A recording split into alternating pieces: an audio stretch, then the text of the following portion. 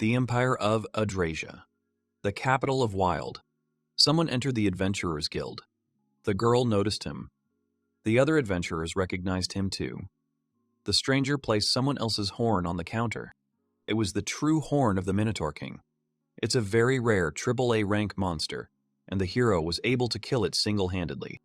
The girl thanked Silver for his hard work and presented him with an award. The hero thanked her.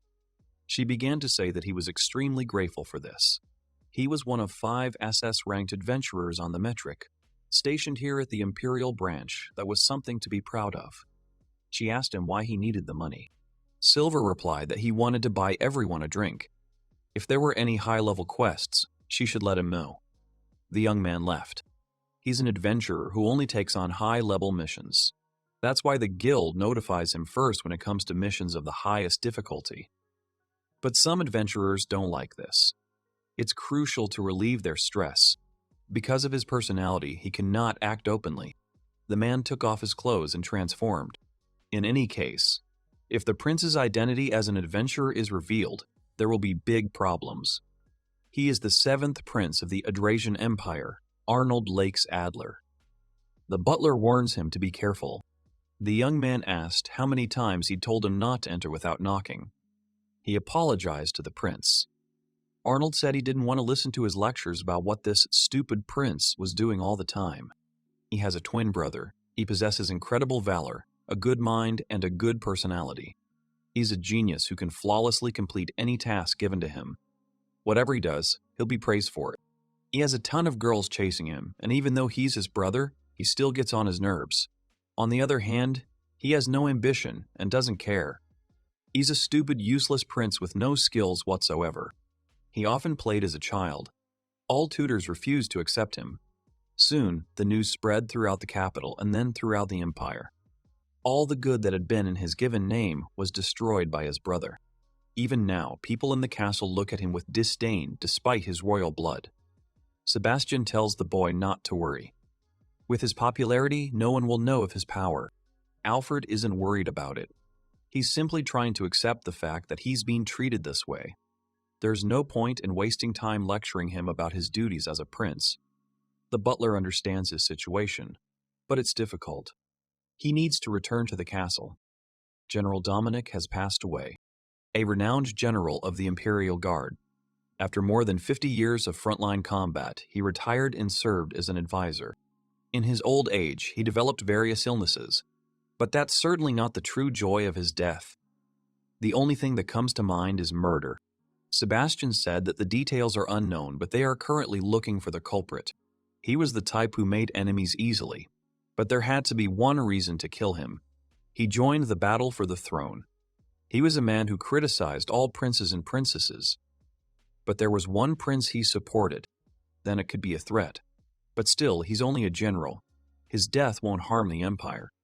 The culprits probably covered it up by claiming he died of illness. The only one who will suffer the loss is the prince, who has lost an ally. This prince's name is Arnold Lakes Adler. His brother is a twin. Leo, naturally, found an ally. He didn't do this with the intention of increasing his power and then seizing the throne. The fact that such a simple act was interpreted as an increase in power is a major problem. For this reason alone, Prince Leonard has been marked as an enemy to those seeking the throne. The Empire of Edrasia, the same year. 3 years have passed since the death of the crown prince, and the emperor's children are fighting for the throne. The only candidates for the throne are the second prince, the second princess, and the third prince. Each has a high chance of success. Leo, who attracted General Dominic's attention with his kindness, has become the 4th contender. For the other heirs besides the first 3, there are only 2 paths. The first is to become an ally or remain neutral. The second is to become an enemy and seek the throne. Leo should definitely be on the successor list. There's no point in becoming anyone's ally or remaining neutral right now. Sebastian asked him if he was considering becoming emperor. Arnold replied that he was the man who had dumped all the boring stuff on his brother. But he wasn't going to stop there. He wants to live the carefree life of an adventurer. But he doesn't want to die yet. It's hard, but he has no choice. He must play behind the scenes for the sake of his beloved brother, the capital of the empire, the city of the Holy Sword, Deviled. The man greeted Prince Arnold and remarked that he looked energetic today. He thanked him. Then the man noticed that the young man seemed carefree every day. He envied him, and Prince Leonard practices diligently every day, unlike him. They heard that he plans to join the fight for the throne. Prince Arnold can only lose this battle. It's a shame they're being compared. Even though they're twins, the difference in talent is immediately apparent. They apologize for their rudeness. The young man thinks they're all laughing at him, bowing their heads in respect. In the entire royal family, he is the only one without power. The entire aristocracy, including the ministers, looks down on him with disdain. That's why he does whatever he wants. No one cares about him, which is why he can continue his activities as Silver. He considers it normal to stop or change his behavior.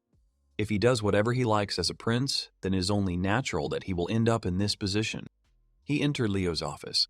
He was standing near the desk and looked at his brother in surprise. Arnold said that Grandpa was dead and probably murdered. He asked what Leo was going to do. He replied that he didn't want to join in the family squabbles. The hero knew he would say that. As he thought, he had no intention of taking the throne. But now, if one of the three men wielding power were to sit on the throne, a dark future could await them. If Leo and he abandon their family obligations, if he tries to escape with his mother, they will be executed. Even if that happens, it will be difficult. That's why their only option must be this. They are already marked as enemies. If Leo doesn't join the battle for the throne, they will all die, including their mother. Leonard apologized. His brother asks him not to apologize and to tell them his plan. The guy closed his eyes and exhaled. He said that he had no choice but to join the battle for the throne. He was sure the problem was his alone. He was too kind to be emperor. Arnold said his brother had no choice but to become one, and he would do everything to help him. His current goal is to recruit allies and grow his strength. If they gain more power, it will be harder for others to act against them. In this battle, whoever wields the most power is the winner. The other three have solid power and ample resources. With Leo's current strength, he can't compete with the others. Arnold will try to gather as many allies as possible, but don't get your hopes up. Most of them have already joined the three strongest. Leo thanked his brother and remarked that he was more suited to the role of emperor than he was. He replied that if he were planning to become emperor, he wouldn't have a chance. He was going to find a beautiful wife and live a happy life. For this to happen, Leo needs to become emperor at any cost. Arnold noticed his brother was trembling. He couldn't help it. Even for the remarkable Leo, the volume of the three monsters. Based on his abilities, prosperity is guaranteed, no matter who becomes ruler. However, no matter how strong they are, they're not invincible. That's for sure. If these three fight each other, Leo has a chance. Now they'll start by promoting their allies and acknowledging their father. Ultimately, the father decides who will be his successor. They must then decide how they intend to gain His Majesty's recognition. This is how the twins' struggle for the throne began. The hero asks if he hasn't heard of him. He is Silver, an SS-ranked adventurer. He is here to meet Duke Kleinert. The boy replied with what he'd heard about it. There had been no news from the Adventurers Guild about it. They told him to leave. The hero asks to see the guild map, which is made using a secret method. This map cannot be counterfeited. The guard says he doesn't need to see it. Arnold thinks that this guy is annoying. He really wants to shoot magic at him. A few minutes ago, he and Seppas had discussed their next steps. He'd suggested revealing his identity as Silver. The young man had refused. There are advantages to revealing his identity, though. Ever since, his great-grandfather devoted himself to ancient magic and went mad because of it. Ancient magic has become taboo. Only one person knows his identity, and that's Sebas. It's a secret even for his younger brother. He uses forbidden magic. For Leo, who values the throne, it would be undesirable for his older brother's use of such magic to be revealed. However, Silver has a list of accomplishments and a good name. He is said to be the most powerful adventurer in the entire history of the Empire. He could be a great asset to Prince Leonard. Arnold replied that it was too early. This was their trump card, if there was no other way. As long as Leo was striving for the throne, it would be easier for him to remain a foolish prince. It will be much easier for him this way. Seaboss said that if that's what he's decided, he can't object. But what is he going to do? If he doesn't reveal his identity, they won't be able to help Prince Leonard. From Leo's perspective, it's small and weak. It's necessary to come up with a plan to expand it as quickly as possible. He asked if there were any duchies not involved in the war for the throne. Seaboss replied that among them, only one was not involved in the battle. That was Duke Kleinert. It's quite a prestigious family. The ducal house is either part of the royal family or has blood relatives within it. This war is a significant event for them. If they support the next emperor, their income will be significant. That's why the ducal house strives to be close to the succession candidates, so that he doesn't do anything during this time. The hero asked if there was anything that was causing concern. Seaboss replied that it was as he suspected. There had been several monsters appearing in their territory. They'd contacted the guild for help, but the problem hadn't been resolved yet. That's because the guild around their area wasn't strong enough. It seemed they were in trouble. Why doesn't Arnold solve this problem? Seaboss thinks this is an excellent proposal. How he plans to connect Silver with Prince Leonard. He'll simply say what Leo asked. His brother won't object, and it won't be difficult for him to explain it later. Manage the movements of an SS-ranked adventurer who never leaves the capital, thereby drawing attention to Prince Leonard. If this happens, Prince Arnold's connection to Silver could be exposed. Arnold replied that they had the advantage. As long as they thought Leo had a connection to Silver, they wouldn't act. As long as everything was going well, it was too early to reveal his identity. If the hero is so confident, Seaboss won't stop him. However, he asks them to remember that there's a difference between an announcement and a revelation. Arnold answered what he knew and said he was leaving. The journey to Duke Kleinert takes several days on horseback, but with his teleportation magic, he can appear there instantly. It's like the entire empire is his backyard. But that consumes a lot of mana. It's a skill that needs to be used wisely. With this, he got there, but he didn't know that that stupid gatekeeper would stop him. He came here specifically because Prince Leonard asked him to. It seems the prince is too kind. The guard replied that there was no way he could believe it. He was definitely a suspicious exchanger. They might be short-handed because of the monsters, but they let someone like him guard the gates. This family will regret it. To request extermination from an SS rank adventurer, a fee of 3 rainbow coins is required. The value of the rainbow coin is so high that a peasant has no chance of ever seeing it. Even the Duke finds it difficult to make such a request. He came here at his own request, but to dismiss him as a fraud without proof. He wasn't feeling well enough to meet the Duke, but he needed to scare him. He noticed someone's silhouette in the window. It was some girl. She was watching him. Judging by her appearance, she didn't look like a maid. She was probably Duke Kleinert's daughter.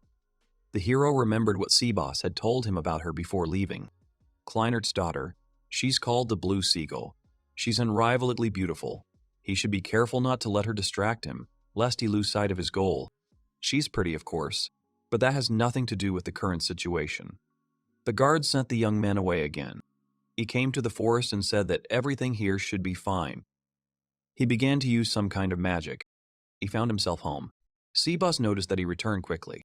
Arnold mentioned they were going to the Kleinert Duchy. The man asked if he hadn't just been there. He replied that yes, he had. But as Silver, the one coming now is Prince Arnold. With this Duke, there's nothing left to do but cry and beg Leo. That's tantamount to dragging him to them. 5 days later, Seaboss and the hero made their way to the Kleinert Duchy on horseback. Elmer von Kleinert, Duke of Kleinert, greeted the young man. It had been quite some time since they had last seen each other. The last time they had seen each other was on his 10th birthday. Since inheriting the title of Duke at a young age, he has been a lord who has governed his territory for several decades. His employees have come to appreciate his noble personality. He's one of the dukes trusted by the current emperor. Arnold apologized for becoming estranged from the ducal lands. The Duke responded that it was his fault. He had not left his territories for a long time and had not appeared in the capital. The young man decided to get straight to the point. He noted that the Duke was truly a terrible man to ask about the purpose of their visit. Clearly, he had come to discuss compensation. His brother Leonard hadn't wanted that, but being in the middle of a struggle for the throne, he couldn't allow himself to say so. He came to remind him of this. If Duke Kleinert was even slightly grateful to Leo, he should support him. The man didn't understand what the prince meant by gratitude. Arnold asked if he was pretending not to know. Leo, understanding his problems, kindly did everything he could to help him. The Duke doesn't understand him. He's very sorry, but their duchy hasn't received anything from Prince Leonard. The young man is surprised. Seba says it seems the man truly knows nothing.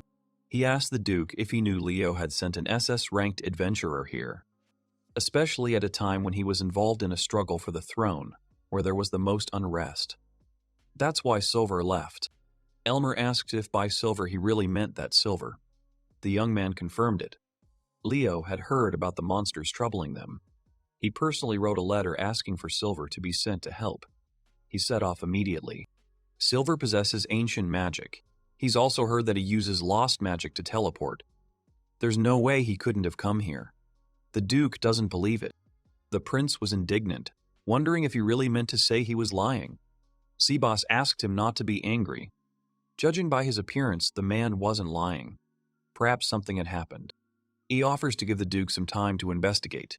If Prince Leonard summons him, he's confident he'll prove everything. If that happens, it's best to hear Silver's version. Arnold says he'll give them some time to investigate. However, if they hide anything, he'll find out from Silver. And if the problem is on their end, there will be no more adventurers sent into their territory. Elmer asked them to wait a bit while he gathers information from the house's workers. Arnold smiled and said that everything was going like clockwork. Seba said it was a rather sinister plan, almost like a game of chess. The hero said it was despicable for him to call the plan a game of chess. They were the ones who lost Silver. He only deepened the wound, but he didn't heal it. The Duke likely wasn't swayed by the words of someone like him, one who doesn't fight for the throne. The solution lies in recruiting Silver, one of the 5 SS-ranked adventurers on the mainland. If Silver's pride is smeared, adventurers will never visit these lands again. Sebas noted that if the hero had been driven away, he would have sneaked in unnoticed. But he saw this as an opportunity and left. He also emphasized Prince Leonard's greatness by acting arrogant. He chastised him for being such a brilliant strategist. Leo is so kind. There are few fish that survive in clean water, and he needs someone to pollute the water for him. Sebas said that if he decided this was his role, he wouldn't stop him. But he would be the one suffering from what happened. Arnold replied that everything was fine. What they needed now was Leo's reputation. He didn't care how low his own dignity sank. The butler said he cared. His mother and Prince Leonard thought so too. The 3 of them were enough for the hero to take care of him. They heard a noise. It seems the Duke has finished gathering information. Where will all this lead now? Elmer apologized. Arnold told him to stop apologizing and finally tell him what had happened. The Duke said that Silver had indeed visited them 5 days ago, but his foolish son had sent him away without even checking. The boy replied, "Does my father really think it's okay for an SS-ranked adventurer to suddenly show up here? He would have thought it was an imposter too. My father asked him to shut up." His son reminded him that kicking out any man from here was part of his job. Elmer didn't remember mentioning the need to kick out an SS-ranked adventurer. These eyes show the hero that he's considering whether to lie or not. Although in such situations, the best way to minimize the damage is to keep your head down and be honest. Arnold said he might lecture his son after their conversation. He's very sorry to say it, but right now it's not just his son who's to blame, but the Duke himself. The Duke himself. The Duke understands this and asks how he can make amends, to make up for the loss of an SS-ranked adventurer sent by the prince. Silver, whose dignity had been tarnished, will likely never cooperate with them again. Elmer asks for forgiveness for him and the old man. They will compensate. Someone said he would sacrifice himself. The daughter of this house left the room. She asked to forgive her brother and father. Arnold looked at her and his eyes widened. The girl addresses the boy. The father is shocked by his daughter's decision. 2 years ago, the Emperor commissioned a local craftsman to create a hair brooch in the shape of a bird. Among them, a beautiful blue seagull caught the Emperor's eye. The Emperor, who witnessed all this, gathered all the most beautiful girls in the country in the capital, declaring that only the most beautiful girl would wear this brooch. Despite being only 14 years old, she was considered the most beautiful. She was Finan Fionn Kleinert, daughter of Duke Kleinert. was the one who received this brooch, called the Blue Seagull, which became an object of imitation among men across the country. She fell to her knees and begged the prince to help her father and brother. She saw Silver too when he arrived. If someone had sinned, she must bear the consequences. The whole family began apologizing, and suddenly Arnold turned out to be a scoundrel. This wasn't how he expected his confrontation with the Duke to turn out. Seavis asked why the hero couldn't simply restrain his aggression, since the ducal family members do so much for them. And if they apologized to Silver, he would understand. Even if Silver solves the problem in this territory, the fact is that their dignity, trampled by the Duke, will not be hidden. Seavis suggested discussing this with Prince Leonard. The hero replied that there was no point in discussing it with him. He would forget everything. The butler pointed out that this was one of the reasons people bothered with him. They're brothers with Prince Leonardo. The people he's gathered around him are now aligned with the prince. If the hero were to undermine the relationship between him and the dukes for the sake of his brother, it would affect his position later. Arnold agreed to go along with his plan. He told the Duke to send his men to find Silver. When they found him, he would speak with him. They had found a good compromise. All that remained was to resolve the problem in this area. And then the Duke would become Leo's ally. From the Duke's perspective, he's a nobody who disturbs his brother's kingdom, but that's a good thing. Besides, the only one who will inherit the throne is Leo. Finna turned to Hero. She asked to go with the hero. The young man didn't expect Silver to still be in town. He replied that he knew the hero would send someone for him. But he didn't think the foolish prince would come in person. Of course, it's just an illusion he created using magic. He managed to fool the guard with magic, telling him he was the strangely dressed guy who'd been here for 5 days. He made it look like Seaboss had found Silver, and after that report, he went to meet him. But Finn insisted on going with him, so he had to play 2 roles at once. And of course, he couldn't be detected because of his voice. The mask is incredibly powerful, magically. Not only can it change his voice and body, but it can also leave a sense of contact with the target. Even if they met several times, no one would be able to tell that he and Silver were the same person. Finny introduced herself and said it was an honor to meet the adventurer. Her father is a monster slayer, so she's here on his orders. This isn't their first meeting. They saw each other 5 days ago. She apologized for such a rude reception. Silver said she didn't need to apologize. He'd already canceled all his plans for their home. He'd heard she'd been in a wise home where they cared for people, but those were just words. For a country plagued by monsters, adventurers are a rarity. If it truly cares about its people, then they should be willing to accept any adventurer. The fact that her brother sent him away without even understanding the situation speaks to the Duke's lack of preparation. Finna agreed that this was a mistake on the part of their house. Arnold never thought he'd have to do something like this. He'll show her he can convince Silver himself, and then, when Finny tells the Duke everything, his goal will be achieved. And after that, he's confident the Duke will be on Leo's side. He asks Silver to continue his mission. He replied that he was standing before him now, so yes, he would continue. And then he would do something to prove his words. But could the foolish prince make the Duke their ally? He replied that he had not yet received his consent, as expected from a foolish prince. He's not like his brother Leo. It looks like he'll remain a foolish prince forever. The young man promises to pull himself together. Silver wants him to promise his full cooperation. If the Duke agrees to this, he'll do his part. He has his own reasons for wanting his brother Leo to become the next emperor. The reason he left the capital and came here is so that Prince Leo and the Duke can be in an alliance for this reason alone. Based on Prince Leo and Duke Kleinert's reputation, he decided to help them. But because he was driven away that time, Prince Leo's reputation was slightly diminished. This is because Prince Leo had asked him to help them. Silver replies that there's no reason to protect him now. The trust between the houses is already gone. Unless the Duke promises Prince Leo's support, Arnold wants him to compromise and help destroy all the monsters, and then the Duke will definitely become Leo's ally. Silver is hesitant. The hero bows and asks the adventurer to understand. Finny is shocked by his actions. For someone like him, who has no pride, it is easy to bow his head before someone, especially in front of an illusion he himself had created. But that didn't matter. It wouldn't affect him in any way. Silver pointed out that he lacked the pride of the imperial family. Arnold knows he doesn't trust him. But he's still Leo's brother, and he wants the adventurer to finish his job. He doesn't want to deal with these problems for too long. That's why he asks him to finish off the monsters. The adventurer agreed to destroy all the monsters roaming the area. He accepts his request. However, he has hopes for Finney's house. He asks her not to forget their agreement. She thanked him and said they would do everything possible. Arnold is riding in the carriage, thinking that he'll never do something like that again. Suddenly, Finney thanks him. He doesn't understand why she's thanking him. She replied that the prince had bowed his head for them. What had happened was entirely their fault. He had even managed to persuade Silver for the sake of the entire people. She was immensely grateful to him. I think she misunderstood a bit. She's the type of person who finds the positive in everything. That needs to be corrected. If she thinks he's a good person, she's wrong. It's just that it'll be hard for him to move on. Arnold says he bowed his head only for his own benefit. She seems to have misunderstood this.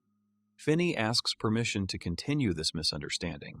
She misunderstood that His Highness was, in fact, a terrible man. Just as she said, yes, it was her mistake. He bowed his head for his own good. Not for the good of the people, and certainly not for the good of their family. But she hopes he'll forgive her for her misunderstanding. The guy looks at her in shock. He long ago remembered when their mother took them to watch the meteor shower, which happens once every decade. The falling stars that filled the night sky were simply beautiful. The delight and happiness that he felt then, the same feelings flooded through him. He blushed and turned away. Misunderstandings like this aren't so bad sometimes. Arnold says it's a dire situation. Seabass says the dupe dispatched 4 B rank and 2 A rank adventurers. But it seems they weren't up to the task. They were dealing with a mother slime. It spawns countless other slugs. A complex monster. It can absorb anything and convert it into nutrients to produce even more slugs. The hero must quickly get rid of them, or there will be no end to this. Seaboss says that in order to protect the trust placed in them, they would not forgive intrusion, even from an SS-ranked adventurer. Arnold says he's already accepted the assignment. Depending on their relationship, it could take some time. The hero says they don't have time for this. He hopes the local adventurers will understand. He told Savas to go back. He can handle this himself. He came to the adventurers' camp. A man came out to him. His name was Abel. He was the leader of this group. He was an A-rank adventurer. Silver also introduced himself. As expected, he didn't like him. Abel heard he'd come as reinforcements, but if he simply said yes, of course, and refused the quest, he'd no longer be an adventurer.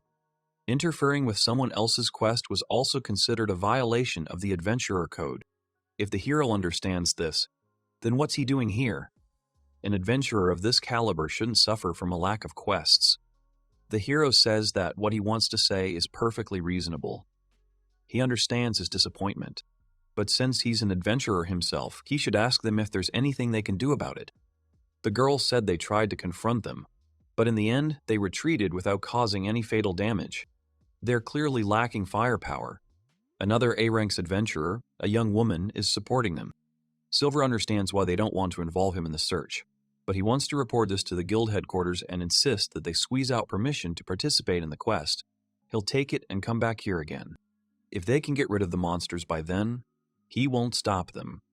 However, the security of this territory will be at risk during these days. As an adventurer, he can't allow the danger to escalate any further. Abel clenched his fist, sat down on the box, and said he agreed. They didn't have enough power. Silver could do whatever he wanted. The guy apologized to his team. If Abel were alone, he could continue on his way, but he also cares about his group members. What a wonderful leader. Due to their weak attacks, they deal very little damage. Adventurers of this level are typically only requested for parties consisting entirely of A-rankers. They've done a good job. The guild will be grateful. Abel laughed. He said that this day had arrived and the SS-ranked adventurer praised him. The hero isn't being sarcastic at all. He's grateful to him with all his heart and considers himself in his debt. If anything happens, he's ready to come to his aid. Silver raised his hand. He began to use magic. He is the messenger of the gods. He acts on behalf of heaven and earth. The hour of justice has come. Tremble, sinner. Rejoice, innocent one. His word is the word of God. His blow is a blow bestowed by God himself. In his hands is a flame that can scorch the earth. O flame of heaven, reduce the sinner to ashes. The hero uses the skill meaningful execution. The adventurers are shocked by what is happening. After the adventurers' attack, nothing remained. He demolished an entire mountain. The girl thinks he used ancient magic, the kind used by SS-ranked adventurers. Silver said everything should be fine now. He wants to leave a report for the guild on Abel. He says he should do it himself. They didn't do anything. He's the hero who saved the duchy. Silver apologized and said he wasn't interested. He had other goals he was striving to achieve. He leaves the rest to them and disappears. This is the Duke's mansion, in a room specifically reserved for the use of Prince Arnold. He would later send a report that Silver had subjugated the Slug Queen while he was with the Duke. He would then receive the Duke's promise of support, and his work would be complete. Suddenly he heard a sound and turned around. Finny was standing in front of him. She said that he had just teleported, and she asked if this suit belonged to Silver. The young man thought he had become careless. He began to think about what to do. Pretend it was all just a misunderstanding and tell her it was just his hobby to dress like that, or simply take her life. But that wouldn't work either. She was the Emperor's favorite. The Emperor would investigate this himself. Finny said she had baked some goodies and decided to bring some to him. But when she knocked, there was no answer, so she thought something might have happened. The hero confronted her and told her that she now knew his secret. He couldn't let her just walk away. She said she wouldn't tell anyone that Silver's true identity was Prince Arnold. But she was already shouting it to the whole world. He set up a soundproof barrier. No matter what she said, not a single word would get through. She thanked him. The young man asked if she hadn't considered that he might do something to her. He would even mock her. No matter what she did, she wouldn't even be able to call for help. Finny said it was impossible. But if he really could, she wouldn't have had any other choice. Then she would have agreed. Arnold doesn't remember her trusting him so much. If he really is Silver, that means all the monsters have already been defeated. He also came here as a prince and performed various skits, all for his brother's sake. That's why she trusts him. He's someone who acts for the good of others. Such a person can't be bad. She is truly a very kind person. She is capable of believing in another person so strongly. So now she knows he's Silver, and she also understands that every action he took was aimed at getting the Duke to help them out of gratitude. And she still trusts him even after she learns all this. He can't let her down. The only one who knows his secret is Sabus, and he knows for sure he won't tell anyone. If the truth comes out, he'll never forgive her. Even if he uses magic and tricks her into believing it's all a dream, she'll eventually realize it's not true. If Finny's character is anything to go by, it's highly unlikely she'll tell him his secret. He'll take drastic measures to keep it from being revealed. To think that the secret he'd been keeping all this time would be revealed like this. Finny asks him to perk up and have some sweets. She'll pour him some tea. Abel finished his report. The Duke said the job was well done. He apologized for making it such a difficult task. It was a small gift from him. He asked that it be accepted. The guy said the reward for the mission would be sufficient. As he'd already mentioned in the report, it was Silver who solved the problem, not them. As adventurers, they have a sense of self-worth. The man understood them and said that if anything happened again, he would ask for their help again. Abel said that when the time came, they would do everything possible to fulfill their hopes alone. The Duke wasn't grateful enough to His Highness. He thanked the prince. Albert asks that the thanks be reserved for Leo.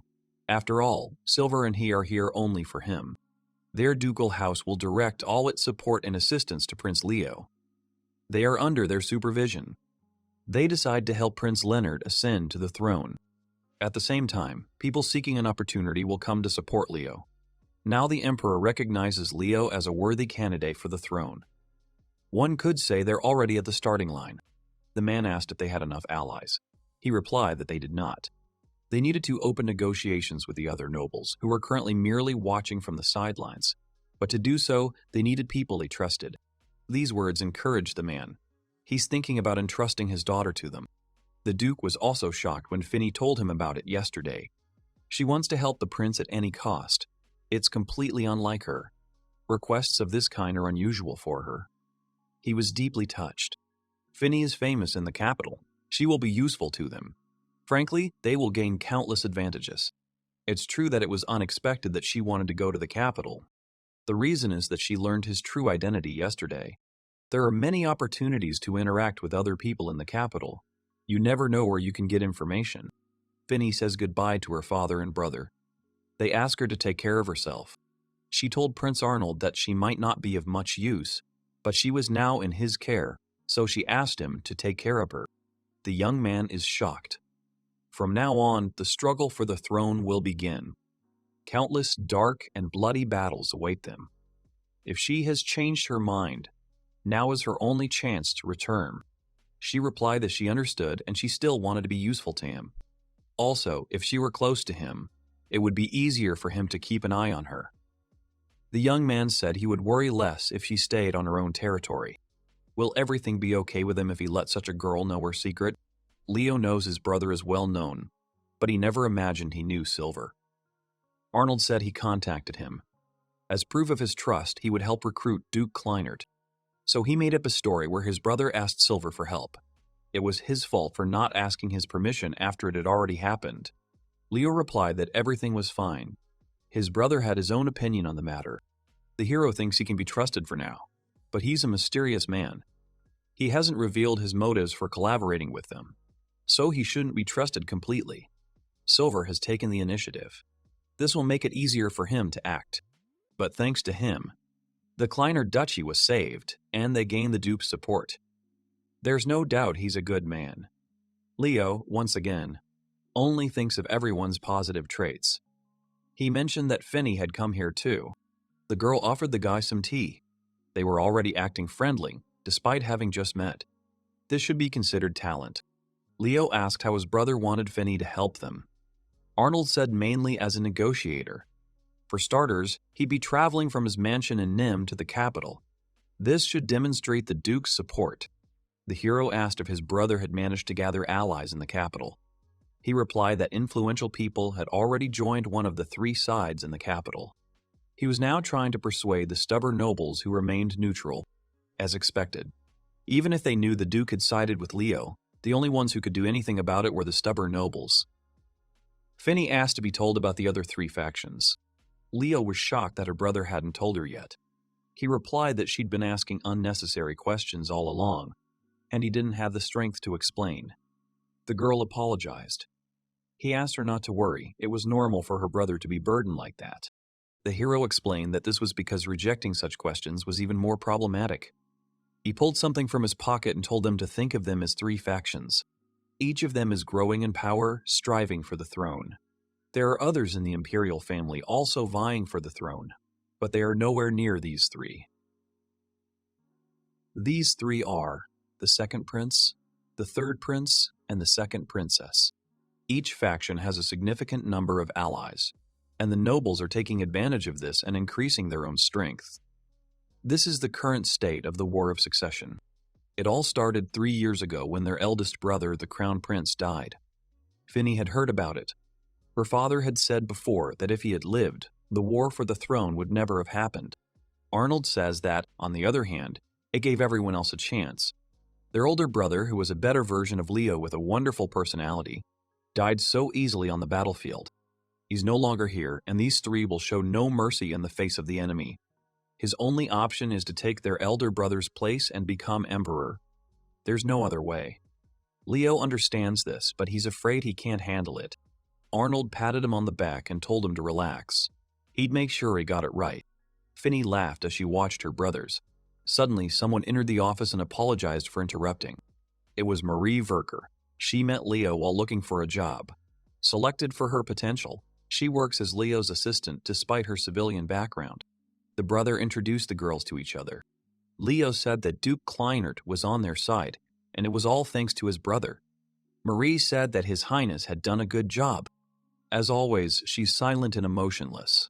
Given his carefree personality, it seems she doesn't have any good feelings for him. This becomes more apparent when he's around her, and frankly, he finds it difficult. The girl handed over a report regarding the two parties he was preparing a trap for.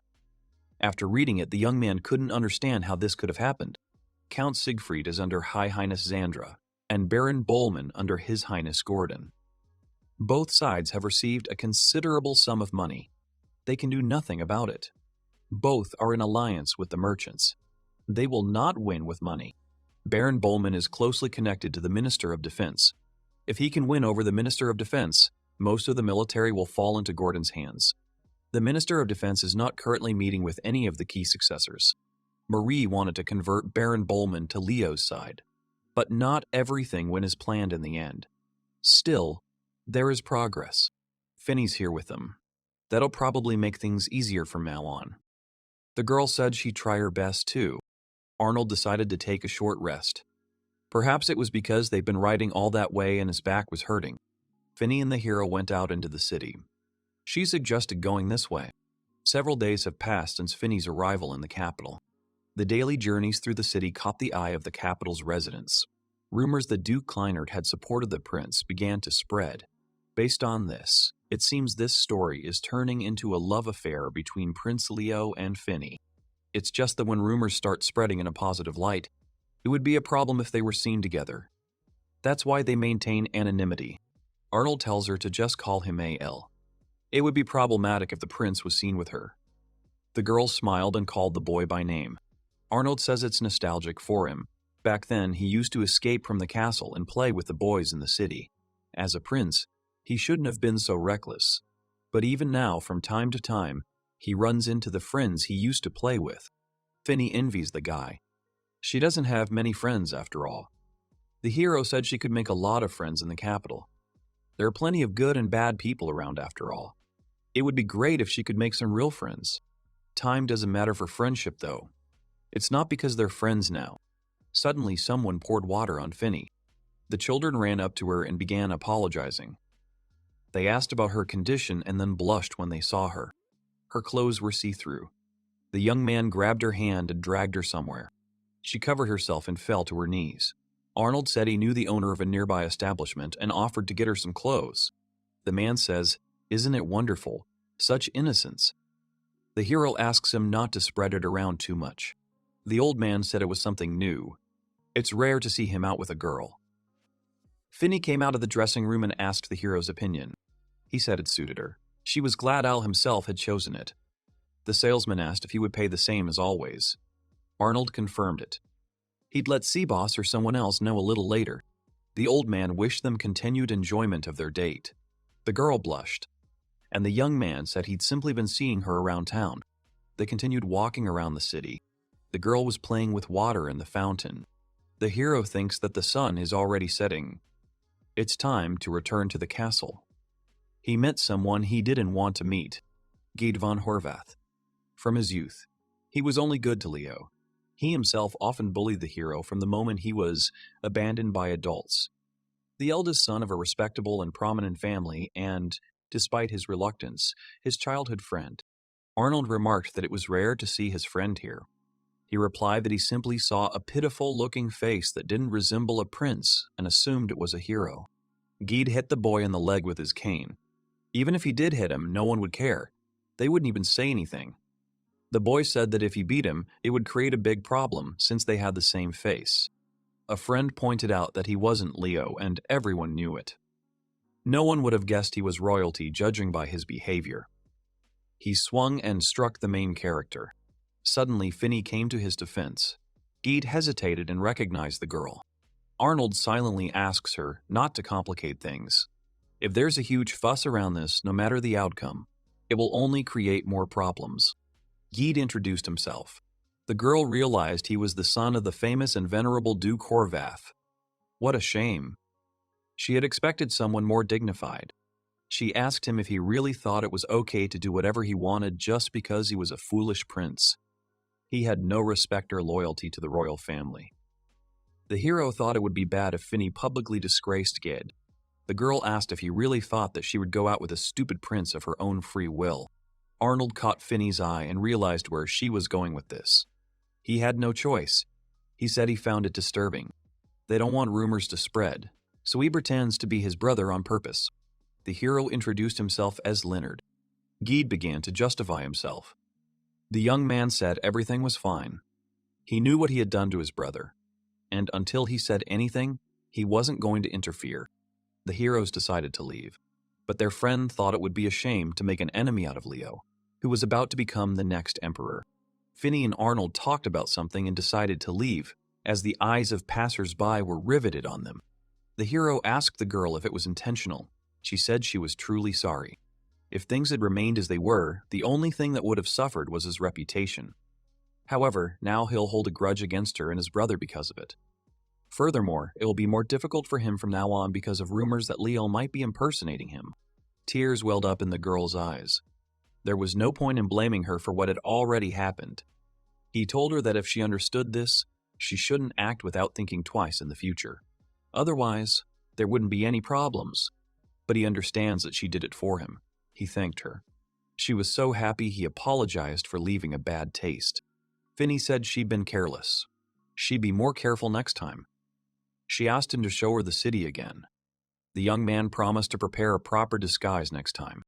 The girl is very happy. The guy thinks that her smile is worth showing her the city again.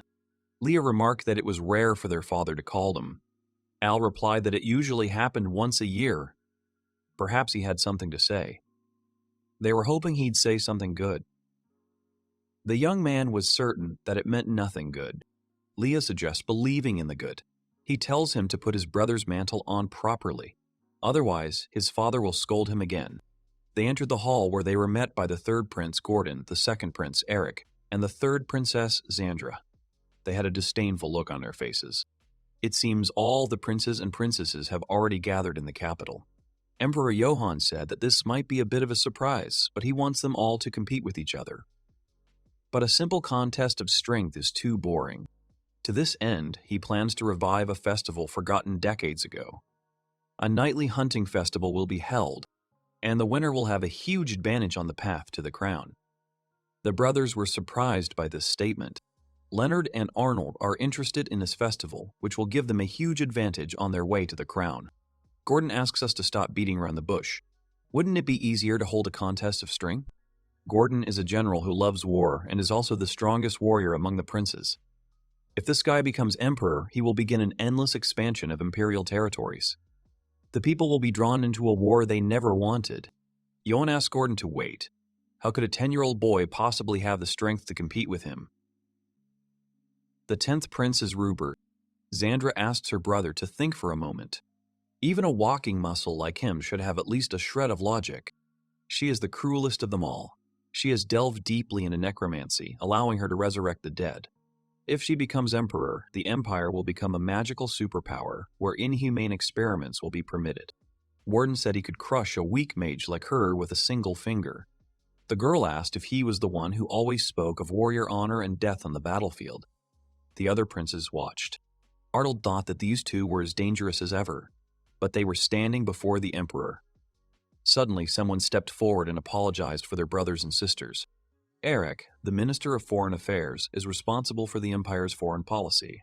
He is a genius. His intellect is considered superior to that of the crown prince. Currently, he is the closest person to the throne. If he becomes emperor, the empire will be secure. Johann said everything was fine. Competition was good. That's how he himself became emperor after all. He explained the festival's essence. At it, the imperial knightly order competes in monster hunts. Victory is determined by the rarity and size of the monster caught. The festival was often held during the time when the empire was infested with monsters. But today, adventurers had become so good that there is no longer any need for it. Eric says the monsters have become more active lately.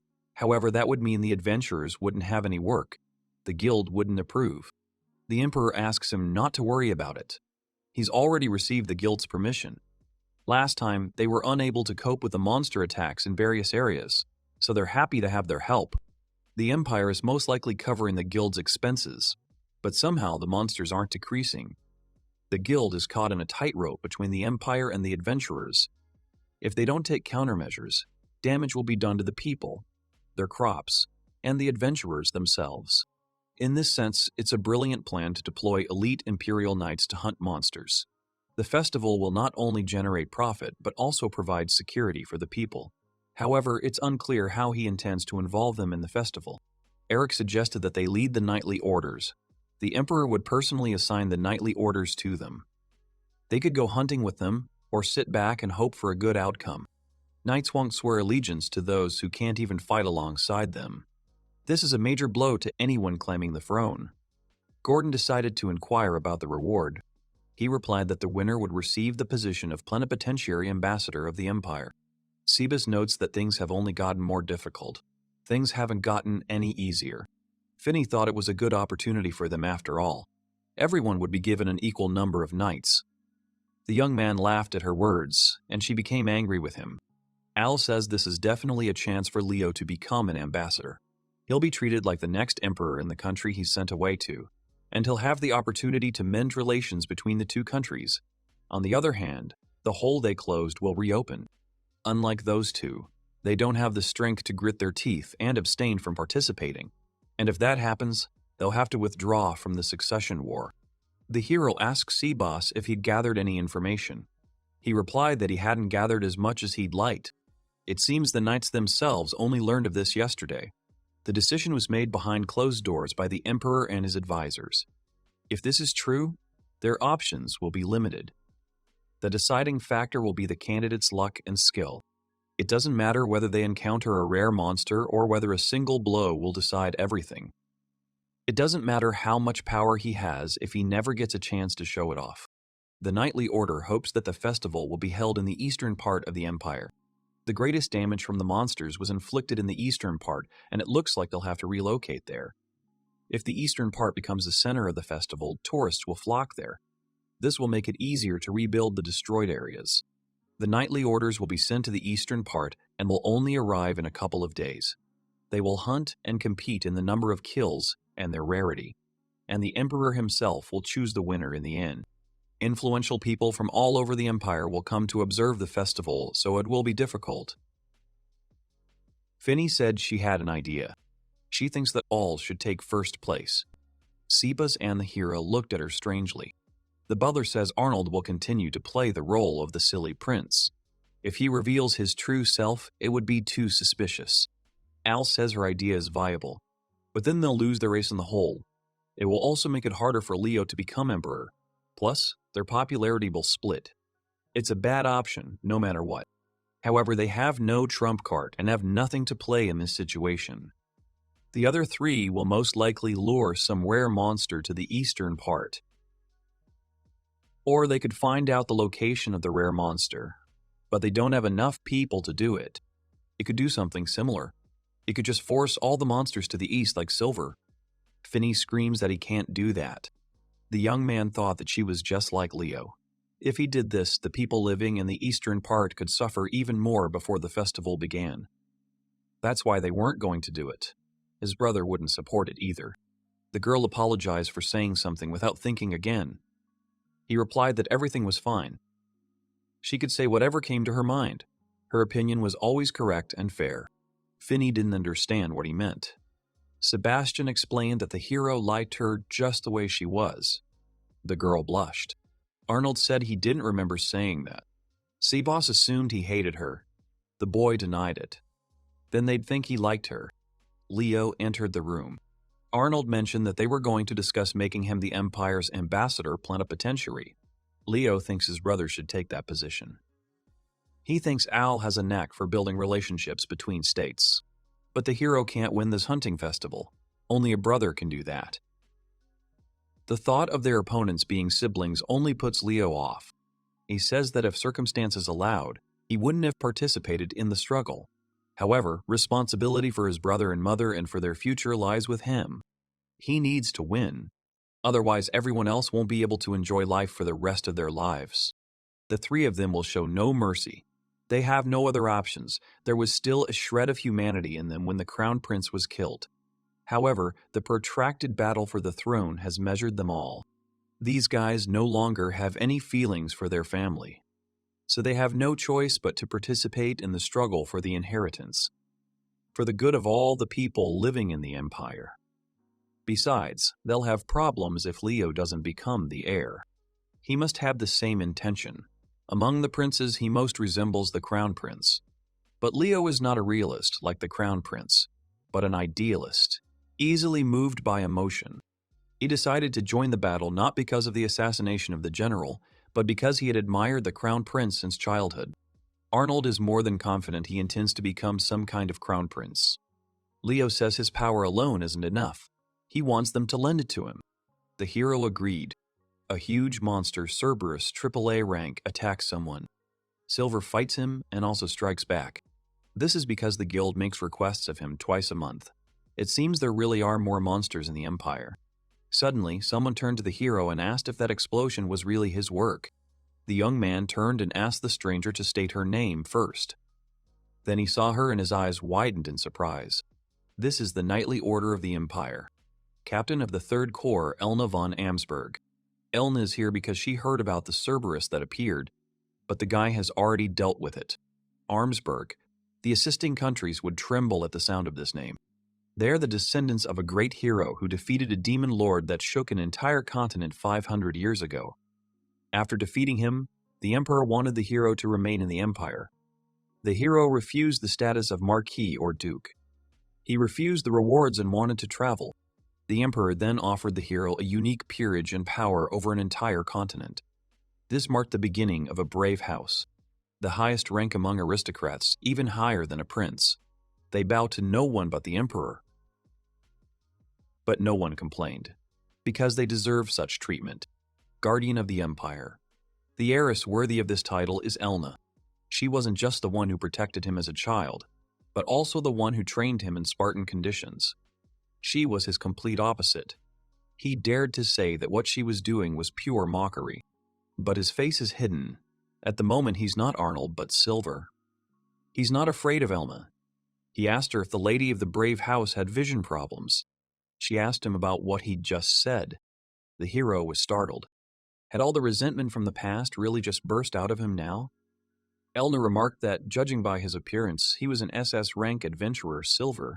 She noticed that he was rather brash for a failed adventurer. Al thought that was bad. Nothing good would come of it if he continued asking Elna. He needed to resolve the situation. From the moment he settled in the capital, people began calling him her guardian. That's just what people say. He didn't take that nickname for himself. Arnold is showing that he's not her enemy. Elena asked if he really meant to imply that the Armsberg house lay claim to such an insignificant nickname. Either way, it was simply a provocation. Or maybe he meant to say that wasn't what he meant. His first impression of him was already bad, so anything he said would be taken negatively. Elna hated losing. Once someone started a fight with her, she would fight until she wiped the floor with her opponent. She's aware of it. The brave house truly values its fame. To be unable to accept the fact that others might also receive praise, she must be very petty. The girl will not forgive anyone who makes impudent remarks about her house. Silver noticed she was the only one here being insolent. He'd killed the monster as per the guild's request. But from what she'd said earlier, she'd also intended to kill him. The girl had said she hadn't intended to. She'd been thinking about the people. The man tells the captain that even if there was a misunderstanding between them, if it was a request from the Adventurers Guild, then they would be to blame. Besides, it's time for them to hurry to the capital. She asks Silver to remember that it is they who defend the Empire, the brave house, the knights and soldiers, and definitely not them, the adventurers. The hero said that he would remember this, although he might immediately forget about it. Elna cursed the guy. He looked up at the sky and thought about Elna in his arms. He felt so good. Now he knew the feeling of revenge, like that of a child who had been bullied. But that didn't change the fact that he had made an unnecessary enemy. If House Armsberg decides to treat them with hostility, it will be entirely their fault. A few days later. Today is a memorable day. The door will be opened by a captain of the Imperial Corps who will join him. Sebas suggests that, for the sake of ensuring a balance of power, it should be one of the high-ranking captains. Al says everyone will do except Elna. She's an extraordinary child of the brave House of Armsberg, who joined the Knightly Order at 11 and became a captain at 14. Wouldn't it be wonderful to have her on their side? Her abilities alone are undoubtedly good. However, he can't cope with her character. She is known for her high moral character. Nevertheless, there are rumors that she could become the next head of the knightly order. Al says that this is just how she looks on the outside. Neither the knights nor the people saw her true nature. This woman is like the devil. Elna asked who he was calling the devil here. Arnold asks Sebas to call the guards, as the devil has appeared. He replies that, unfortunately, he doesn't think anyone will come. The strongest knights are already here. The girl told him that Elna von Amsberg, a member of the Imperial Knights Order and captain of the Third Corps, had arrived at his disposal. Several years had passed since their last meeting, but he seemed unchanged. The young man realized it was sarcasm. Elna noted that he was very popular in the capital. Everyone called him the foolish prince. Even though they haven't seen each other for years, they're still childhood friends. Despite the fact that he's a prince of the imperial family and she's the daughter of a brave house, they know each other well.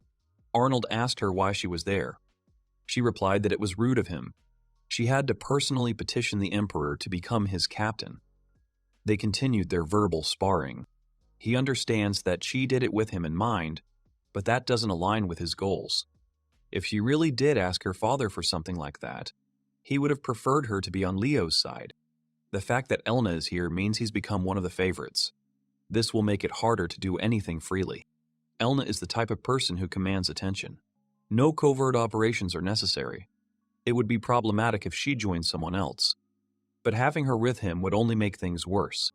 The problem isn't even their compatibility. He genuinely didn't want her to be with him. She's saying she'll win this competition for him personally. They need to make people take back their words. The young man said he doesn't need that. Elna asks him not to be like that. She already told the emperor that she will take care of him. That's why from now on he'll have a special training session. For now, she decides to see how well he's progressed in horse riding. They head to the training ground. Al said he had a headache and it could be serious. Sebas said it was a mental disorder called a false illness. If he trained his mind and heart, it might go away. Arnold asks them to leave him alone. Arnold's back muscles are sore. There's very little time left before the night's festival. It's not like a few days of training will make a difference. 403. He'll definitely die if this continues day after day.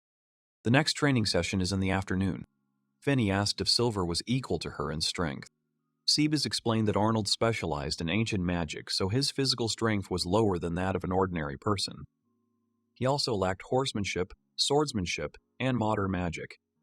He didn't prioritize training in these areas, which is why he didn't achieve outstanding results. The girl was surprised. She'd thought adventurers were strong. The hero said most of them were. He uses ancient magic to compensate for his physical weakness. That's why he doesn't train his body. The last time he didn't use teleportation magic was when he was riding a horse to Kleinert's estate. But even so, he still strengthened his body. As Elna said, without ancient magic, he's a weakling. Sebas said it all depended on how you looked at it. It didn't matter whether it was hard for him or not. This was a great opportunity for Leo. The hero agreed. Finney didn't understand what they were talking about. Elna is known as the strongest knight. Even if he wins, no one will believe it's his accomplishment. If Leonard can't win, the best option is for Arnold to win. They hold the strongest hand. Even if the hero doesn't do anything special, Elna will do everything for him. If he doesn't mess with her head or interfere, they will win. Sebas says that's why the Emperor allowed her to keep an eye on the boy. He expects the boy to play tricks on her. But he didn't expect to unite the strongest knight and the strongest adventurer into a single team. Arnold says that even in the worst-case scenario, he would still win. But it would be better if Leo won. He's much more suited to being an ambassador. Finney assumed the hero simply found the ambassador's position difficult. The young man didn't answer. The girl in Sebas sighed. She asked if he was putting too much pressure on Leo. She understood that he was saying this because he was doing everything for Leo. Sebas explained that the hero simply found it difficult. Arnold says it's an old habit of his, and there's nothing he can do about it. He can give up the throne, the ambassadorship, and so on. Sebas doesn't approve of lying to this girl. He replies that he's not lying, just misleading. Finney envies him for having such a caring childhood friend. He said it's just annoying, especially when she does too much unnecessary stuff. Elna arrived at that moment and asked him about his words. She was angry. She heard someone couldn't get out of bed due to muscle pain, so she brought some ointment specially. Arnold said he was fine. Someone hundreds of times more gentle than she had already treated him. The girls met. The knight didn't expect to see Finney in Al's room. The essence of that smile was different from the one she usually showed him. A manipulator's smile, nothing more. Elna grabbed him by the collar and dragged him to practice. He seemed to say that he was fine. It was time for training. Al said that wasn't what he meant. He screamed that he was in pain and injured. The girl said that muscle pain wasn't an injury, it would go away with time. At night, the hero walks down the corridor. His whole body aches. He uses magic on one of the walls. The door opens, a staircase appears leading down, and he goes down it. He told someone that his magical research was as amazing as ever. This is the spirit of his grandfather. The boy asked his grandfather if he was tired of sitting here all the time. Gustav Lackey Adler. His great-great-grandfather and emperor 2 generations ago. He taught him ancient magic. The old man says that despite all these years, the secret of magic remains unsolved. In the end, his research sealed him in a book. People called him the Mad Emperor. The man said it was a terrible mistake to think his body would be possessed by a demon. Al said his grandfather was so frivolous. It was his fault the boy had to hide his powers. The demon that possessed his body devastated the imperial capital. History books say he went mad while researching ancient magic. This is one of the reasons why ancient magic is forbidden in the imperial family. Gustav asks the boy to look at it differently. Because he was locked up here, he was able to learn ancient magic. His silver mask also came in handy. He mentioned the hero as an ungrateful great-great-grandson. He asked about what he came to talk about. Arnold mentioned his brother's participation in the battle for the throne. Gustav said that if he was a capable man, he would succeed. That's what the war for the throne is all about. The hero thought so too, but he needed to check to see if someone had deliberately drawn him into this. But that's what he'd do if it was the enemy, so he could resolve the matter openly. This was what haunted him. No matter how much the old general favored Leo, he wouldn't have posed a threat to the others.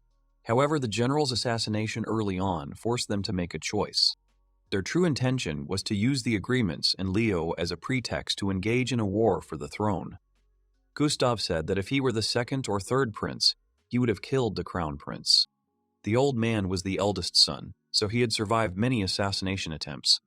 He believes the theory that he took his own life is a poor one. Perhaps the tracks were covered up well, or the emperor's inner circle was involved. Perhaps even the emperor himself was involved. In any case, it's very strange for the crown prince to die like this. He asks his grandson to imagine his brother was on the battlefield. He would do anything to protect him. The young man confirms. That's his answer. There are many people in the world who think the same way. Even if they couldn't protect him, it still feels like a conspiracy. If all my guesses are correct, then everything that happens next is someone's script. In other words, there's something more behind the knight's festival. He asked about the existence of magic capable of controlling monsters. The grandfather became interested in the conversation about magic and asked his grandson to tell him more. Recently, the number of monsters has increased throughout the empire. Among them are rare and powerful monsters. He suspects someone is controlling them.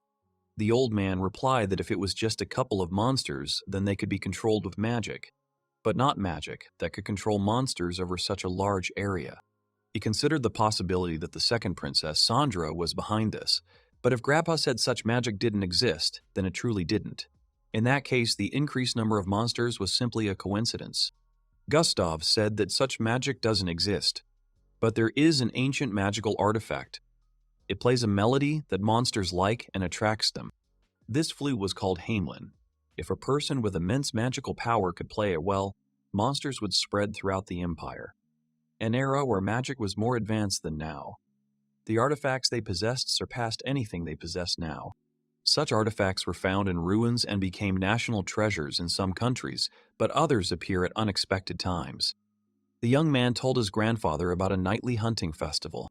They couldn't afford to lose the festival. However, if their opponent had the flute, they had no chance of winning. Gustav confirmed this. If they used the flute correctly, victory was guaranteed. But they wouldn't resort to such a foolish method.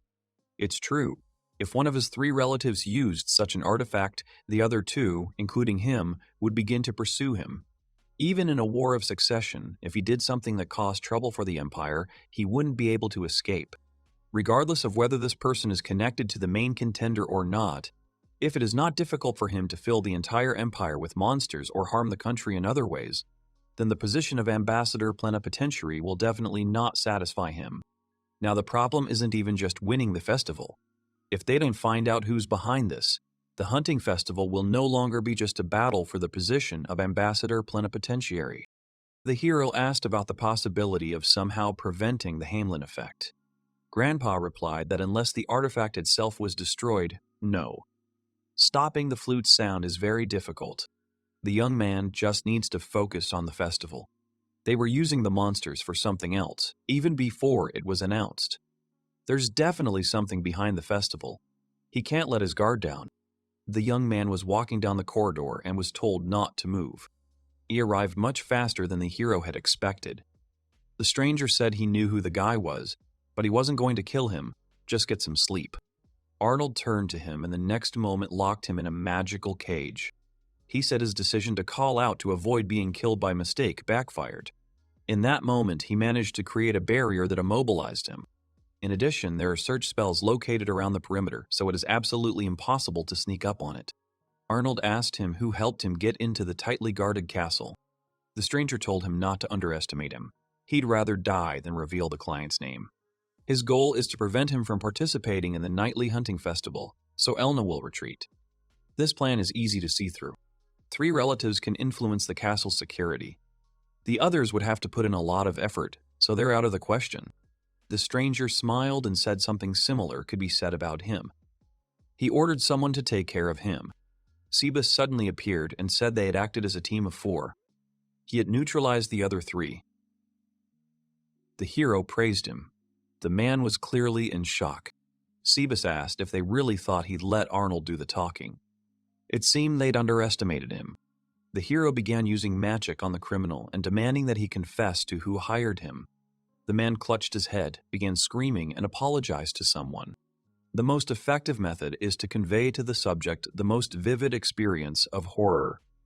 The assassin was sent by the second princess, Zandra. It seems she trained him quite harshly. It's so typical of her. It's called loyalty through fear. Sandra tried to eliminate him because she was aiming for the position of ambassador plenipotentiary. Since he's putting so much effort into this festival, luring out the monsters isn't her doing. The hero said that even telling about him wouldn't hurt Sandra. They might kill him, but that would create a problem with disposing of the body. The young man ordered to hide it in a secluded place because it might come in handy.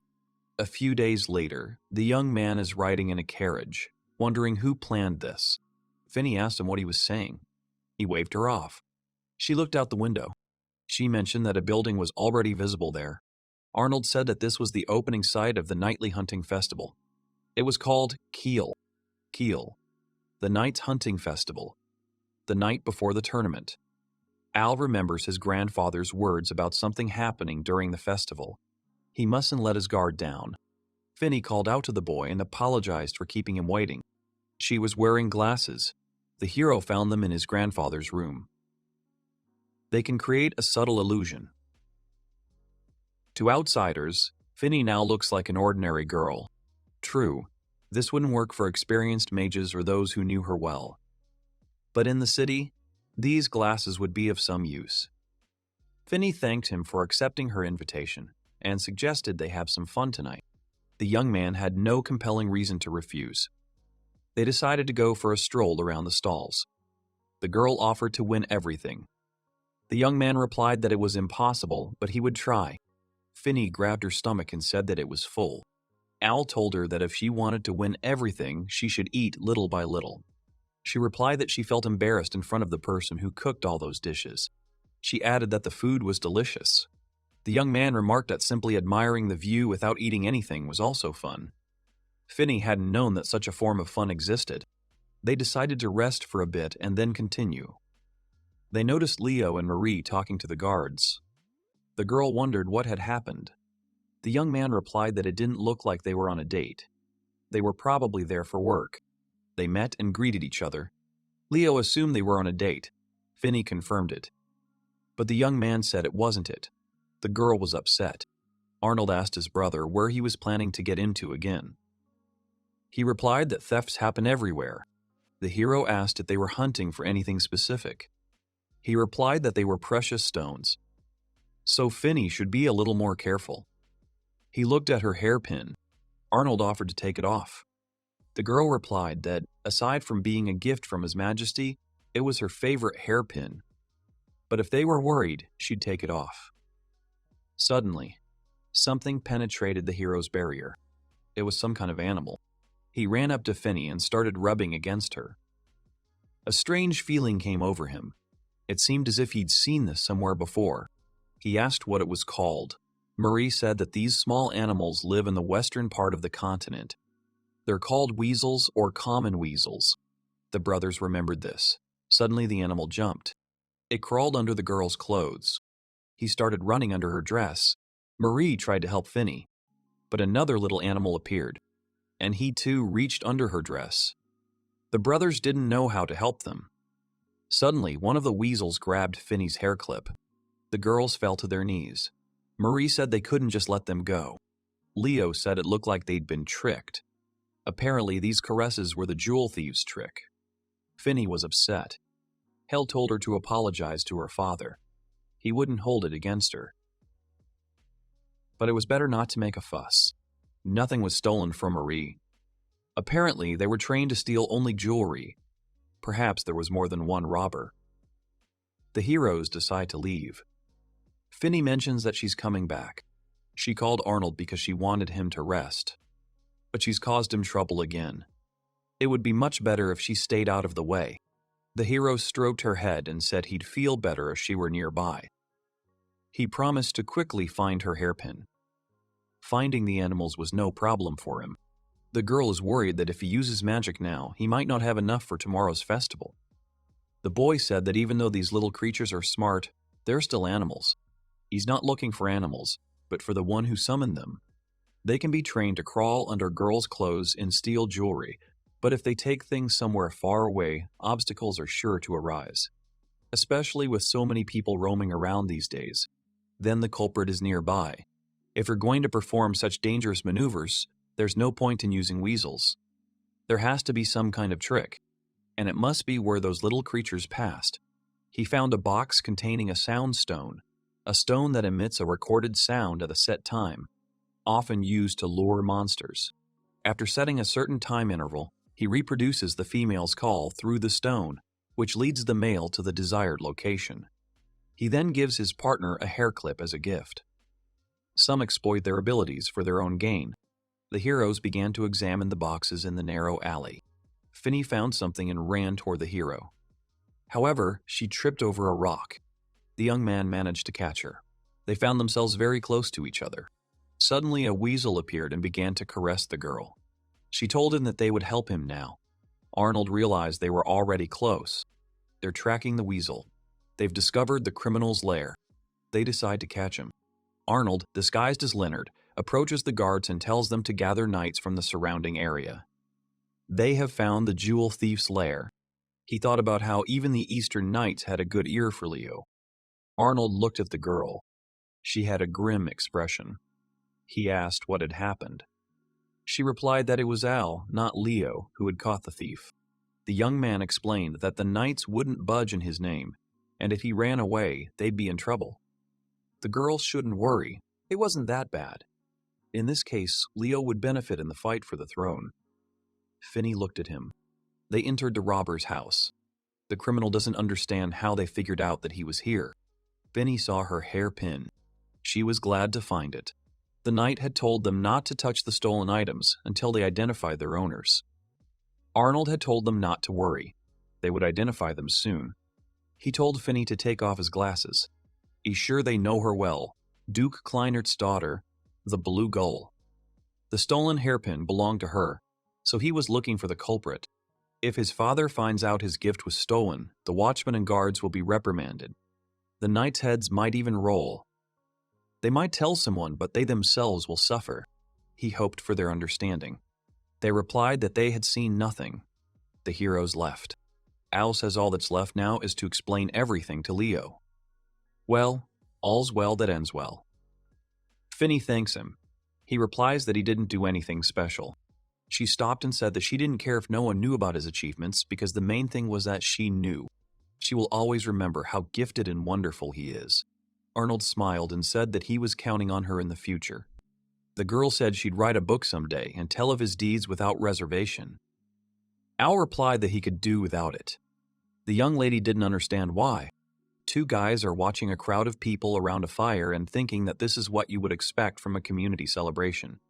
There is a lot of activity around. It is really very cool. The boy thinks that they really need such a fun time, thanks to the fact that his father distributed the money. People can enjoy the festival because the people in the eastern part were very worried about the monsters. Comes in and tells him that's where he was. He realizes it's Elna and says hello, asking how she's feeling. She tells him she's mentally tired right before the competition. They seem to be under strain due to the lack of manpower in the region.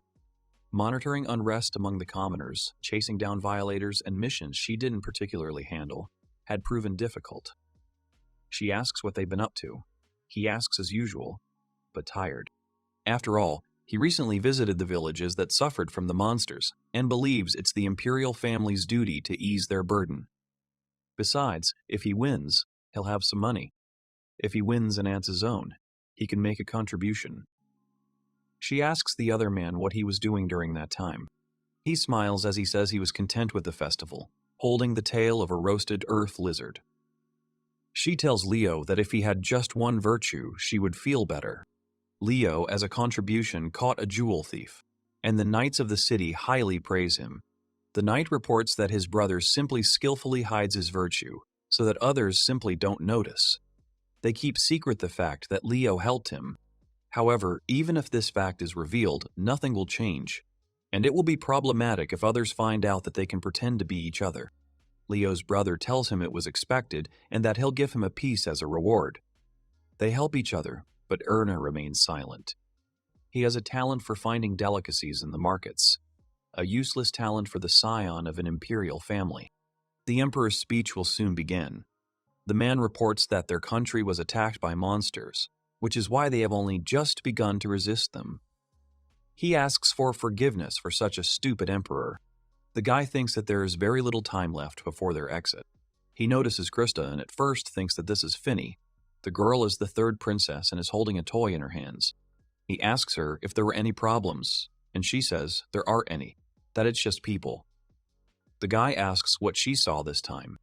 The girl says she saw the city surrounded by monsters. The boy is surprised. Krista possesses innate magic. Magic can usually be learned through training, but it is rare for people to be naturally gifted with magic.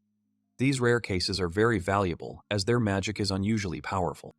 Krista's ability to predict the future is one of them. In the past, when the crown prince died, she lamented in front of him that she saw her brother's death. From then on, he ordered her to tell only him about what she saw, so that no one claiming the throne could exploit it. Sometimes she sees the future and desired events, but the ability is still unstable.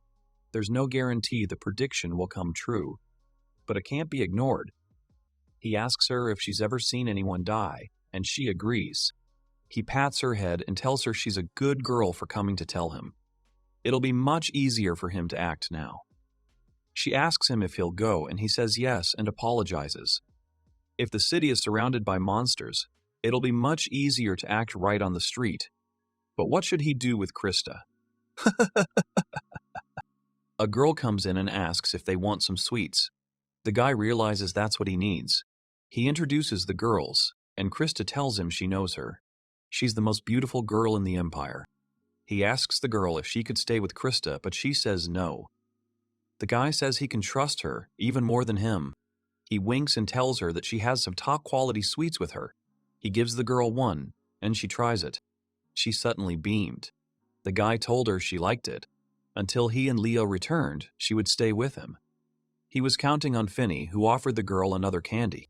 The boy thinks that his father seems to have finished his speech. It's time for him to reveal his true colors to the townspeople. They're asking the girl not to make such a face, but there's nothing she can do about it. They're members of the imperial family. Nee always shirks. Arnold announces that it's not this time and asks her to go. The girl asks him if he's decided to become a nanny. She asks if it's because he's acquired the genius of the Armsburg house. He tells his sister that it's rude but natural for an older brother to look after his younger sister. That's the duty of elders. She says it's funny, seeing he has the courage to be cheeky. He understands that she's irritated and what's wrong with her. She asks him to be prepared.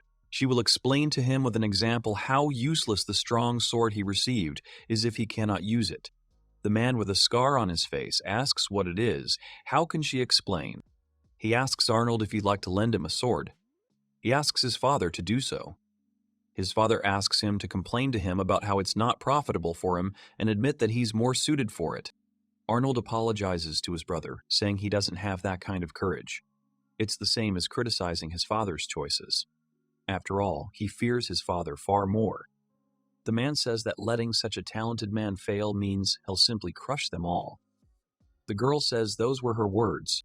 Krista says she's scared. He says everything's fine.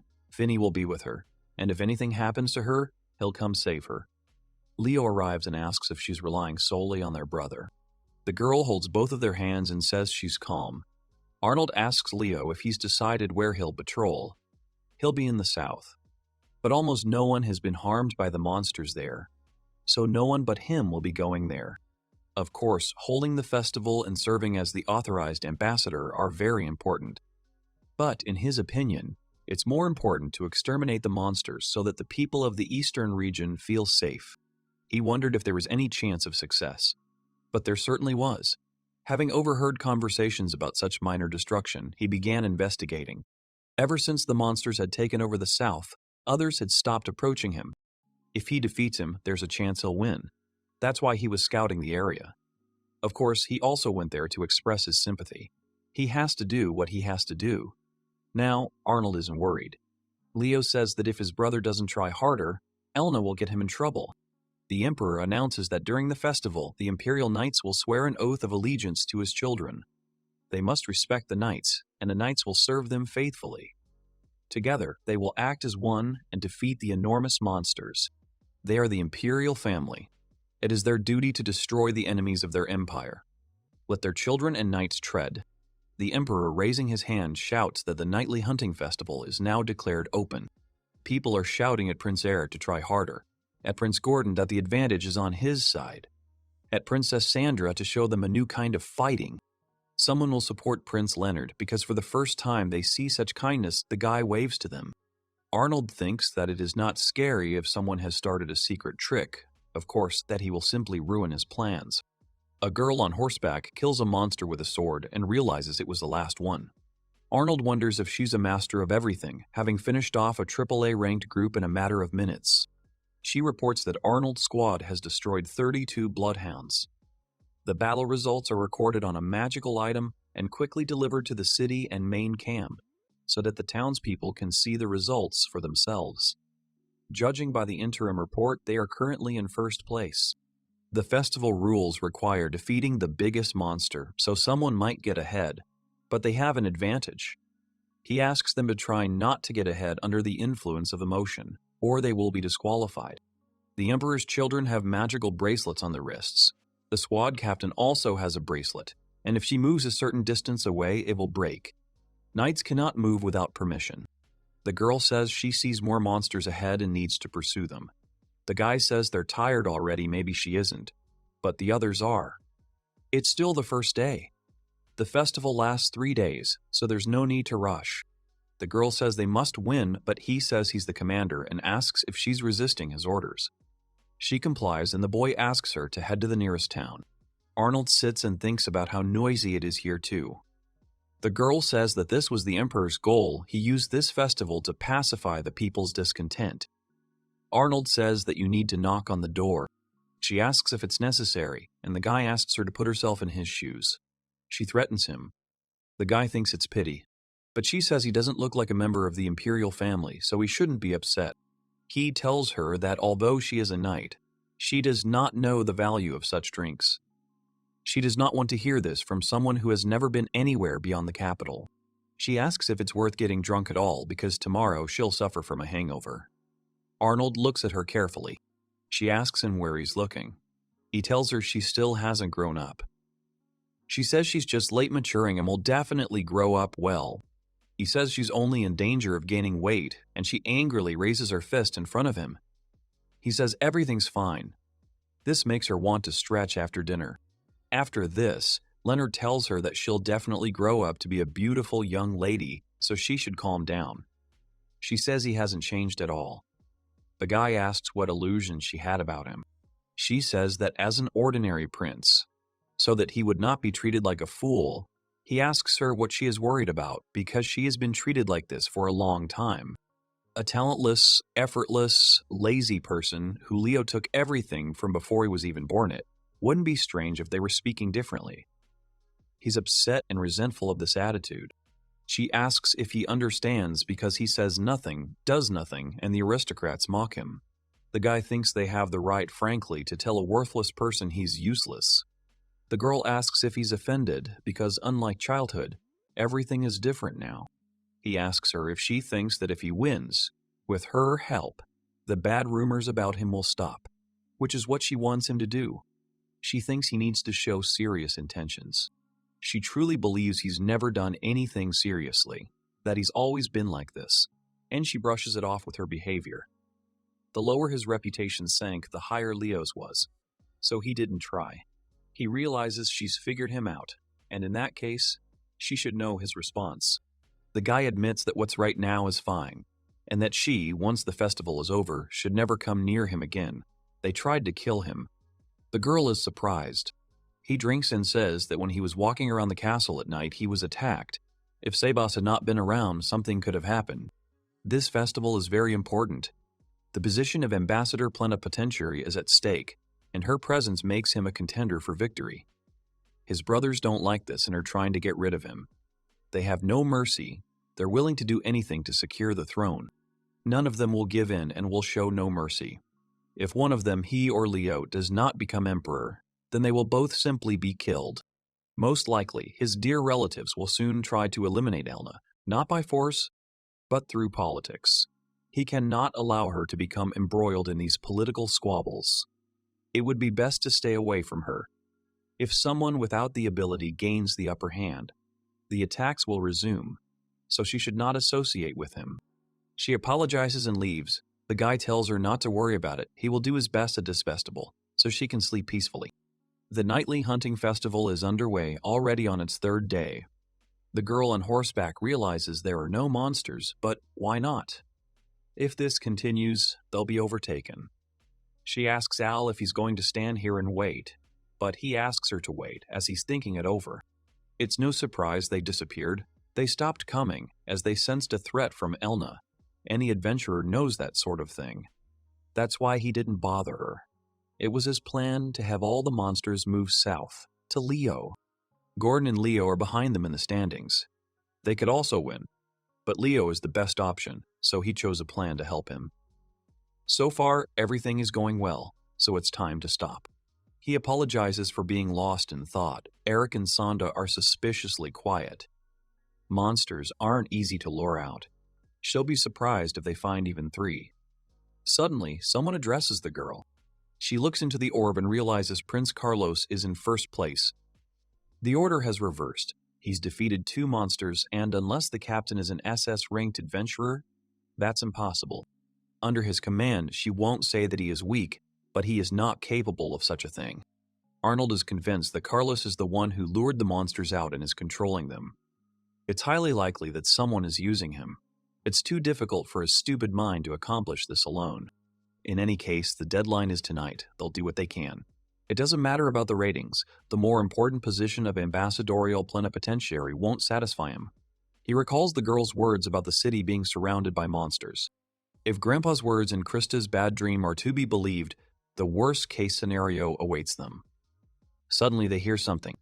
The girl doesn't believe it. Arnold asks what happened. She puts her head to the ground. Elna screams about an army of monsters approaching. They rush all together just like an avalanche. This happens in places where there are a lot of monsters.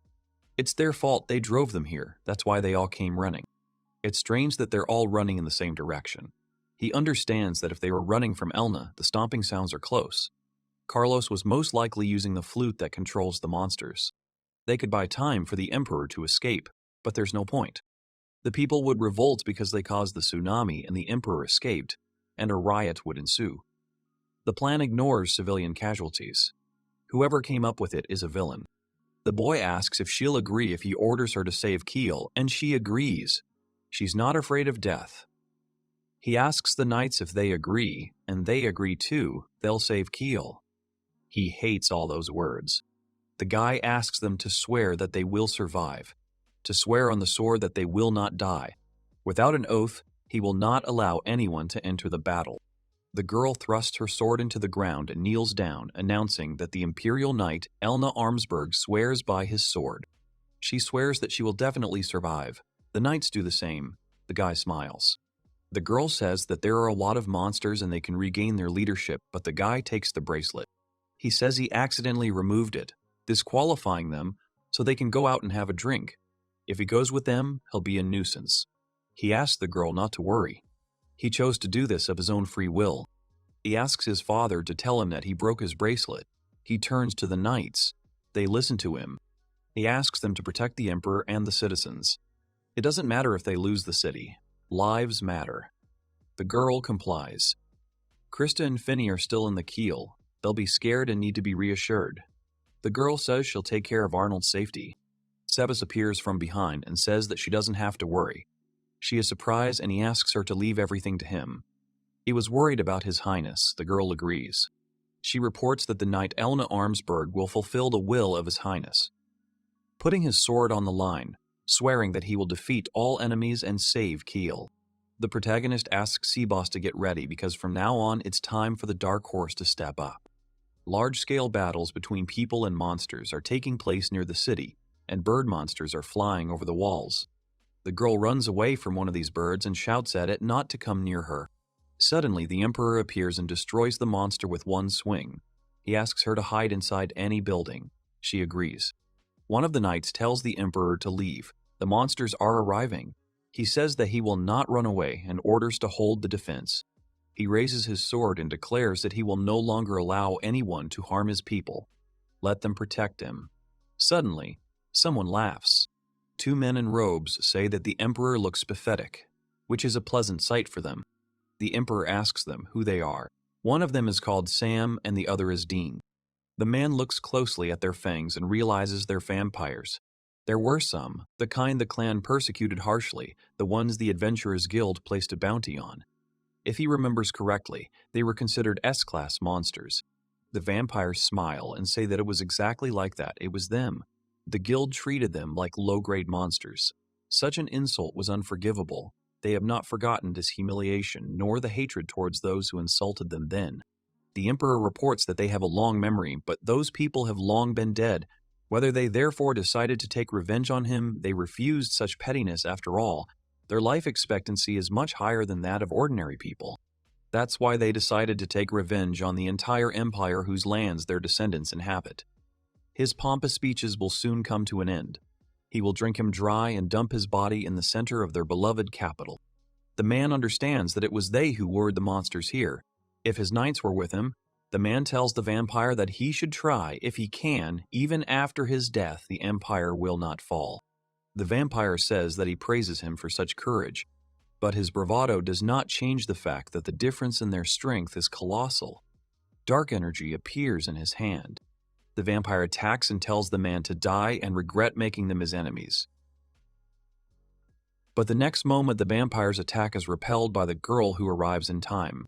The vampires ask what this obstacle is. The Emperor tells Elna that she did well to come to the rescue. Shouldn't she protect Arnold?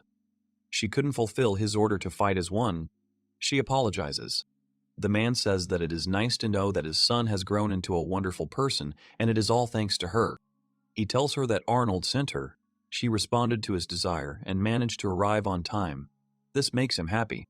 Maybe she will now show him how skilled a knight she has become. The girl confidently turns around and announces what will be done. She says that she will show her the full power of the Arnsberg sword.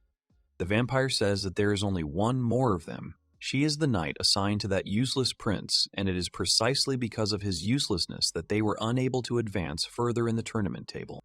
The vampire says that his brother's plan failed. Dean asks Sam not to let his guard down, not to take him for an ordinary person. Even though she is gifted, she is still an ordinary person. The girl takes off and says that they are too weak to say to her face the words that she hates most. She demands that they prepare for immediate death. One of the vampires rushes to fight her and says that she is only human and should not underestimate her. When they engage in combat, the vampire thinks that she is fast and that it is hard for him, which is expected from a knight of the Arnsberg house. It is not for nothing that she is compared to a legendary hero. However, she makes her regret standing in their way. The Emperor kills one of the monsters and thinks that their pressure has weakened a little. But even with Elna's squad, the enemy still outnumbers them. The son turns to the Emperor. The guy says that Carlos has arrived. He came after defeating many monsters. The prince is asked to step aside. It's dangerous here. He says everything is fine and he'll become a hero. The man thinks it's Carlos and he addresses the nasty vampires. The guy thinks that as soon as he arrives, they will retreat. That was the agreement. Having defended the city, he will become a hero. The vampire understands that he really has come. This prince is not exactly bright either.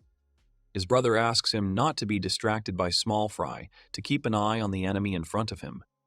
The girl asks how they dared. The guy shouts at them not to slow down because they need to get to Kiel as quickly as possible, when suddenly someone in a black robe stops in front of them. The guy asks him if he is Silver. He bows and says that he is in person. He is glad to meet them. He turns to Leonard. The guy says he doesn't have time to go on and on. He asks if this is appropriate now, and he says yes. However, he has to stop on his journey. The guy asks what he is talking about. There are many people on their path whom he'd better not meet. The guy says that until he knows for sure, he won't stop. Maybe he can save someone's life. If they keep going, saving people, he'll have a lot of problems. They ask him if the knights surrounding him are truly on his side. It seems he needs to know before something terrible happens. He asks how many troops are there. He won't be able to stop it. Are there people protecting his father and sister? If something happens to them, he won't be able to forgive him. Silver says that he doesn't remember saying such a thing. He said that time was needed to prepare his forces. The knights in the east should have already surrounded him. The boy asks if they're surrounded. No matter how strong the prince is, he's clearly overestimated.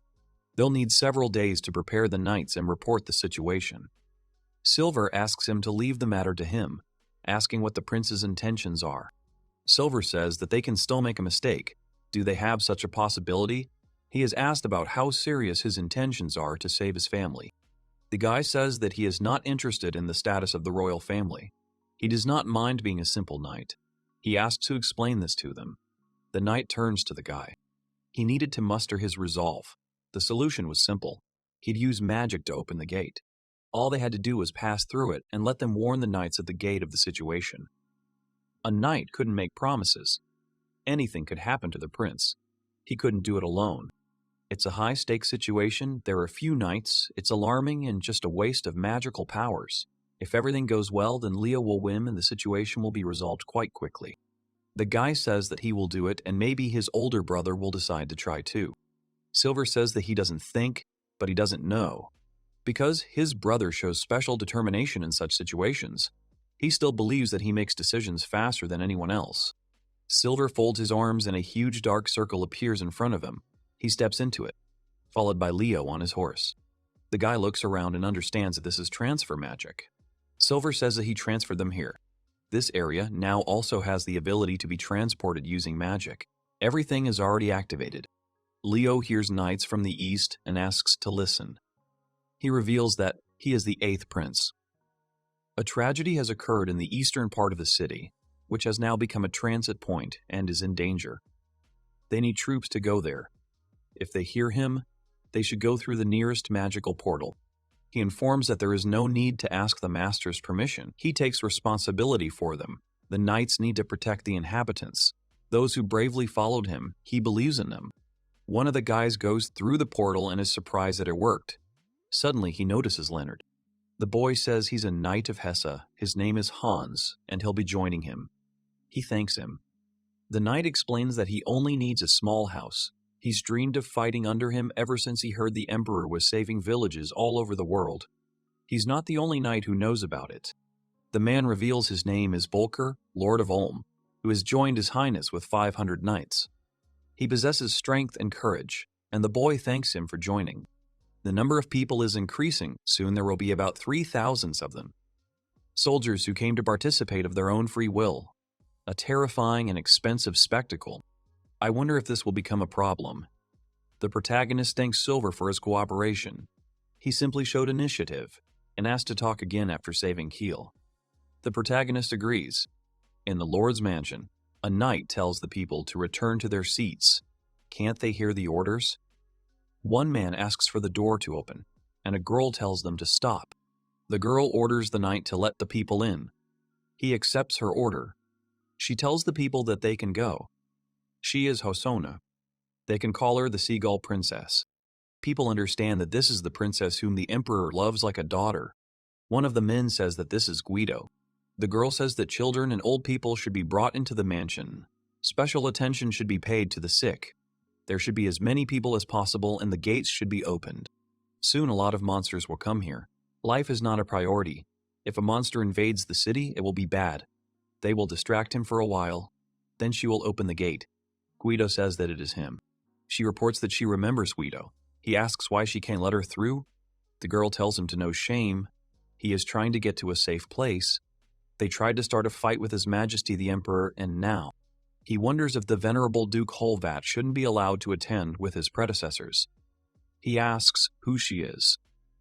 She says it doesn't matter who she is. It's the princess's decision. If she has no other choice, she can approach the Emperor later and relay all his grievances. She says that she thinks it would be better to look at the fire in which he will be punished. He tells her that he should worry because Prince Leonardo is behind her. He will never forgive her. She tells people to come in and they thank her. They should take the furniture and use it to fortify the entrance as much as possible. When the monster arrives, they need to delay it as much as possible. If they are having a hard time and are tired, they can take a rest. Her Highness calls someone. The girl walks up the stairs and thinks that Her Highness is calling and she needs to find out the details. A girl with a plush toy and in tears says that many monsters will come. Someone asks her to come closer and do this. The girl understands that the girl is okay. She hugs her and she says that she lost her whistle. Fine, we'll find it. She asks the girl if she will tell her. She says that no, because she is dead. She says that everything is fine, she is happy, besides they will help her if she is in danger. She asks to tell her the whole truth. Asks if she knows the details. She says that she saw the clock tower fall and lost the whistle. At that time, he seriously told her the history of the city and the monsters, and this is what happened. She's sure there's some special reason for the whistle. She can't fight like that. Maybe this will at least help. The girl manages to hit one vampire in the air, but the second one shouts at her not to bother his brother and attacks her. One of the vampires is holding a pipe in his hands and is thinking about how to summon more monsters. The girl notices this and screams for him to be stopped. The next moment, she attacks him herself, but he dodges. The pipe falls out of his hands and he looks at it. Flies after it and thinks that this is unpleasant. He asks her to stand. He thinks that he promised that he would definitely get rid of this black whistle. If he couldn't, then he wouldn't live. The next moment, the girl from the tower window catches the whistle with her hands. The vampire is about to attack her, demanding that she give it to him. The girl screams at her to run away. She is surprised, and the next moment, the tower collapses. As the girl falls, she manages to throw the whistle and Elna catches it. The girl smiles. The vampire is enraged by this and prepares another attack. He attacks the girl, who falls to the ground, horrifying Elna. The girl closes her eyes and thinks that this is finally it. However, the next moment, someone grabs her with their hands and erects a magical barrier, protecting her from the vampire's attacks. The vampire asks with displeasure who one must be to resist his magic bullets. He demands that the guy give it to him. He says that he is a member of the Adventurers Guild of His Majesty the Emperor, SS-class adventurer, and he came here specifically to kill these vampires. The vampire says that SS-class adventurers seem to enjoy seeking out adventures, and the girl smiles and says that it was a good idea. The adventurer is about to take the girl away. The vampire wants to catch up with them, but he is stopped by a girl with a sword who says that she will not let him pass. The girl says that she will high up and she feels bad. Unusual. The adventurer asks her not to go crazy. Then he says that in that case he will go down lower for her. He says that they return to the Lord's chambers. The girl looks at him nervously and wishes him luck, but he asks her to keep her for himself. The vampire angrily says that they are very troublesome. One of the vampires demands that they do not disrupt his brother's plans. He did not think that SS-class adventurers would appear. He is surprised. The adventurer says that he is also surprised. They must have been waiting for him since then. Weren't they afraid of the arrival of an SS-class adventurer?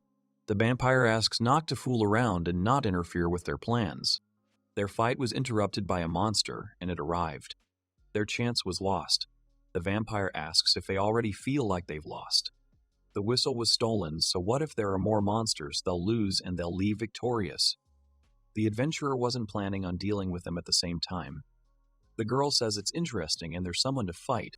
The vampire informs them that they have no place here, that they should leave before she shows them the seriousness of her intentions. The girl asks him to show her, and she will destroy them all. The adventurer behind her is delighted with her, but he can handle this on his own, so she can go. The girl asks if she misheard, if he wants to steal all her loot. He says that she seems to have poor hearing. She is the Emperor's knight, so let her go, and he will kill the opponents. She says that she wants to fight, so let him go. She is the first one who fought with him. He asks her if she thinks that the Emperor is now defenseless. However, the Emperor ordered her not to retreat. First this, they said words that she really hates. She definitely decided not to retreat. Does he want to stand in her way so that she kills him too? He is scared of this. The vampire says he can afford it. He's a hero and an SS-class adventurer. That's good. The situation is, do they know they're equals? The adventurer asks. The vampire asks if they seriously misunderstood. The Emperor will soon be killed, so why don't they both go to help him? Adventurers belong to the Emperor, and the Emperor is more important. The adventurer says that he belongs to a guild that is not controlled by the Emperor. The job of adventurers is to protect the people on the continent, not the Emperor, frankly. The Emperor is dying, but he doesn't care about it. He protects the people of the city, but they are the privileged classes. He protects the people of the country, not its rulers. In this country, there are people who are promised to be protected. Mainly knights do this. They have no values in their existence, so he did not intend to hire them. The knights are shouted to follow the 8th prince, Leonardo. This is an order. Let them protect the city. The vampire is surprised when he sees a whole army. He demands that they not interfere with him. The girl offers to do this already. She tells the adventurer that she will give him something whether he will take it or not. He says that the offer is not bad, so he will take it. The vampire angrily tells them to try. All 4 of them prepare for a 2-on-2 fight. The girl runs along the road, turns around at the sounds of battle and thinks about Arnold, worrying about him. The guy dodges all of the vampire's attacks, and he gets angry at him and prepares to attack again. The guy understands that he wants to try close combat, and the vampire is already right in front of him. The vampire hits the guy right in the stomach, causing him pain, and the enemy easily dodges his attack. The enemy tells him that he is moving slowly and hits him from above, causing him to fall and hit the ground. The vampire asks him what is going on. Is he really so weak that he can't even scratch him? The girl angrily asks what he is doing. Apparently, he is not as strong as he claimed. Or maybe he's just holding back. Whether he thinks it makes him look cool, it looks pathetic. Not only is his enemy looking down on him, but his ally is insulting him. Seriously, being an adventurer isn't easy. For the sake of his good brother and the knights who got involved in this because of him, and for the sake of the people of this city, he will endure all this. The vampire says that he was a fool for being afraid and hiding from people like him. Because he is only a man. Everything has its limits. Arnold stands up and says that this means he really was in hiding. Even vampires can reach rock bottom. The vampire in the air looks at the guy standing upright and is shocked to realize that it doesn't work. One of the knights holds his wounded arm and screams in pain. Suddenly a glow appears and his arm heals. He's surprised to realize the wound has healed. It's always like this. Arnold is busy and they beat him up as they please. The vampire asks him not to mention that he was erecting a healing barrier during their fight. He says he's almost right. Another barrier was just completed. A huge magic circle appears in the city and the vampire is shocked to realize that circles have been installed all over the city. Suddenly, a black chain flies towards the two vampires, surprising them, and the chain suddenly binds them. The vampires demand that Arnold let them go. He informs them that they will not be able to choose. Then he asks them if they are ready, because the time for their punishment has come. He reports that ancient magic is in the captivity of the orcs.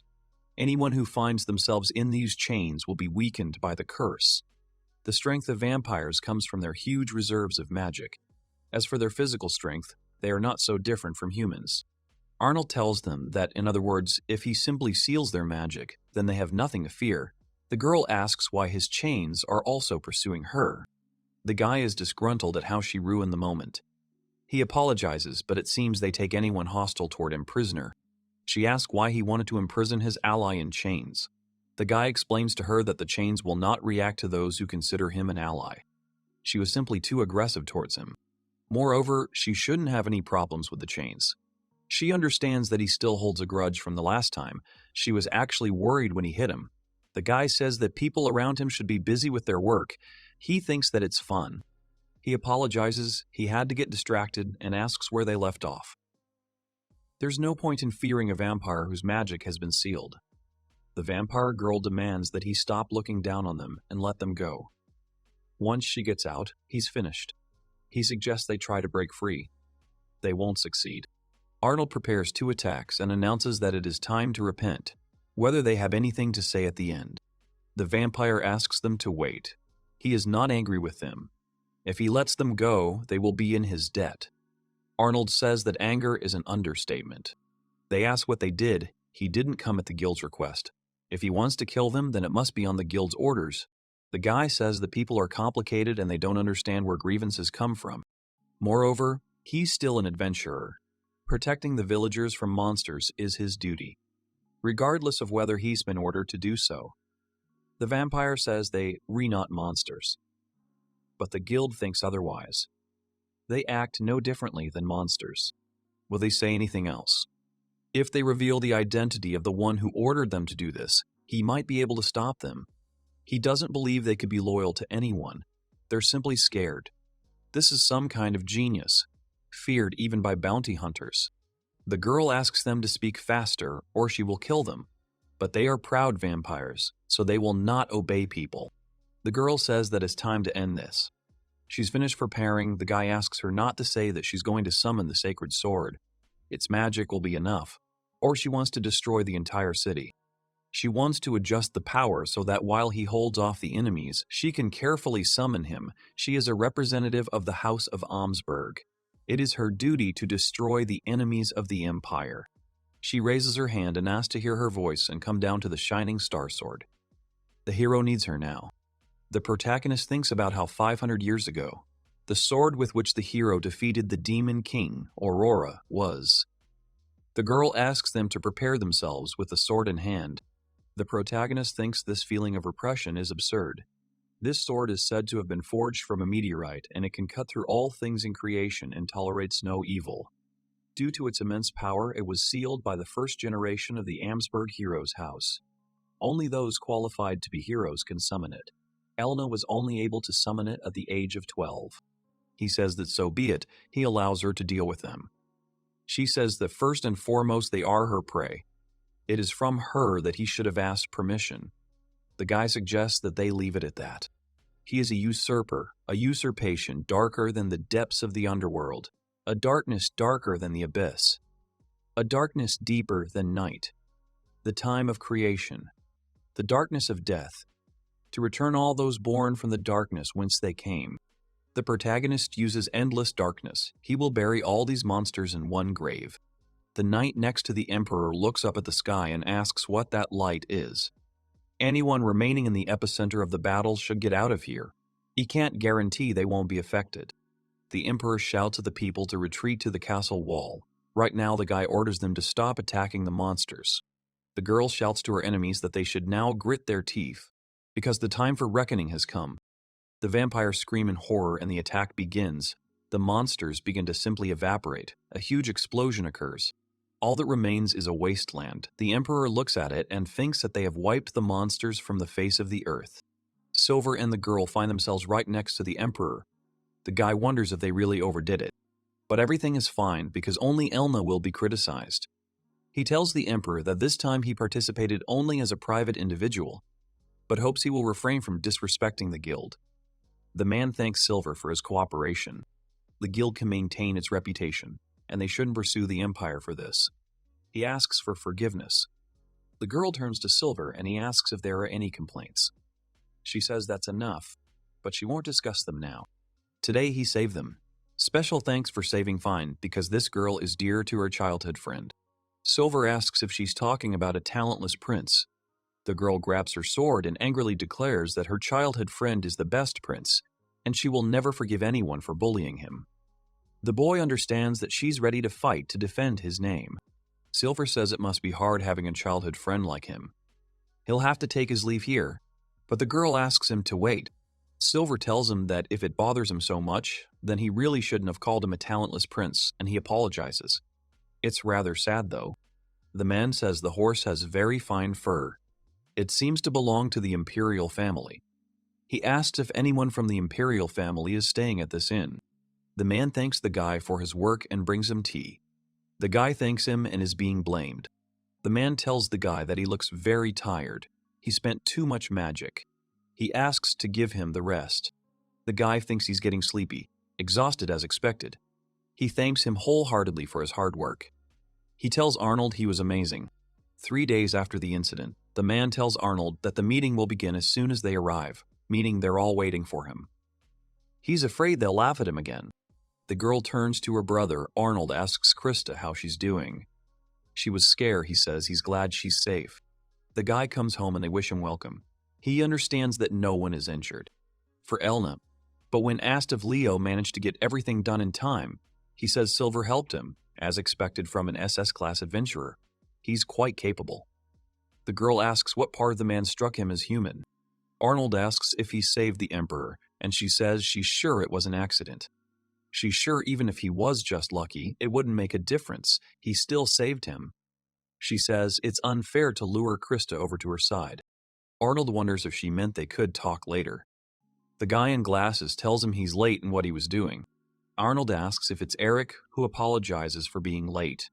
Eric says he doesn't care about his apology. He's not even sorry. Maybe he wasn't clear enough. He's not sorry at all. He's always been like that. Arnold thinks he didn't bother anyone with it. He talks about how he's an interesting person. He did the right thing by letting Elma go ahead. Continue to make good decisions in the future. If he's of some value to her, like Leonard, he won't do anything bad to him. It sounds like he's already become an emperor. The guy says that he is the future emperor. No matter how hard he, Gordion, or Zondra try, they cannot change this. Let them remember this. He asks Leo not to be too presumptuous, and he tells Eric what he means. This was just a declaration of war, meaning they can no longer ignore the most powerful contender for the emperor's seat. However, it was only a warning. The girl is worried, and her brother reassures her that he won't harm her and that they'll be fine. He tells Arnold that it is time to go. His father is waiting for them, but the boy asks him to listen. The emperor says that they all did a great job. This time he gathered here only those who need to know this information. What he is about to say is completely confidential. Last night Carlos, who was seriously injured, came to his senses. After reviewing the evidence gathered over the past few days, he concluded he was connected to the two vampires. Carlos had hunted the monsters lured out by their flute and had won first place. He had collaborated with them in the attack on Kiel, on the condition that they retreat once he arrived, and in exchange, he would forfeit their rewards. The Emperor slams his fist and declares this nonsense. Eric asks if this was Carlos's plan all along to lure out this monster, and he is told yes. Ultimately, these vampires took advantage of him, but it's undeniable that he did it all for his own gain, and his actions put them, and of course the Empire, at risk. He can't forgive him for this betrayal. Eric asks the Emperor not to be too strict in his punishment. No matter how stupid he is still his brother. Arnold understands that this is a blatant lie. Of course, they are not asking for Carlos from the bottom of their hearts. They just know that this is exactly what the Emperor wants. As one would expect from his father, he doesn't want to kill Carlos, who ended up bedridden for the rest of his life. The reason the Emperor gathered them here and openly showed his anger is because he can't forgive him himself. He wants Eric and the others to help him forgive Carlos. Otherwise, he will not be able to maintain his dignity as Emperor. The Emperor tells Leonardo that this could be considered his first achievement. What can he say about it? Leo says he believes the Emperor shouldn't forgive him, but rather execute him. For a while, everyone stands in silence. Then the Emperor asks the guy why he is talking like that, since he is his brother. Leo says that he is not only his brother, but a traitor to the Empire first and foremost, and if he forgives him, it will set an undesirable precedent, as he will explain to the knights who shed blood defending them. The Emperor says the people and the knights will not know what happened. It will remain strictly between them. Leo says it's still unacceptable. He must be fair, even if he is his son. He must judge him for the sin he committed and present the rebel's head to the people, so that everyone knows that the Emperor is just. This will give them confidence and peace. Arnold asks Leo if he understands. Leo asks if he's sure everything will be okay. He says yes, but only he can make this proposal. It will be for everyone's benefit. If he saves Carlos, it won't mean he neglected Leo, which is why, even though he shares third place with Gordon, everything will work out so that he becomes the plenipotentiary ambassador, all for the sake of the development his father so desired. The Emperor says he respects the opinions of Eric and the others and will therefore spare Carlos. But Leo's achievements can no longer be ignored. Let him accept the sword, as he hadn't prepared for this in advance. He announces Leonard as the winner of this festival. The boy bows and accepts the prize. The man says that Carlos was disqualified, like Arnold, in second place, while he and Gordon took third place. But Leo led the knights to rescue Kiel, thanks to which he gained popularity in the east. Therefore, he must emerge victorious to allay the people's discontent, whether Gordon understands this or not. The people are completely at his disposal, even though he doesn't like it. The girl asks to make a statement, asking to lift Arnold's disqualification. He did it to send them, the knights, to Kiel. His action is worthy of praise. He does not deserve disqualification. She begs him. The man asks the boy if he broke his bracelet by mistake, and he says it was an accident. The Emperor declares that the disqualification can't be overturned, though it would be a different matter if he had broken it on purpose. But rules are rules, and Leo will be the winner. Arnold thinks that even if he said that he sent her here on purpose, no one would accept his victory, so he is content with the place of the stupid prince who accidentally broke his bracelet. The man says that it is true that he was saved thanks to Elna. In other words, he was saved by Arnold's mistake, for which he definitely deserves a reward. So he appoints Arnold as deputy ambassador to go with Leo and help him. He is surprised and says that he does not think he has the necessary skills, but he can leave everything to Leo. Let him at least find a job he can handle and prove he can do it. This is unexpected for the guy. The man says the conversation is over, and he'll make an official announcement tomorrow, so now they can relax. The woman tells the guy that it's wonderful, but he asks her not to contact him. He understands that it is not her fault. The reason why his father behaved this way is probably because of his carefree behavior, so it is completely his fault. Arnold thinks his plan has failed. Their faction will surely be destroyed while he and Leo are in another country. He doesn't even know what to say. He holds the mug and thinks that it doesn't taste like regular tea. This bitterness and aroma, it tastes like the tea his mother loved to drink. He's sure the girl made it using a different recipe, whether she used oriental tea leaves. She says her mother taught her this, too, and they were passed down to her from home. She said he looked tired, and this tea would help him get back to normal. She asks him to drink it all. The main character thanks the girl for everything, but she says that she should thank him for his help. She only causes him problems. He says that's not true. If not for her heroic act, the tsunami would have caused far more damage. It wasn't a needless sacrifice. Just don't let her risk herself needlessly. She too thought she was going to die. But she was so happy he came. The guy finishes his drink and asks for another cup. She asks him to take it slow. He says it's his fault. The girl thinks that he has not changed since their first meeting, the day when they began to call her Princess Chaika. She was so worried about meeting the emperor, but he was able to cheer her up with a conversation. The girl understands that from that very moment, her heart belongs to Arnold. When he came to her house, she didn't say she was pleased to meet him. She thought he'd changed when she saw him angry. But he's still the same as he was that day, so she asked her father to help him. Then, when the main character has already fallen asleep, the girl comes up to him, covers him, and kisses him on the cheek. Then she turned completely red and said that her face was burning and she needed to drink some water. She sits next to him with a smile and asks him to let her stay next to him. She takes his hand. A new moon shone in the sky, its light penetrating the room where Xander was sipping a glass of liquid. At that moment, a visitor arrived. The mysterious man informed her that she had received a letter from Madam, then reminded her that the time was approaching. The woman pulled the glass away from her lips, her face suddenly becoming sad. She was very disappointed to miss out on the opportunity to become a full-fledged ambassador. But she did not want to despair. The woman's face was hidden by the shadow of the glass, creating a sense of mystery. She was unwavering in her intention not to need the help of other states, because the only thing that really mattered was what kind of resin she had in the imperial capital. The glass depicted two young men, the one Xander had been counting on, as they were both working to establish connections in other countries. The lady wanted to keep power in the hands of the empire. The man was also pleased. It was finally their turn. After many years, they had someone in the position of minister. The woman was pleased with this success, since they had managed to do so even though all the ministerial positions were monopolized by Eric. Then she remembered those sent to Arnold. As it turned out, none of them returned. Suspicion fell on the butler, who might have gotten rid of the messengers. The woman frowned. Apparently, she had underestimated this servant, but she hoped that next time everything would go perfectly.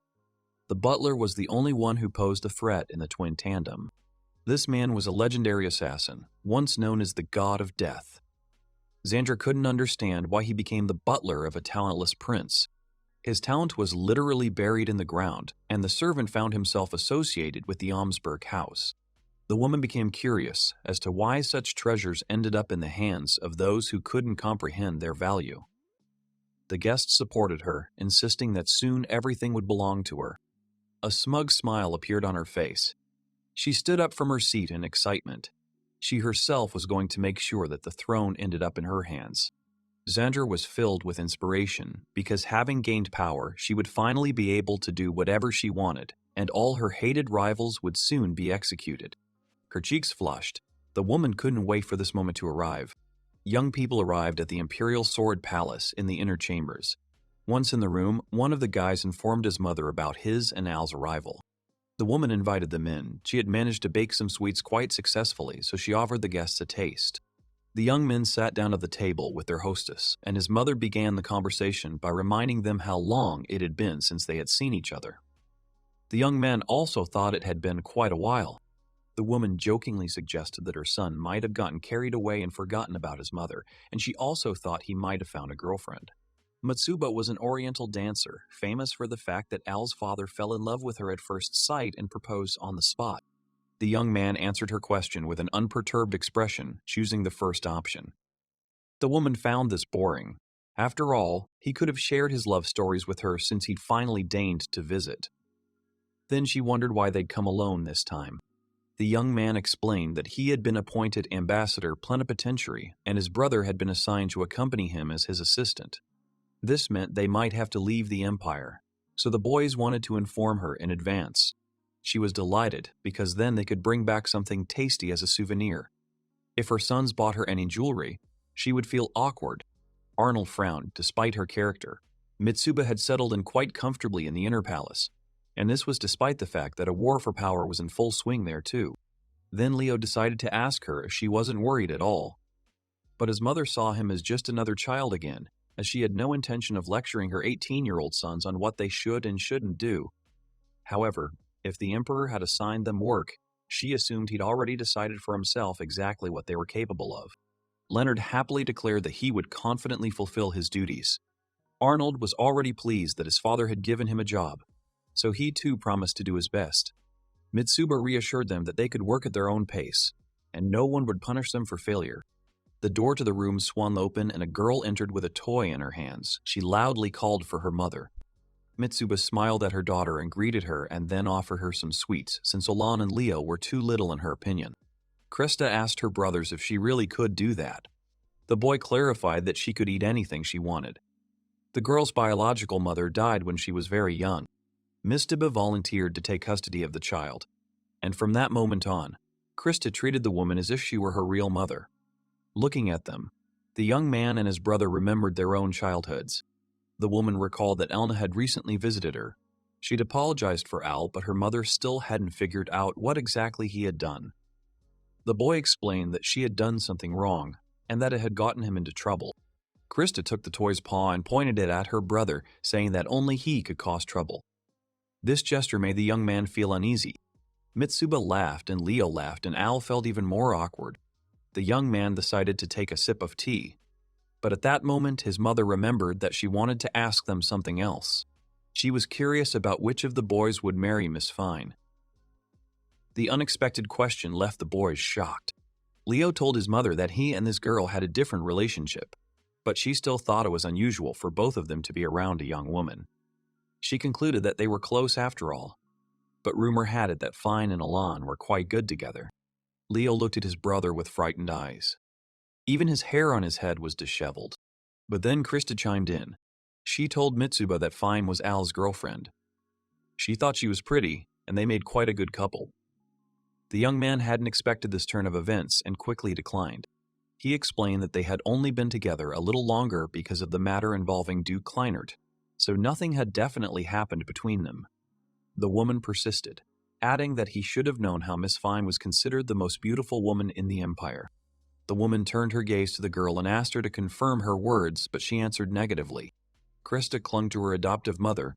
She considered Mitsuba the most beautiful. She thanked the child and thought the same of her. The young man sighed contentedly, looking at them. Then he rose from the table, and Leo asked if his brother was leaving. As it turned out, Al had to meet someone. However, he allowed the second twin to remain in his mother's company for a little while longer. Krista hoped to see us again, and he agreed. As they parted, Mitsuba asked him to take care of himself, as he tended to put too much pressure on himself. The young man brushed off the lectures. He believed no one acted like that, and, after all, he had lived his life with dignity. The woman didn't argue with her son, but allowed him to do whatever was in his power. He stepped out of the gate and looked up at the sky, a look of determination in his eyes. The prince then summoned Sebas and ordered him to discover the weaknesses of the neutral faction's nobility. He was to do everything in his power to do so while he was in the capital. Arnold understood that he had to think about the future. Defending the house had become his duty, which meant the young man had no right to rest. He and his faithful butler intended to continue their secret maneuver. Arnold arrived at the estate of Count Bertz, and upon entering he greeted the man. The head of the Ministry of Construction Works invited the prince to come in and then asked what could have brought such a person to him. The count had no direct connection to the battle for the throne and took no sides. The young man decided to visit him because of rumors he had heard. However, he didn't understand what the visitor meant. Then the guy clarified the details, for example, that his wife had fun every night. The prince didn't like the way she indulged in such behavior, as if she were of royal blood. This all fueled rumors about where exactly she got the money for her pleasures. Bertz wanted to justify himself and began to claim it was a lie. His wife did enjoy pleasure, but not to this extent. The prince was beginning to believe the count was telling the truth, as Sebas's reports made it clear he'd told his friends about it. Apparently, he himself wasn't pleased with his wife's behavior, but the question remained as to how deeply the count was involved in all this. So the prince told him of another rumor. Arnold stunned the man by saying that he had heard about his use of state treasury for personal purposes. Bert, frightened, began to convince the prince that he would never have dared to do such a thing because he considered himself a loyal subject of his empire who made every effort for the sake of the country. The boy wanted to believe him, but his very presence at the estate indicated that this rumor had reached the main castle. It was clear what would happen if the king learned of this. The count begged the prince to help him, but Arnold had no reason to aid a criminal. Bert insisted he hadn't taken money from the treasury, but the young man didn't believe him, as he was beginning to have funds. His title couldn't support his wife. The man hesitantly explained that everything had been fine at first and his savings were sufficient, but they had suddenly run out. Afterwards, the Count had to borrow from acquaintances and even merchants, which made him feel awkward in front of his friends, and the merchant's debt was about to be repaid. Bertz felt at a loss, unsure what to do. A woman practically burst into the room, her face indignant. She felt her husband had given her too little. The prince, looking at her, wondered why this man had married her in the first place. The man tried to calm Bettina down, as he and the prince were having an important conversation. She glanced at the guest and was skeptical of her husband's words. Arnold Lakes Adler turned and apologized to the lady of the estate for the intrusion. Upon hearing his name, Mrs. Bertz covered her smug smile with her fan, but her eyes betrayed the condescension she bestowed upon a person of royal blood. She had heard Prince Hardspat's son speak of a worthless prince who had absorbed all the best qualities. The boy possessed no talent whatsoever, so she couldn't even imagine what business he had with them. Her words caused His Highness's eyes to widen, and the Count turned as white as a sheet. He was trembling, but asked her to leave. The woman asked questioningly if her husband had really ordered her to leave. The next moment, the man could not restrain himself and started shouting. His wife snorted in displeasure and left the room. After she left, the Count bowed to the prince and apologized for his wife's rudeness. Arnold was understanding, accustomed to such remarks, but the Countess proved blunt. Bertz admitted with annoyance that he had met her at 17. She was from provincial aristocracy, quite beautiful and popular. The man immediately fell in love with her and began showering her with gifts, eventually marrying her. He continued to give her what she wanted, but her demands increased with each passing day. It got to the point where Bettina began to consider herself a member of the highest aristocracy. After listening to his story, Rex concluded that she was largely to blame, but the Count was also partly responsible. Parquet believed the man should have scolded her promptly to avoid a similar situation. His Highness assumed the Count hadn't filed for divorce because he had personally proposed marriage. This wasn't the only reason.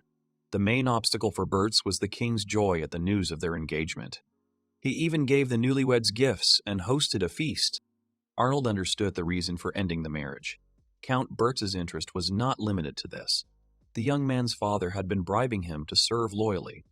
If the emperor had learned of what was happening, he would certainly have advised a divorce. However, the prince himself needed a mediator, and so he assumed the man knew the reason for his visit. The Count guessed that the young man sought his help in the battle for the throne. Rex would have preferred to observe his new ally for a while, to be sure he could trust him. But time was running out. Therefore, the boy was going to tell his father about everything that was happening in the Count's domain. He then advised the man, if the king had no objections, to file for divorce immediately. He needn't worry about his wife, as the prince would write a letter to her family. Although it was a somewhat selfish act on his part, it was all for the sake of the throne, and Bettina could shed as many tears as she wanted, since it was her fault. Then the young man decided to get down to business and asked the Count to write him a letter. The perfect time had arrived to convince him that the prince was a good man. He also suggested that Bertz, too, was unwilling to save his marriage. Upon hearing this, the man decided to get to work immediately. The couple needed to get along well and avoid arguing. The Count was born a capital aristocrat, but because of just one woman, he became so unhappy. The prince began to think about how he should have taken his choice of wife with the utmost seriousness. He already had 2 girls in mind who would not mind marrying him. The young man exhaled heavily. He was plagued by doubts in both cases, and he still preferred ordinary girls. While he was pondering this, the Count finished writing the letter and asked if this result would satisfy him. Arnold picked up the sheet of paper and began to read. The content seemed comparable to a curse to the prince, but he only said out loud that the man had perfectly conveyed his displeasure with his wife's actions. He then warned his ally not to fall into the same trap twice if he agreed to help. Bertz promised not to fall for the woman and swore to serve Al and Leonard with faith and honor. The boy asked him not to misunderstand because he was only supposed to help. The emperor was still the Count's master. Arnold was getting ready to head back. He now had the letter in his hands, and the result could be expected in a few days.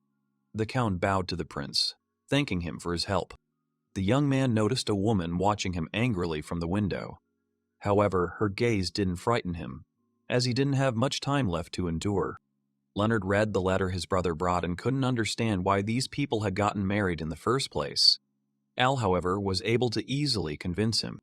The father also agreed to their divorce and ordered a letter to that effect. The prince received Count Bertz's support and influence, which increased slightly. The girl asked the guy doubtfully if he was really sure, but he didn't understand her question. She was referring to his intention to make Bertz his ally. She believed she could sympathize with him, but she couldn't deny that the man himself bore responsibility in this matter. He lavished gifts on his young wife, and when the situation got out of control, she got a divorce. Al agreed with her that the Count really did look unpromising from this angle. So her friend asked again if there weren't other, more suitable allies. Bettina came from the family of the fifth princess and was a distant relative of Count Kruger. As the fifth princess's child, she also had a relationship with Xandra. Arnold understood everything, but it didn't seem all that significant to him. Then he asked her to recall the connections of Fine, their rival. The girl figured it out. Prince Eric was a civil servant, Prince Gord was an officer, and Princess Xandra was a magic tutor. She answered correctly, and the prince confirmed it, delighting his friend. He then asked who, in her opinion, was the capital's weakest link. She was surprised that he was talking about the capital, not the empire. She placed Prince Eric in the place of the most powerful. Then came His Highness Gordon, since the officer was on the front lines outside the capital, so he could be considered the weakest. Albert thought her line of thought was sound, but her answer was still wrong. There were officers who didn't go to the front lines. The correct answer was Xandra. The young lady was upset to hear she'd been mistaken, but then she wondered why the princess was considered the weakest. The young man wanted to explain it to her as simply as possible and, as an example, took a cookie, which he divided in half. He laid the pieces out in different places and began to demonstrate, due to their positions, the civil servant and the officer spent a lot of time in the capital. However, with the magic instructor, things were different. He could be a local aristocrat or a border officer. Thus, they were scattered throughout all corners. The girl realized that, in other words, Her Highness Xandra rarely appeared in the capital, since she had few supporters and therefore few volunteered to convey her words to the emperor. The young man asked his friend if everything was clear to her, and she answered positively if the princess did not have allies capable of attending the most important meetings of the highest dignitary, then this became a huge problem. The prince thought so too, and that was precisely why Xandra always tried to push her supporter into the government. His interlocutor couldn't understand how that was possible, since His Highness the Emperor was the one making the decision. However, even in such a matter there were loopholes. In modern times, the minister was the lion. He chose the bird for the candidates for the role of minister. Thus, the choice always fell on the right person for them. The girl finally realized that after everything, now with full rights, he could remove him. But she was curious how all this related to Count Bertz and what his position was. The young man let out a tired breath. This man held the position of Deputy Minister of Construction Works. In other words, Princess Xandra manipulated Bettina for her own purposes. Recently, she even ordered that the Countess begin dating the current minister instead of her husband. His wife was a close friend of the emperor, and in all likelihood, the ruler himself had brought them together. If the king had learned of such a thing, he would have been furious. That's exactly what Arnold believed. The interlocutor covered her mouth with her hand in surprise. She was struck by the fact that everything could have been planned from the very beginning. This was Xandra's plan, bringing the count's wife and the minister together and then making him suffer for his choice. Meanwhile, she also planned the overthrow of the minister himself. The young man noticed this in time and began to rescue Count Bertz, informing the emperor of the betrayal. And, as if by chance, the prince acquired a new minister as an ally. Suddenly, it dawned on the girl, and the young man continued speaking. He had been grateful to the princess for such efforts over several years. But even so, she was able to get even in some things. As it turned out, the guy had simply stolen her plan and was now sure that the woman was feeling angry. His friend was outraged, as he decided to anger her just when she and Mr. Leo were about to leave the capital. The prince calmly confirmed her words, so we had to come up with something. If the three of them could find him, it was clear he wouldn't be able to counter them. But there was always the possibility of upsetting the balance. After the princess's plan was stolen, and she suffered such a slap in the face, she should have been in complete disarray. Eric and Gordon couldn't turn a blind eye to this, so Arnold could be removed at any moment. But Xandra was vulnerable to the current situation, and her wings could be clipped. She was surprised at how far he'd thought things through. However, he didn't succeed without Sebas's help. The man extracted all the necessary information from the assassins, and it was he who revealed Count Bertz's situation. Thanks to this, they were able to fully uncover Xandra's plan. The girl became curious about who this butler really was. Arnold was surprised he hadn't mentioned it. Sebas was a master of his craft, known throughout the continent and known as the God of Death. She became even more curious about how such a man could become a servant. The prince continued writing, explaining that it was a long story which he would tell another time. He then asked her if she had any questions about his assistance to Count Bertz. She replied in the negative, feeling sorry for the man. The young man agreed with her. From his marriage until now, he had always curried favor with others. But it was clear that the Count would continue to do this, only for the prince himself. The guy folded up the papers and said he was finished. His friend praised him for his work and asked what he'd written. He showed her the package and explained that it contained information about the betrayal of the Minister of Construction. Through Count Bertz, Arnold intended to convey information to his father and thus begin their underground war with Xandra. He placed a seal, signaling the intensification of the battle for the throne. Gordon and the princess were ready to fight. They just needed a pretext. In such a situation, Eric simply couldn't stand idly by. During the brothers' absence from the capital, their rivals will do all the work for them. The man pulled away from his interlocutor with undisguised hostility, but he still asked him to have mercy, as some kind of mistake had occurred. The emperor considered it a sin to lay hands on other people's wives, and the culprit, being a minister, could not have been unaware of this. He tried to justify himself and place all responsibility on Bettina, who had wanted to commit such a crime herself, and he had merely been led into a trap. However, this answer further outraged the ruler. He was perplexed how the minister could succumb to temptation and be with a subordinate's woman. The emperor provocatively asked him if he could do the same if the princess beckoned him. The man was unable to answer with certainty, and the king considered his behavior as confirmation that he would again blame the woman and not himself. The emperor dismissed him from his post as minister and ordered the culprit locked in his own home so he could reflect on his actions. While the guards led the aristocrat away, he continued to plead with His Majesty for mercy. But the latter no longer listened, instead demanding that Count Bertz be brought to him. The men collided in the hallway, but the offending husband didn't look up at his injured husband. Soon, the Count appeared before the ruler and apologized for failing to keep an eye on his wife. The emperor corrected him, saying that from now on, Bettina was no longer considered his wife, and besides, he wanted to talk about something else, and asked the man not to blame himself for what had happened. His Majesty had no intention of reprimanding the Count, and if anyone slandered him again, he would personally deal with it. Bertz was shocked by the ruler's reaction. A blush even appeared on his cheeks. The king believed that the man was always serious and passionate about his work, so he would always like to see such people in the position of minister. His Majesty didn't delay, immediately appointing him to the vacant position of Minister of Construction Works and urging the Count to devote himself entirely to the glory of their empire. Bertz promised to always remember the sovereign's favor bestowed upon him. He swore an oath in the name of the Holy Family that he would not dishonor the emperor's name. Prime Minister Franz Seebeck entered the hall and announced that the first blow had been struck. The ruler was not surprised, as such a course of events seemed entirely natural during the struggle for the throne. He instructed everyone to be vigilant and to eliminate those who wished to deceive him. Zevik doubted the king's decision to appoint Bertz to the post of Minister of Construction Works. The emperor did not consider it a problem even if he was manipulated, since to ascend to the throne it was necessary to be able to resort to tricks. The man found everything he said strange. He remembered how, during his ascension, His Majesty had commissioned him to carry out similar schemes. The ruler replied that he had to test his subordinates' abilities and that the result of this test was his usurped throne.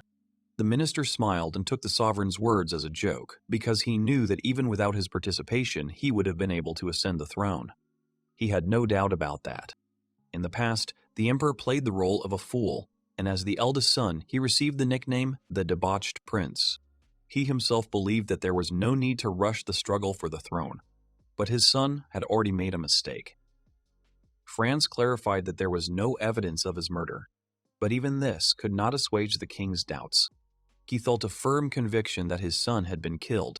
The young prince was a remarkable man, but too kind. The emperor would have been content with just having his child by his side. The minister agreed, but the current four factions were intriguing.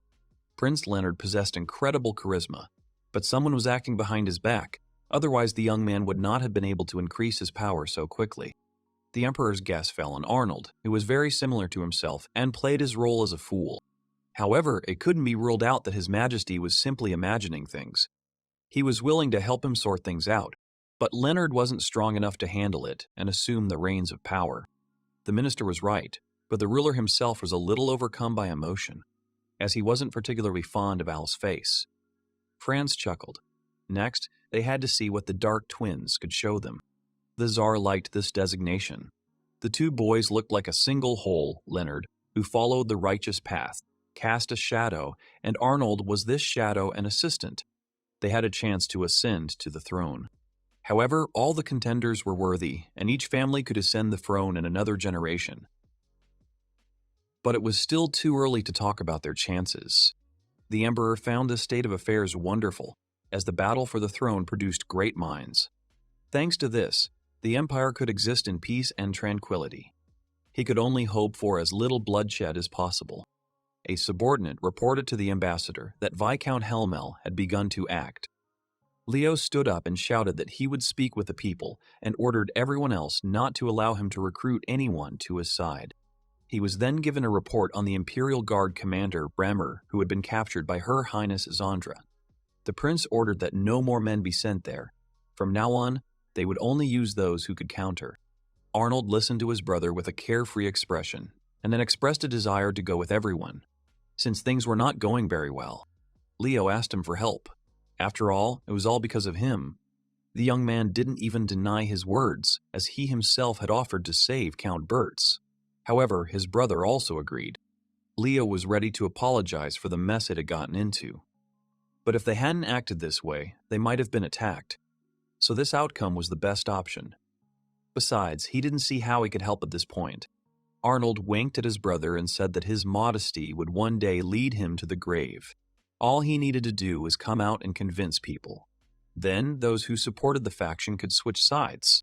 The second prince wasn't surprised by his twin's manners, as he was quite capable, but he certainly couldn't help with the ambassador's job. When Leonard left, the young man asked Sebas what they were supposed to do with Princess Zandra. The man thought for a moment, looking at the cookies, and then suggested that they aim for Madame Fine. The young man's suspicions were correct. He had already thought about it, because only this girl was able to help them during their absence. The minister asked the prince whether they should have left her in the castle, even though he had not seen her for a long time. But the castle turned out to be not so safe, and as far as the man could judge, the most suitable place was next to Al. Apparently, Zandra wanted to tear the young man to pieces, so there was no question of any safety. Sebas asked him if it had been a mistake to persuade Count Bertz to their side, since the princess now understood that the prince no longer posed a threat. However, the young man could not remain inactive forever, which was important. The girl could mistakenly believe that the man had greatly contributed to this. Sebas knew Arnold always preferred to counterattack when he understood the enemy's plan. But this time he was simply forced to defend himself. Apparently, it was all because of Lady Fine. The guy didn't deny it, because she was the daughter of Prince Kleinert, and having lost them, they could have driven themselves into a dead end. Suddenly, he noticed the man looking at him strangely. Then he winked and asked if that was really all there was to it. Arnold didn't understand what they wanted to convey to him. But the minister quickly dropped the topic and changed the conversation to the fact that Mrs. Mitsuba would also be happy. The young man headed for the exit, and the assistant asked if he had left. The prince replied that he was going to make sure Fine was all right. Sebas thought it was a great excuse to go to the meeting under the pretext of concern. Then he became curious about where the young man could have hidden the girl. But he didn't give a precise answer, believing his subordinate already knew everything.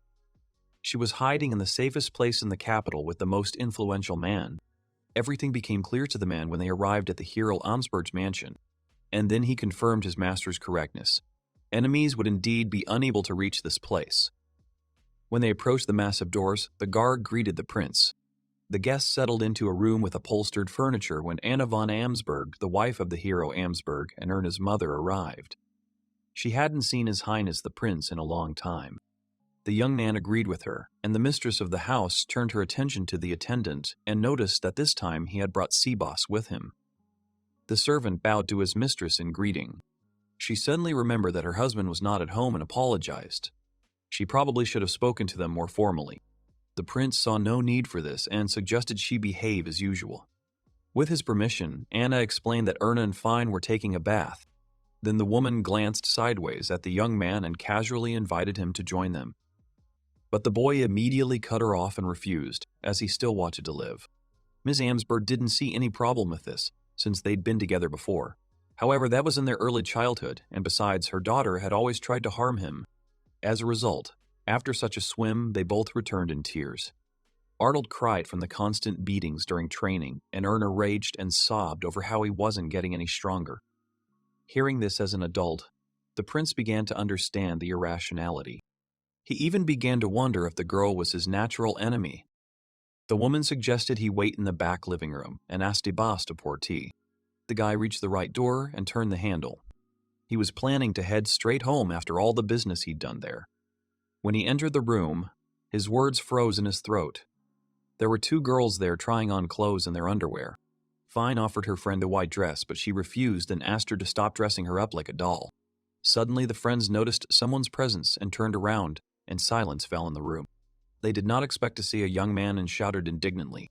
The prince realized with horror that Anna had deliberately deceived him, and the girls began to hastily look for clothes and cover themselves. Mrs. Amsberg apologized to Arnold with an innocent expression. He told her everything was fine, but the sting on his cheek from the blow spoke volumes. Fine blushed with shame and begged forgiveness for her thoughtless act. Erna tried to convince her friend that she was innocent and that Arnold was the only one to blame. Anna suspected that the girls were in the bathroom. But all the clothes for the guests were in that room. The woman deliberately chose the moment when Fine was changing clothes for what happened. Erna, however, was so infuriated by the whole situation that she threw a pillow at the intruder and even considered attacking him with a sword. The boys sensed her malice, but trying to keep up was futile. Now they could consider themselves repaid with eye candy. However, his act was akin to peeping at a bride changing her clothes. Anna would not have objected if the prince had wanted to take responsibility. The friends didn't expect such words from their hostess. A blush, mixed with shame and excitement, lit up both their faces. The woman turned to her daughter and answered for her, as if she hadn't minded at all. But the girl tried to justify herself with her status as a knight. In that case, the question remained with the Kleinert family. Anna noticed the young man's high popularity. Seaboss also supported her and suggested contacting Lady Fine's family. The girl was alarmed that they wanted to talk to her father. She covered her face with her hands and began begging them not to make all the decisions for her. Arnold, too, showed no desire to get married in his current situation. The woman tried to pressure him, saying he wasn't prepared to take on the responsibility. But her method didn't work, and the young man still refused, which caused her slight disappointment. Fine was flushed with shame, and Erna tried to hide her embarrassment behind a stern expression. Suddenly, Anna set her cup down and decided to get down to business. She understood that the young man had come to see them not just to visit. The young man knew his request might seem impudent, but he wanted the hero Amsberg's house to shelter Fine for a while, and for Erna to be near her as much as possible. Mrs. Amsberg understood that it was a matter of the battle for the throne. But in that case, fulfilling his wish became impossible. Amsberg family was the family of a hero, which prevented them from aiding in the war for the throne.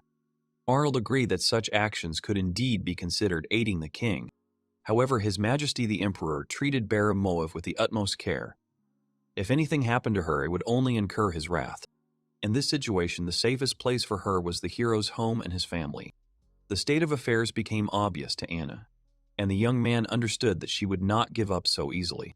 The woman might well have agreed if his request had sounded in the spirit of salvation, but, as always, it was impossible to squeeze emotion out of the prince. The lady winked at him and clarified that he might regret it. The young man promised to heed her warning and thanked her for her concern. He would be able to repay her one day. She sighed at how quickly time had flown. The prince was already taking part in the battle for the throne. But to her, he'd always been a little crybaby. Nevertheless, change was inevitable. The young man joked that he couldn't keep crying forever. His words brought a smile to the faces of Anna and the princess. Then he asked the girl to stay a little longer as a guest. He expected to sort everything out soon. The friend was worried about whether he was in danger. The prince explained that they were planning to attack Gordon and Xandra. This fight would determine whether they could continue their fight. The princess believed it would have been much better for him to hide in such a situation. But he explained that in such a case, Leonard would be the target. He needed to avert the princess's gaze, so hiding was out of the question. Moreover, the young man understood perfectly well that at least once he would be attacked by some killer. The girl immediately stood up from her seat upon hearing his words. The guy asked her to calm down because Sebas was always by his side and there was someone to come to his aid. Fine froze, not knowing what to say. 2 days later, Arnold was riding in a karate with enemies already watching him from the sides. Among them was a woman he hadn't seen before. His murder could only benefit Eric and Gordon. They preferred to blame all the work on Her Highness Sandra. Sebas pointedly adjusted his glove and asked the prince to let him sort it out. The boy agreed and headed toward the castle. The man asked him to be careful as there was still a chance of an ambush. The young man winked cheerfully and replied that if a problem arose, he would think about it. Then the butler hastily left the carriage. Arnold was more than certain an ambush had been set for him. The enemies would likely try to distract Sebos. In that case, he had no choice but to gather information to kill whoever wanted to kill him. At that moment, his fears were realized. He was discovered. A man appeared on the road in front of the carriage. But the prince ordered the coachman to continue driving. But the guy did not obey the order and stopped the crew. He decided to run away since he did not intend to die this way. The young man sighed. He'd suspected how he'd been treated. But it seemed he was being held in even less esteem than he'd thought. A menacing voice from outside called him out. The mercenary had no intention of getting him out of the carriage, but the prince understood that this was the only way he wanted to check who was in it. Then Arnold went outside. The enemy thought it was stupid that he had separated from the escort. The young man concluded that Xandra had acted with confidence. The adventurer before him was roughly a Class A. He also realized that it wasn't precisely at that moment that they lost respect for him. The masked man realized the prince wasn't so easily frightened, and then asked how much he trusted his butler. The young man replied that Sebas would come for him soon. The adventurer admired the excellent relationship between master and servant, but he had to disappoint Arnold. No matter how strong his servant was, he would not be able to deal with 20 killers and rush to him in time. However, this did not shake the prince's faith in the butler. A weapon began to form in the enemy's hand. He was given the order to kill, but he had no intention of carrying it out. Instead, the man wanted to immobilize the prince and transport him to his master. Arnold wasn't particularly keen on being confronted by his sister, who loved interrogations. The adventurer suggested he reproach his brother if he was so eager to find a target. The next moment, he struck the burning blade towards the prince. Suddenly, a girl appeared and repelled the attack. The young man did not expect her to appear. He asked who she was, and the girl simply replied that she was just passing by. She called herself an adventurer and stood up for the young man. The young man remembered meeting this stranger once. She turned out to be an A-rank adventurer. The man asked her to leave since she was not there on assignment. The girl explained that she did not know the guy standing behind her and had no idea why he was attacked. She had no sense of duty or reason to save him. However, the aftertaste of murder right before her nose was simply disgusting. And such a fight seemed unfair to the adventurer, so she wanted to help. The mercenary was angry as this could turn the nobles against her. He asked if she was sure of her decision. But in the opinion of the bravest stranger, this was certainly better than turning a blind eye to what was happening. Hearing her answer, the adventurer attacked her and Arnold with several blades at once. In this way, he managed to put the girl in a difficult position. If she tried to dodge, the blade would hit the prince. The next moment, something happened that shocked the participants in the battle. The adventurer's sword transformed into a shield. With its help, she was able to meet the enemy's blade without damage or casualties. Arnold took a liking to her interesting object, and the girl explained that she had found it in one of the ruins. This object was even capable of such miracles. She raised the weapon and began to spin it above her head, creating a whirlwind of sound. The man was forced to kneel and cover his face, unable to resist. Even high-level monsters were unable to resist this symphony. The mercenary put his hand on his forehead from tension, and the prince, smiling, looked out from behind his savior and waved his hand at him. Seba suddenly came to them, not understanding what was happening. The guy explained that he found himself in an extremely dangerous situation, but the stranger saved him, for which he was grateful. The girl wasn't interested in gratitude. She simply couldn't pass by the murder of a man. After examining the carriage, the adventurer concluded that the young man represented the nobility. And she was right. The seventh prince had to introduce himself. The savior removed her headdress, quickly realizing she had witnessed the much-rumored battle for the throne. Meanwhile, she was trying to help people. The adventurer's name was Lymphia. The girl knelt down and wanted to tell the prince the story of her fate. They returned to the castle and Arnold agreed to listen to her, although he was not sure he could help. The girl was born in a village in the south of the empire, and she believed that listeners could imagine a settlement of migrants. These were people who fled their homelands because of war or the appearance of monsters. The prince was aware of this, as it was also a major concern for him. There were many migrant villages, but the empire couldn't even imagine just how many. This didn't surprise the adventurer, however, as they were built arbitrarily. As one of these residents, she had no intention of complaining about it. However, now the people needed the help of the empire. Their villages were formed thanks to refugees. But recently, abductions of children and young girls have begun to occur more and more often. The prince thought that since that was all there was to it, there was nothing surprising about it. But everything changed if there was an ulterior motive behind the kidnappings. Lymphia explained that the cause was heterochromia. A distinctive feature of this trait was the different colored pupils. Such individuals were extremely rare and more capable of magic, making them highly prized. If this kind of trade was involved, the prince couldn't help but pay attention. But the girl might have guessed it would be easier to approach the soldiers in the nearest large city. She'd already done that, but no one listened to her or took any action. She was forced to leave the village to seek out powerful figures. While on one of her errands, she learned about Silver. Rumor had it he might have connections to the imperial family. Lymphia had come to the capital to meet him. But another opportunity presented itself along the way. The prince pondered the fact that her request had been ignored.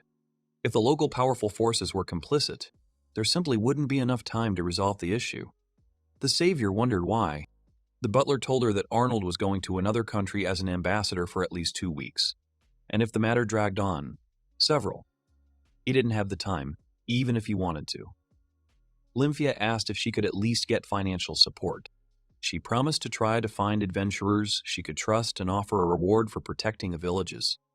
Her home village lacked the resources to hire guards, and she had to spend her earnings on the same. But even that wasn't enough.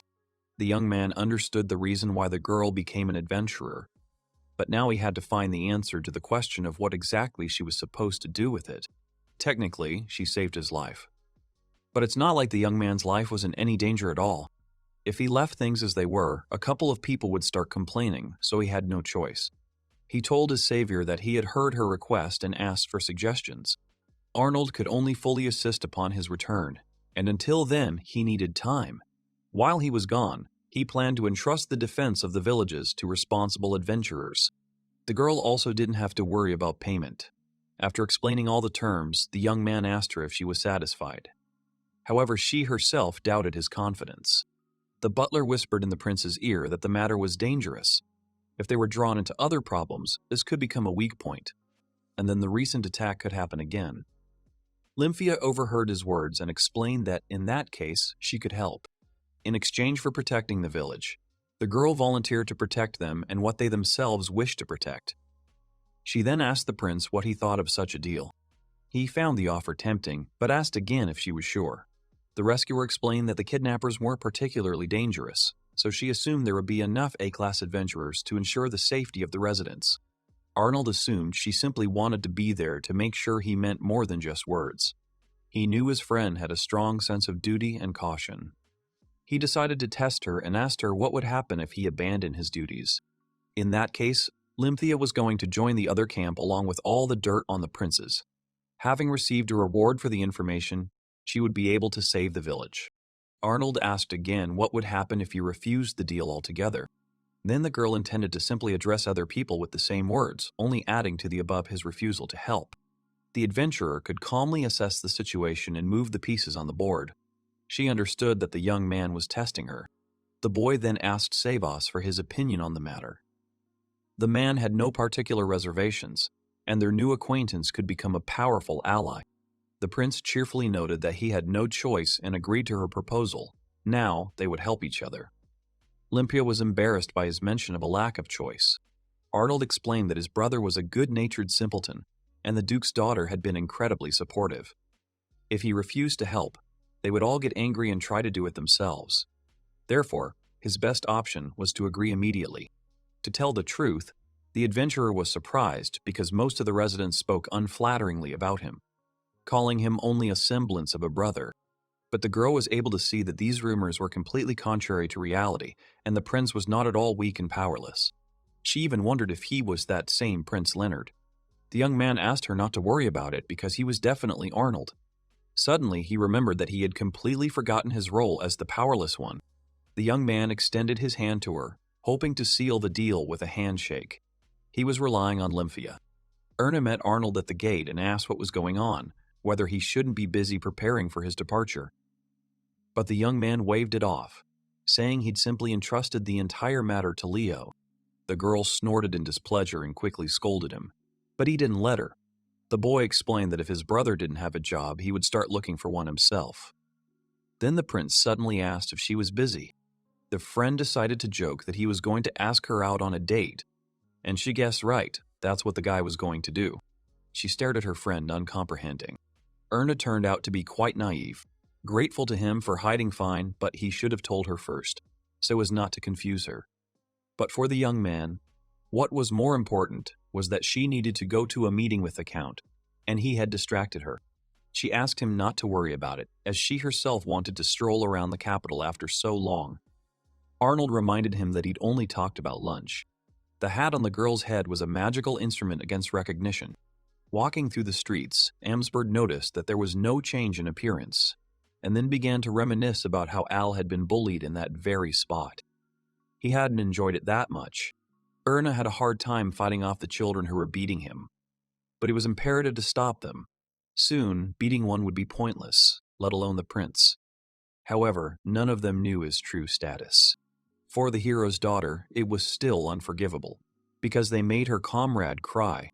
The young man suddenly noticed she'd misremembered something. It was after that incident that she started taking him to fencing lessons and taunting him in every way, bringing him to tears. The girl clarified that she had done nothing wrong. She just wanted him to become at least somewhat like a real prince, at least in terms of self-defense. The young man laughed, apparently doing so to defend himself against her. She didn't like his answer, and for that, he received an elbow to the stomach. The boy doubled over in pain, and Erna complained that she'd only been lost in pleasant memories. But Arnold believed they were only like that for her. Suddenly, he noticed something strange. How could it be that as soon as he went outside, she was always there? The hero's daughter simply replied that Sivas had informed her of everything. The young man gritted his teeth. Apparently, this butler had chosen too much security for him. The girl's father also told her to follow the prince and even allowed her to skip classes. The hero had too much respect for the royal family. But, as it turned out, she believed that there was more to it than that. His friend extended her hand to help him up and explained that someday she would be able to tell him everything, but for now, they should move on.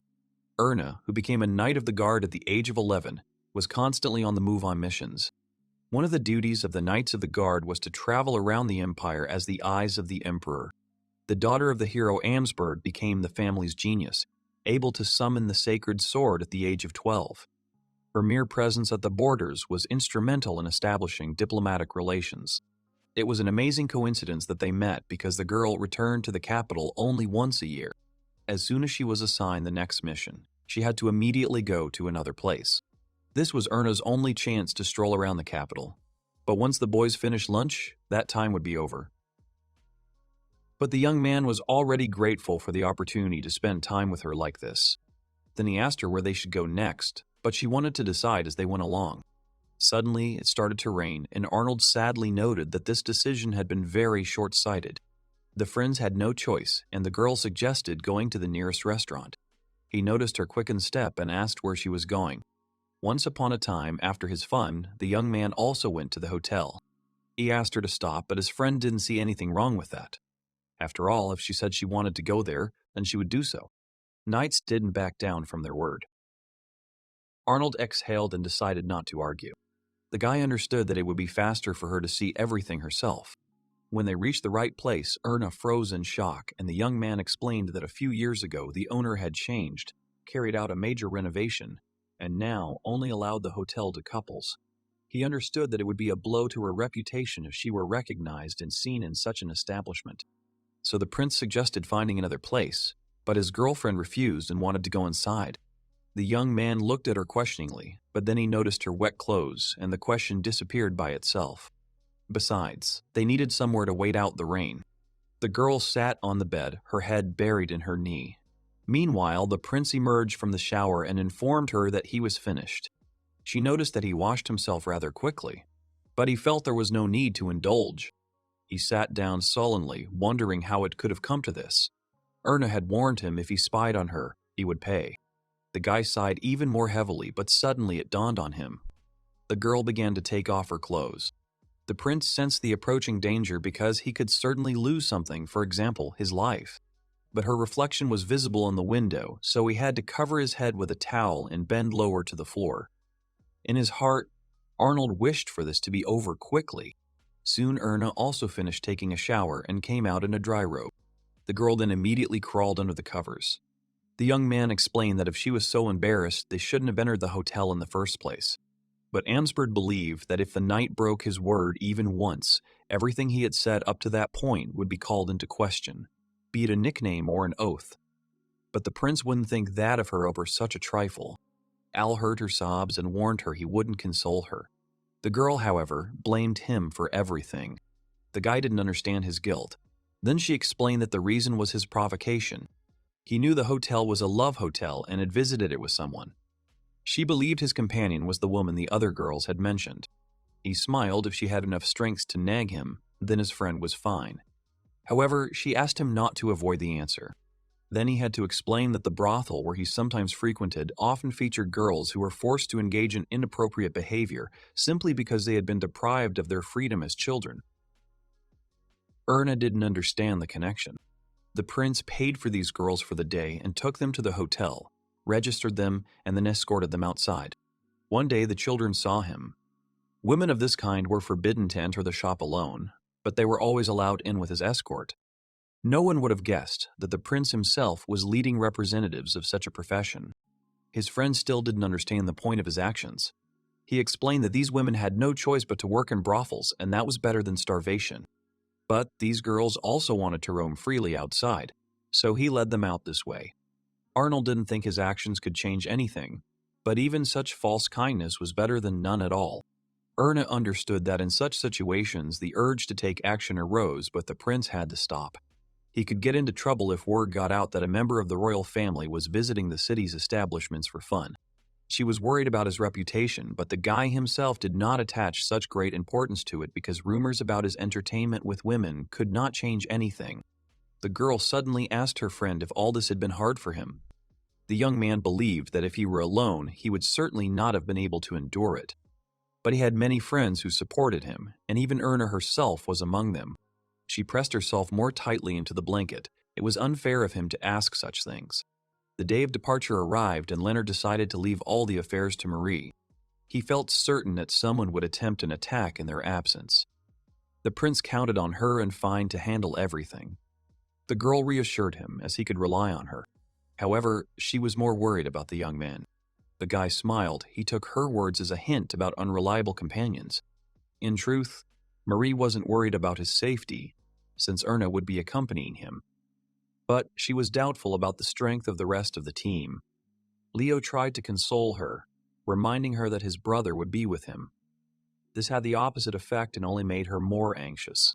The prince considered Arnold a remarkable man, though Marie didn't realize it. He failed to convince her. She remained convinced the second twin had been embellished. Leo hoped that one day she would understand that all those who called his brother the Lost Prince were wrong. Without a trace of modesty, the boy could handle anything if he put in the effort. But Al was different. If he wanted something, He could achieve it without even trying. Therefore, the young man again asked Marie not to worry because he would have such a brother next to him. The girl bowed and accepted his confidence. If he believed it, then she had no reason to worry either.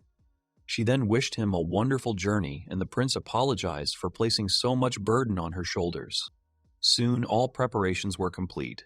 The knight's corps was assembled, and flags bearing the family insignia were attached to their lances and carriage. Fine and Marie escorted the ambassador and his entourage on their way. Thus, the imperial delegation left the capital, its final destination being the south of the continent. This point was considered a volatile land on the border between the two countries. Arnold and Leonard were sent as diplomats to one of the countries in the southern part of the Vogel continent, the Duchy of Rondon. The letter the prince read said it was one of two countries that had survived a civil war. The young man noticed Erna trembling and suggested she cross the sea another way, as she was so scared in the calm waters. The girl blamed her friend, as he was the one who had taken her along. She could have cursed him and been offended, but she still wouldn't have forgiven all three of them. Ansberg covered her head with a pillow and snuggled into the bed. Imperial guard knights were usually sent with the diplomat to protect him, so the young man's relatives had recommended her. This could have been done to remove at least one person who supported the emperor's family. But the guy left Rafia in the capital to deal with their actions, so everything was under control. The prince sat on the edge of the bed and asked his friend how no one had yet revealed her secret. In a trembling voice, she explained that no one in the hero's family who wielded the sacred sword had ever left the empire for long. That was why she had so desperately studied the weapon's summoning. Erna did all this only because she didn't want to sail on boats. Arnold snorted when he heard the reason. She didn't like that her friend was laughing. The young man reminded her that she'd developed aquaphobia when she saw him almost go down thanks to her efforts. The boat brushed against the waves, causing Erna to scream. The girl panicked, thinking the violent shaking could mean a crack in the ship's bottom. Arnold reassured her that there was no hole there. Something like that could have happened if a sea dragon had crashed into them. Ansberg suddenly began to sob at the realization that her life could have been cut off like this. Arnold let out a tired sigh and then created a barrier around the ship, which reduced the shaking. There was a knock on their cabin door, distracting Erna. The deputy captain of the 3rd Detachment of Guard Knights entered them. The girl answered with difficulty that she was still alive, and then the man decided to begin his report.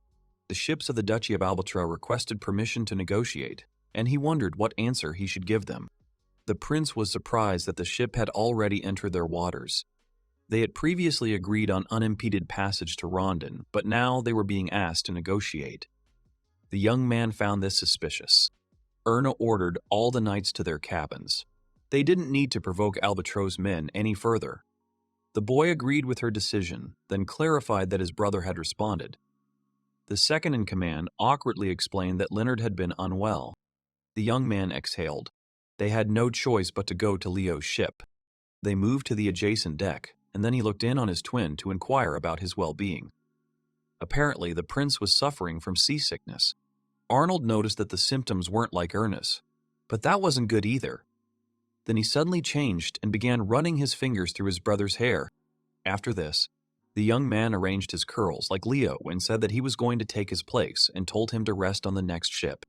The deputy began to lead the second twin away, and the boy tried to console him and asked him to tell the others that Prince Arnold was feeling unwell. The man believed that such an act would once again reflect poorly on his reputation. The young man was certain things couldn't get any worse.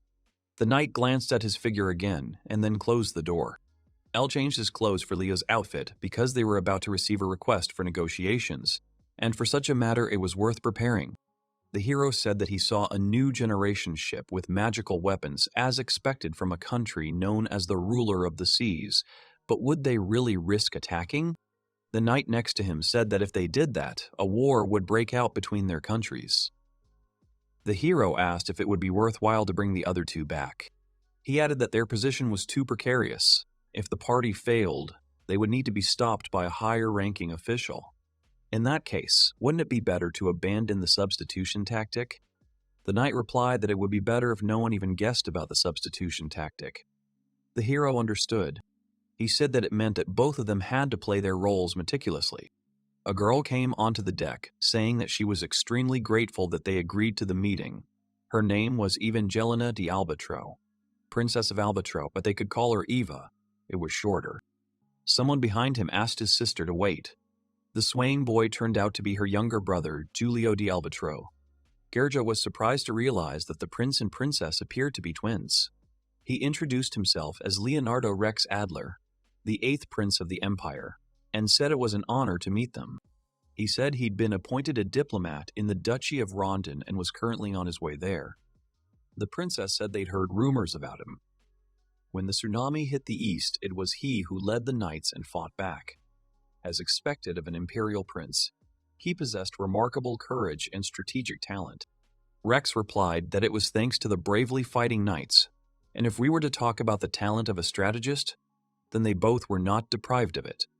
2 crowned heads arrived on a warship just for one meeting with him. They clearly had some purpose. Albatro would quickly lose credibility with the nations if it dared to impede already cleared passage. The only question is what that purpose might be. Perhaps their target lies in these waters, and they simply stumbled upon them by chance. Eva called her brother a fool and told him to keep a straight face. He apologized to his sister. She decided to speak frankly and said that they would like them to change course. They were in no way preventing their passage to Rondon, but they were asking that they take the most remote route. The hero asked if they could find out the reason, but she replied that she didn't want to reveal it because she couldn't trust either him or the empire. In a confrontation between an empire and a small duchy, the outcome is known, which means there must be some troublesome reason for such persistence. Hero gave the order to change course and take a detour to Rondon. The knight told the prince that this route would take several days longer than planned. Rex replied that it didn't matter. Rondon would overlook even a significant delay, and he had already made up his mind. He asked the princess if this would be okay with her, and seeing their faces, he understood the reaction to his actions, replacing Leo. It's funny. Eva said that, as expected of a man who had assumed the throne, he had acted wisely. She thanked him for his wise decision, and with that they took their leave. The hero told the team that it was time for them to leave as well. They might still be tracking their movements, so it might be worth prolonging Leo's play a little longer. However, the problem lies in Albatro's goal. The knight asked the prince what was going on, and he replied that if they were preparing for battle like this, then there was absolutely no need for the prince and princess on board. But using a warship for anything other than battle was a waste. He considered reconnaissance and force. Did these two possess any scouting abilities, and what were they trying to scout for anyway? He'd never heard of pirates operating in the waters off the Duchy of Albatro. Suddenly their ship shook. A knight came running into their cabin reporting that they were caught in a storm. The prince went out on deck, wondering if this was all a joke after all. The sky had just been clear. He spotted a ship in the distance. The hero shouted to the captain that they couldn't move away from his brother's ship. He replied that all he could do now was keep them from capsizing. This was no ordinary storm. It had struck without any warning. The hero cried out in surprise, wondering if this could be the work of some sea monster. Ordinary monsters couldn't possibly create a storm of this magnitude. Did those two really know a sea dragon had appeared in their waters and had come to investigate precisely that? They couldn't answer them. The Duchy of Albatro is built on maritime trade. If word got out that a sea dragon was rampaging in their waters, that trade would end. It would be tantamount to suicide. The hero tried to figure out how far the storm was spreading. He realized they were nowhere near the epicenter. Most likely, the center was in the waters of Albatro and their ships were heading there. At worst, they would have to fight the sea dragon in its own element.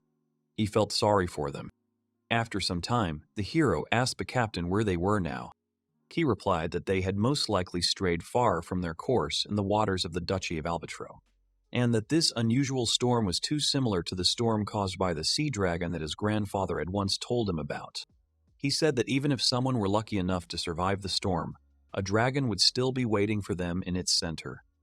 The sea dragon is the most powerful apex monster among all those who dwell in the sea. To behold its form is to behold one's own death. If a sea dragon is truly rampaging in these waters, the Duchy of Albatro, which thrives on maritime trade, will suffer significant damage. Knowing this, they decided to conduct a secret expedition, but it appears they themselves have incurred the dragon's wrath. It was probably Ava's crew who caused the storm. And it's a shame it's impossible to survive in such a storm. Hero said that in that case, taking the longer route was pointless, and his brother would worry if they didn't reach Rondon quickly. Someone interrupted him, shouting for everyone to look overboard. The wreckage of the duchy's ship was floating there.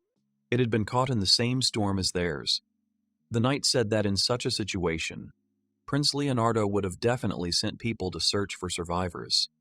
The hero replied that they didn't have time for that. The sea dragon could still be nearby. The knight said that he must pretend to be Prince Leonardo until the very end.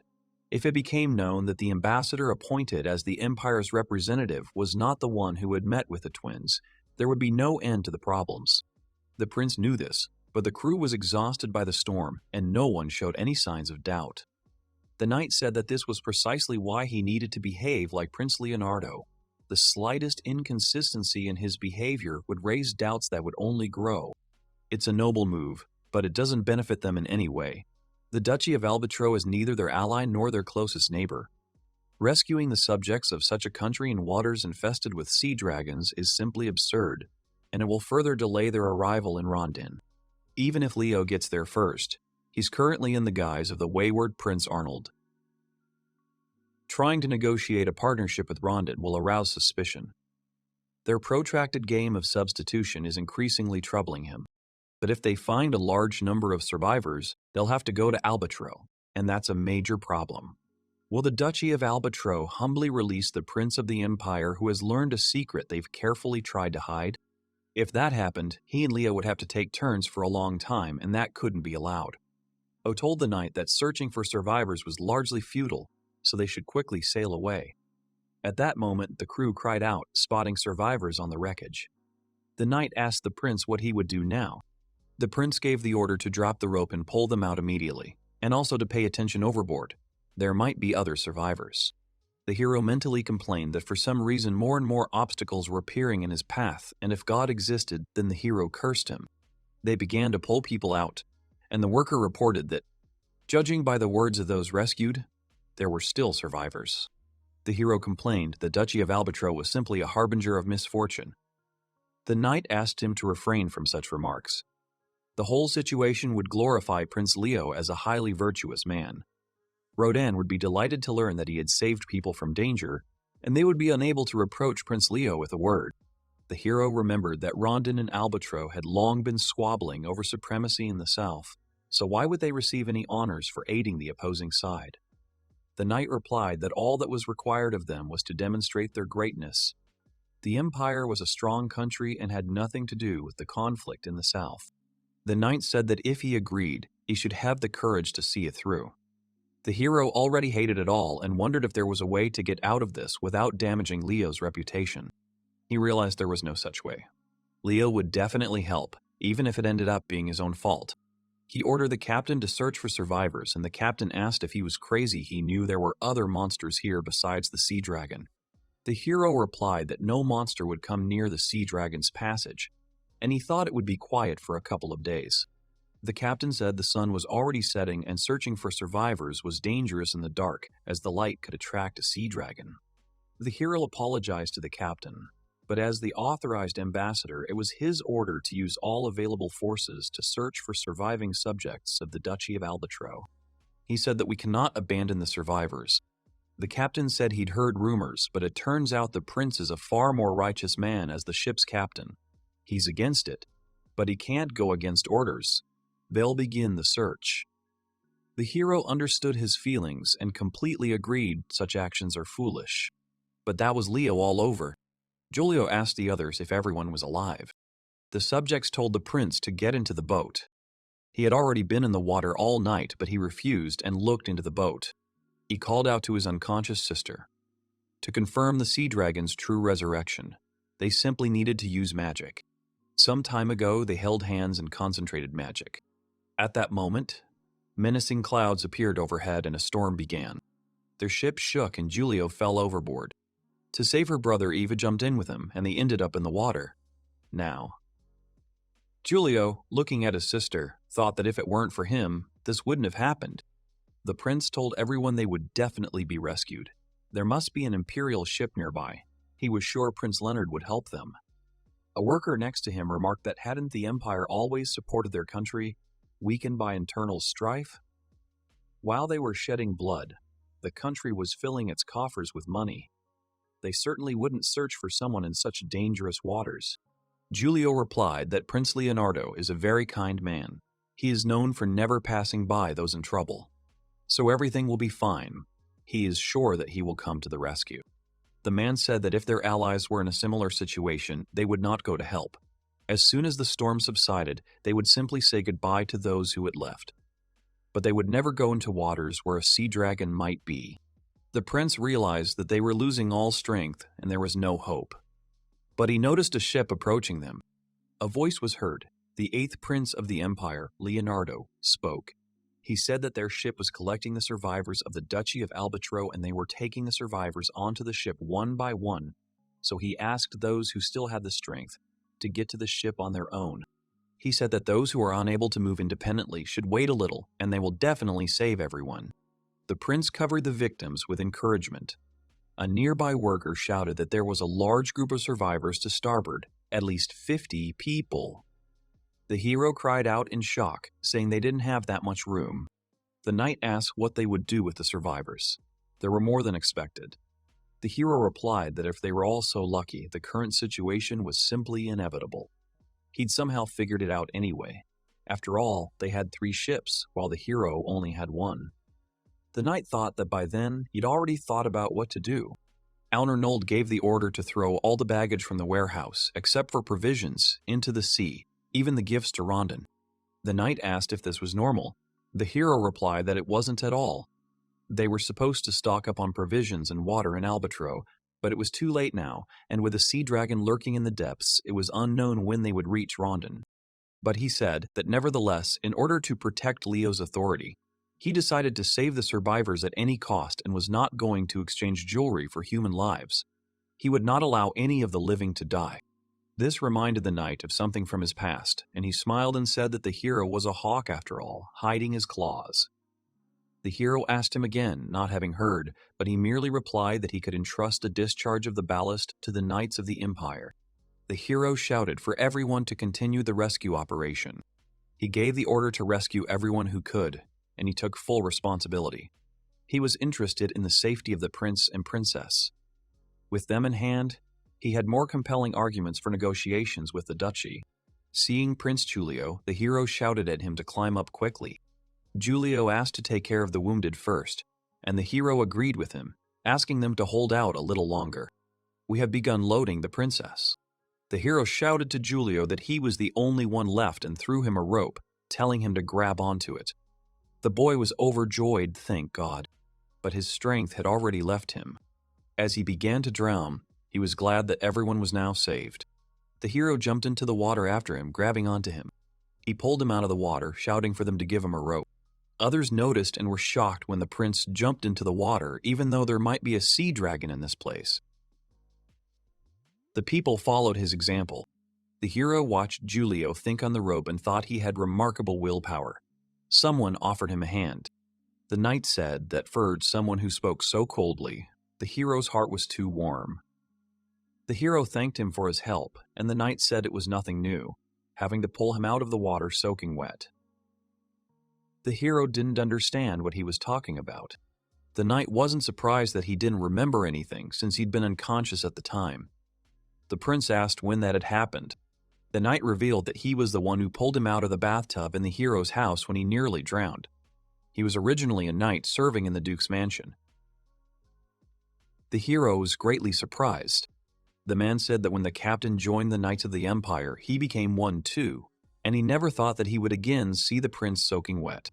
The hero told him to stop making it sound like it was his fault he almost drowned the first time, and the second time he rushed to the rescue, even though he didn't think he cared about the reasons. The knight replied that was absolutely true.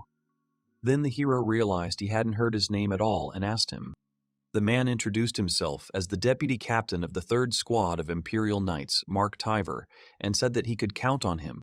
The hero said he hoped their collaboration would be short-lived and end as quickly as possible. Mark promised to make every effort to ensure this. And so, after rescuing 80 survivors, they finally set course for the Duchy of Albatro. the knight entered Prince Arnold's presence, saying that the captain was asking if they should go in search of Prince Leonardo's ship. The prince said discontentedly, said that this same issue was happening again, Leo. He himself would somehow sort it out. Besides, he was still not feeling well. He told me not to bother him with stupid questions because he was annoying. The knight quickly disappeared. The girl on the side gave his performance a 50. She said Al would have ordered the captain to handle it himself. Leo replied that it was still a bit difficult. The captain said he'd have to work hard to keep his identity secret, otherwise it would be a major problem. Leo asked if his brother was okay, to which the girl replied that he was perfectly fine, and besides, Mark was with him, and he was quick on the uptake in a crisis. She was sure Leo was the problem. He agreed that he couldn't imitate his older brother right now. She said that, fortunately, few people knew Al, and even if he did something out of character, nothing bad would happen. The boy didn't understand what kind of out of character he was, and called her. He asked her if she thought it wasn't a good idea to remain like that in front of him. Elna said that was exactly what was so out of character for Al. Al would have said that she forgot to wear leggings today, or that she was wearing white today, and then laughed at her reaction. Leo said he wouldn't say anything like that. She said it was hard for him to completely pretend to be Al, and it was even strange that they had such different upbringings. Despite both being princes, Leo said his brother was a freedom-loving man, disappearing every day somewhere outside the territory and returning in tears. Elna said she was only trying to make him stronger. Leo knew this. She always tried for his brother's sake. She was saddened, because it seemed all her actions only brought trouble to Al. Leo said that he didn't think that Al considered her a hindrance. On the contrary, after she joined, his brother became much more free to express his thoughts and feelings. Probably, his soul found its support. The girl remembered that Leo still hired that adventurer even though she was nearby. The prince said she joined them to help her village, not that her brother hired her. She said it would be nice if he himself would comment on the situation somehow. After all, she had promised to do her best as Finn's bodyguard. It's hard for her to protect such an impulsive and cunning person as Al. A smart and uninhibited adventurer who could keep up with his flight of thought would be suitable as his bodyguard. Leo said that she was good in her own way. They were things that only she could do. So wasn't it she who saved his brother, or was he wrong? The girl understood this intellectually, but she couldn't accept it in her heart. It was her responsibility to protect Finn. Leo said she still didn't like losing. They had few allies on their side, but at least they could protect themselves. If Elna were free, her brother would trust her. Elna asked if it didn't sound like Al saw her as a nuisance. Leo said it was just her stubbornness playing a role. Anyway, he had no one to rely on except her right now, so let her sulk and give him some advice. He asked what he should do if he met King Rondon. She sighed and asked what to do with him. She explained that Al knew basic etiquette, so it was okay to just greet him, but nothing extra, and especially no praise, just the simplest greeting according to etiquette. The man told the prince that there were too many victims and they would do everything in their power. The prince understood, but still had to ask them. The man sighed, saying that of course they would try, but he couldn't guarantee anything. The prince thanked him for his efforts, and the man, leaving, said it wasn't worth it. Mark said their only option was to trust the ship's doctor. The prince said he had no right to say anything. Nothing could be done. He had promised that none of those rescued today would die. The knight reminded them that they were not omnipotent. Al told him to believe in this world. It's normal when something that shouldn't happen happens. The world isn't so unfair that it can't save the lives of a small group of people, and they've already offered him a sufficient price. He's more than paid for their lives with imperial treasures, so he has every right to dispose of them as he sees fit. They'll reach the defensive lines soon. Someone shouted for the imperial ship to report its approach. Their country had received no notification from them. He repeated the warning again, but received no response. The hero responded that Leonardo Rex Adler, the 8th prince of the empire, was speaking to them. On the way to Rondon, they came across the wrecked ships of their country, and they had about 80 rescued people on board. He added that a prince and princess were among them, and asked for permission to enter their port. The man accepted his intention and said that, however, for safety's sake, they needed to inspect their ship, so they should remain where they were. The prince responded that it was accepted and said that the lives of many of the rescued men were in danger and that they required urgent medical attention. He requested permission to immediately transport them to port. But he was still asked to wait, as he had no right to enter the port without His Majesty's permission. The hero was indignant at this slowness. Now is not the time to be afraid of spies. He asked Mark what was wrong with the prince and princess, and Mark replied that they hadn't yet regained consciousness. If at least one of them were conscious, things would be better. Mark said that the problem was no longer their responsibility since they had brought them here. Responsibility for the survivors had passed to their country. The prince said that responsibility for them had been his from the very beginning, since he was neck-deep in this matter and would fight for them to the end. However, if they continued moving, they would have no choice but to attack them.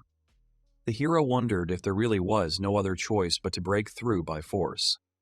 He spoke into a loudspeaker, asking to be heard that at this very moment, one of them was on death's door. They managed to survive the nightmare of drifting at sea, and now their lives are in the hands of those who do not let them in. He asked for permission to enter the Ord only for their delivery. They replied that they were grateful for his words in defense of their country's inhabitants. But the law was the law, and even with aristocrats on board, they still had to wait for the king's decision. The hero asked who was the captain of their ship. The man answered him. The hero said that they had taken a risk and sacrificed a lot to save them.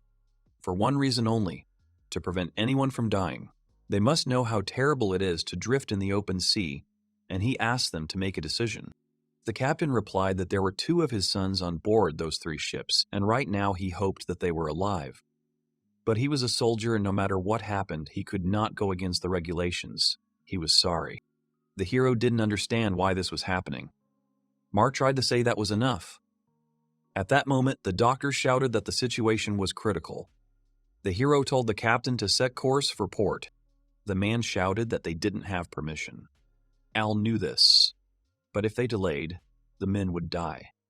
The captain asked if the hero wanted to ignore the warning and enter port for the sake of a crew that held no political value, and if he understood that they wouldn't even be able to send a note of protest if they were sunk here.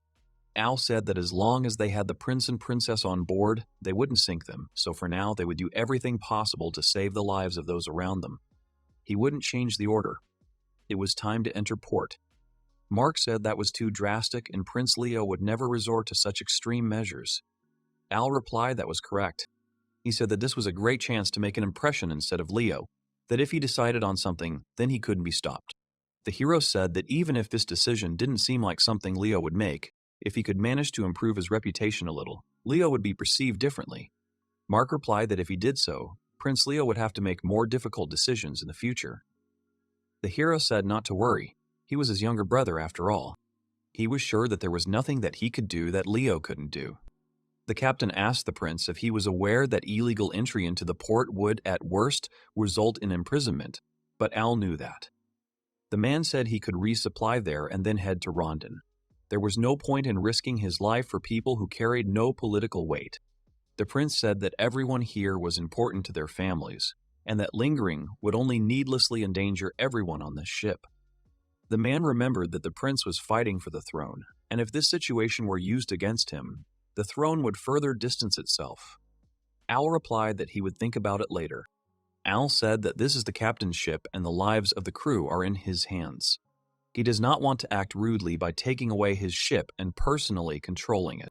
The captain said he thought he was just a naive prince, but apparently that's not the case, and he likes him better this way. He shouted to the crew to prepare to enter the port. The other side responded that they were entering port and had no more time to wait. They were warned to stop immediately or they would be forced to open fire and asked to allow them to inspect the vessel after that. The captain had a great idea and suggested hanging out a white flag. The prince said he was proposing this knowing full well that the ships of their empire had never raised a white flag. The captain knew, after all, he was now in the first ship, the Monument. Al said that naturally no one would fire on a ship with a white flag, but was that really necessary? The man said they had many ships, each with a stubborn captain, so they should give their superiors an excuse. After all, he was also a ship's captain and understood their predicament. The hero understood, and they raised the flag. The prince again addressed everyone in the port, saying that at the moment there were survivors from the wrecked ships of their country on their ship. Since the condition of the survivors is critical, they enter the port without official permission. Their ship does not intend to attack the port.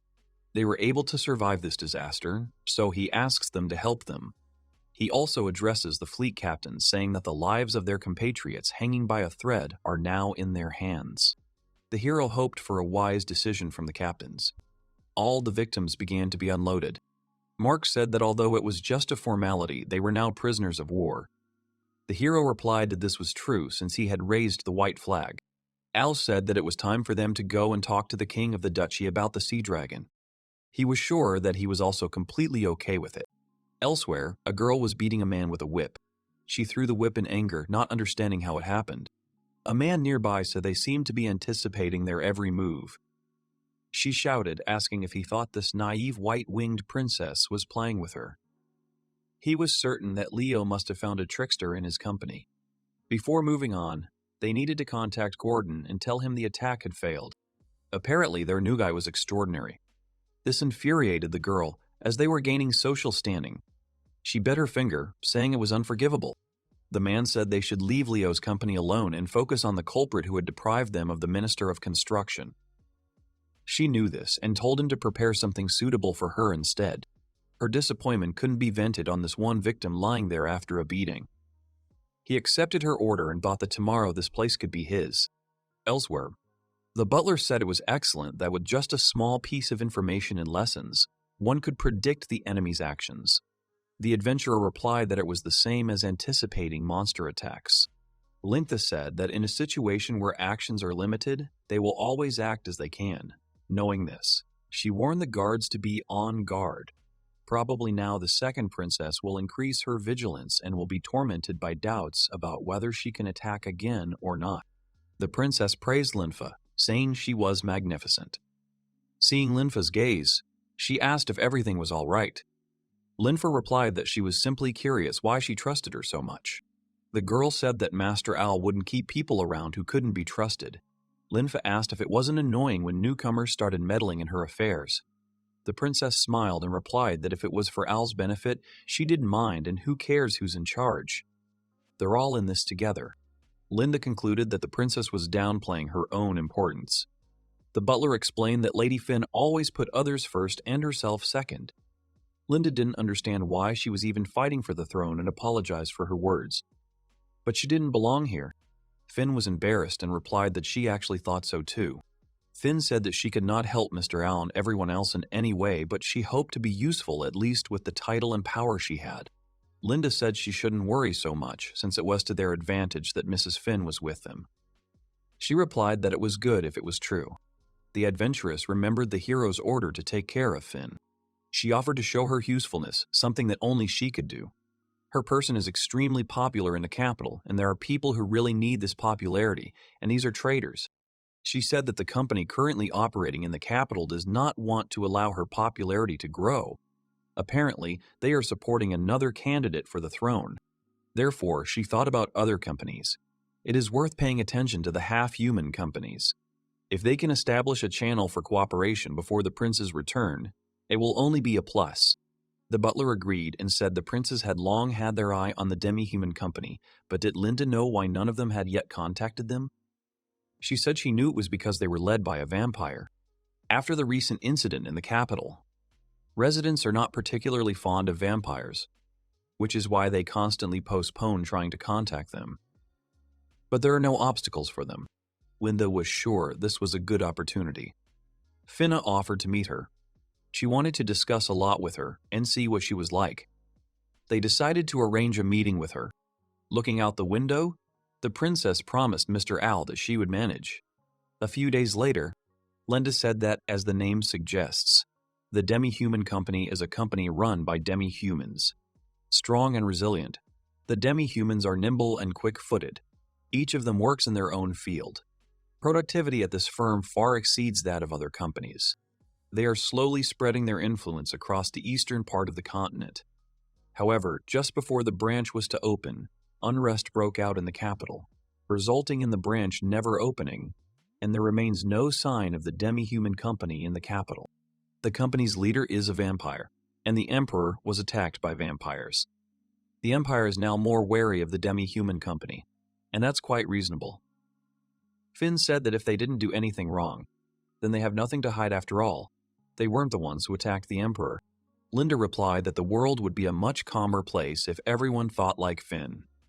But many people dislike half-humans. In general, all people think differently. The adventuress warned that her enemies might twist her words into support for the demi-humans, which would damage her authority. If she cared about the prince, she'd better be more careful expressing her thoughts. The princess admitted she'd made a mistake. Linda informed him that her opponent today was a representative of a huge trade association. If she made a similar mistake, she would be fooled in no time, so she asked him to be extremely careful. The company of half-humans, the capital branch. The girl pointed to the door and said that their representative was expecting guests and asked them to come inside. When the girls entered, they saw only an empty chair and, turning around, they saw that the door was closed. She asked Linda if the room was the wrong one. She replied that the escort had led them directly here, so there was no chance of a mistake. It was a common occurrence when the opponent needed to buy time, and they should wait. They saw a teapot and decided to have some tea while they waited. Sometime later, Linda suggested they return, as 2 hours later the representative had still not shown up, likely making it clear he didn't want to meet with them. Finna replied that if they didn't want to meet, they wouldn't have let them in either. Perhaps there was a reason, and they should wait. Linda asked the princess if she didn't think it was rude to do that. Finna replied that it was she who asked for the meeting, so naturally she should wait if it was inconvenient to meet tomorrow. If tomorrow was impossible, then the day after tomorrow, she thanked the girl for her concern, but that was the only thing she could do. A voice was heard in the room saying that she was amazed. A girl entered the room, asking what they had been waiting for all this time. The girl immediately introduced herself as Fine Van Klarnert, and, as she understood, before her was a representative of the company of half-humans. That was true, and Yulia was standing in front of her, introducing herself and saying they could call her whatever they liked. Linda asked where the apology for the long wait was. Leah replied that if they didn't want to wait, they could have left. It wasn't her who had requested the meeting. Linda said that's not how anyone treats their business partners. Julia replied that it was up to her to decide whether they would become their partners or not. They really needed help to gain a foothold in the capital of the empire, but that didn't mean they would grab the first person who offered it to them, but she was glad to welcome the white-winged Princess Blau. Mew. She said that, frankly, she wasn't very good at all the nuances of society and hoped she'd understand. She offered to pour them a drink. Fanya asked what she was so busy with, and Yulia replied that she was simply observing people. Linda realized she had indeed kept them waiting, so she could assess the situation from a distance. Yulia explained that each of the 4 candidates for the throne had representatives eager for their cooperation. Meeting them all and negotiating was too tiring for her, so today they left everyone in a tedious wait in different places. Representatives of Prince Eric and Prince Leonard were invited here. She added that the other 2 candidates were invited to another location, but they quickly became angry and left. Linda asked if they had really won. Yulia replied that Prince Eric's representative had given up and left after 2 hours. Linda thought that this organization was a much stronger opponent than she thought. Julia suggested finally talking about business. They needed an ally in the fight for the throne. The other candidates had large trading companies as allies, so they couldn't win without financial support. But if the half-humans took their side, they'd have problems. What benefit would come from that, and what could they offer them? The vampire wondered. Linda didn't understand what they should do now. Finn said she'd be the guarantor of the negotiations. She said that they could use her however they wanted, so she asked them to lend her their power. Julia asked what if she wanted something beyond the powers of a duke's daughter. Finna replied that it didn't matter. She would do whatever they asked. The vampire asked if she understood, and she said she was offering such a price herself, meaning she couldn't even resist whatever they did to her. She replied that it didn't matter. She only wanted to be useful to the princes. Yulia asked if she was truly willing to do anything for the sake of cooperation. Was Prince Leo really worthy of such self-sacrifice? Finn replied that he was certainly worthy, even if her death served as a step on his path to becoming emperor. She would not hesitate to do everything in her power. Julia called her a problem child, but gave in and said that now there are no tricks. That's what they want from them. Linda said that they need financial support and also want to ask them to start competing with the merchants and trading companies that support the other candidates for the throne. Yulia replied that then the company in turn wants to have the right to use Fane's name and, if possible, her face as well. She said that the princes of this country had such a keen eye. Fane was a wonderful woman, beautiful and courageous, and she wouldn't mind being her lover. Finn was flattered by her offer, but she couldn't accept it because allowing someone to touch her would diminish her value. Julia asked if it wasn't all because of the princes who were instigating the squabble over the throne. She wondered how they managed to drag her into it. Finna replied that she was the daughter of a ducal family and had every right to participate in a struggle for the throne. Finn believed that the people had a right to have an emperor they could be proud of. But if they wanted her honest answer, she would tell them. She said she naturally wanted to be by the side of the one she loved. Yulia replied that she hated that kind of prostate. It was clear that it was one of the twins. But which one? To which Finn replied that it was a secret. Yulia said that she'd met so many different people so far that she immediately realized Fine was special and unique, and that she should value herself. If she didn't respect herself, no one else would. Yulia promised to remember her words.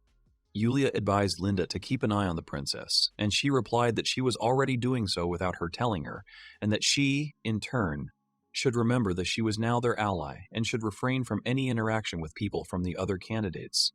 Yulia accepted this request.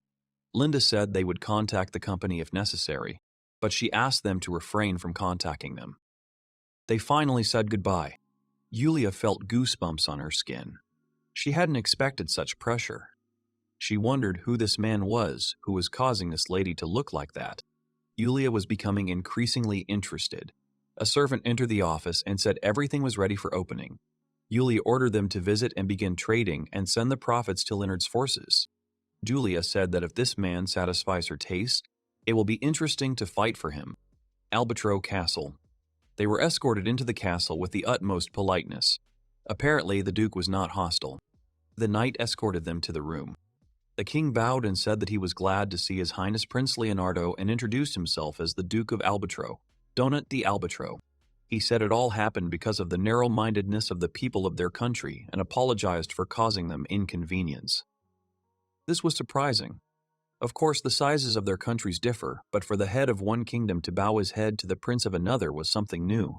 The knights bowed before them as the king also thanked them with all his heart for saving the survivors, including his children. The knights apologized. The prince offered his hand to the surprised king. He bowed down and asked permission to introduce himself as the 8th prince of the empire, Leonardo Rex Adler, and apologized for the noise his actions had caused.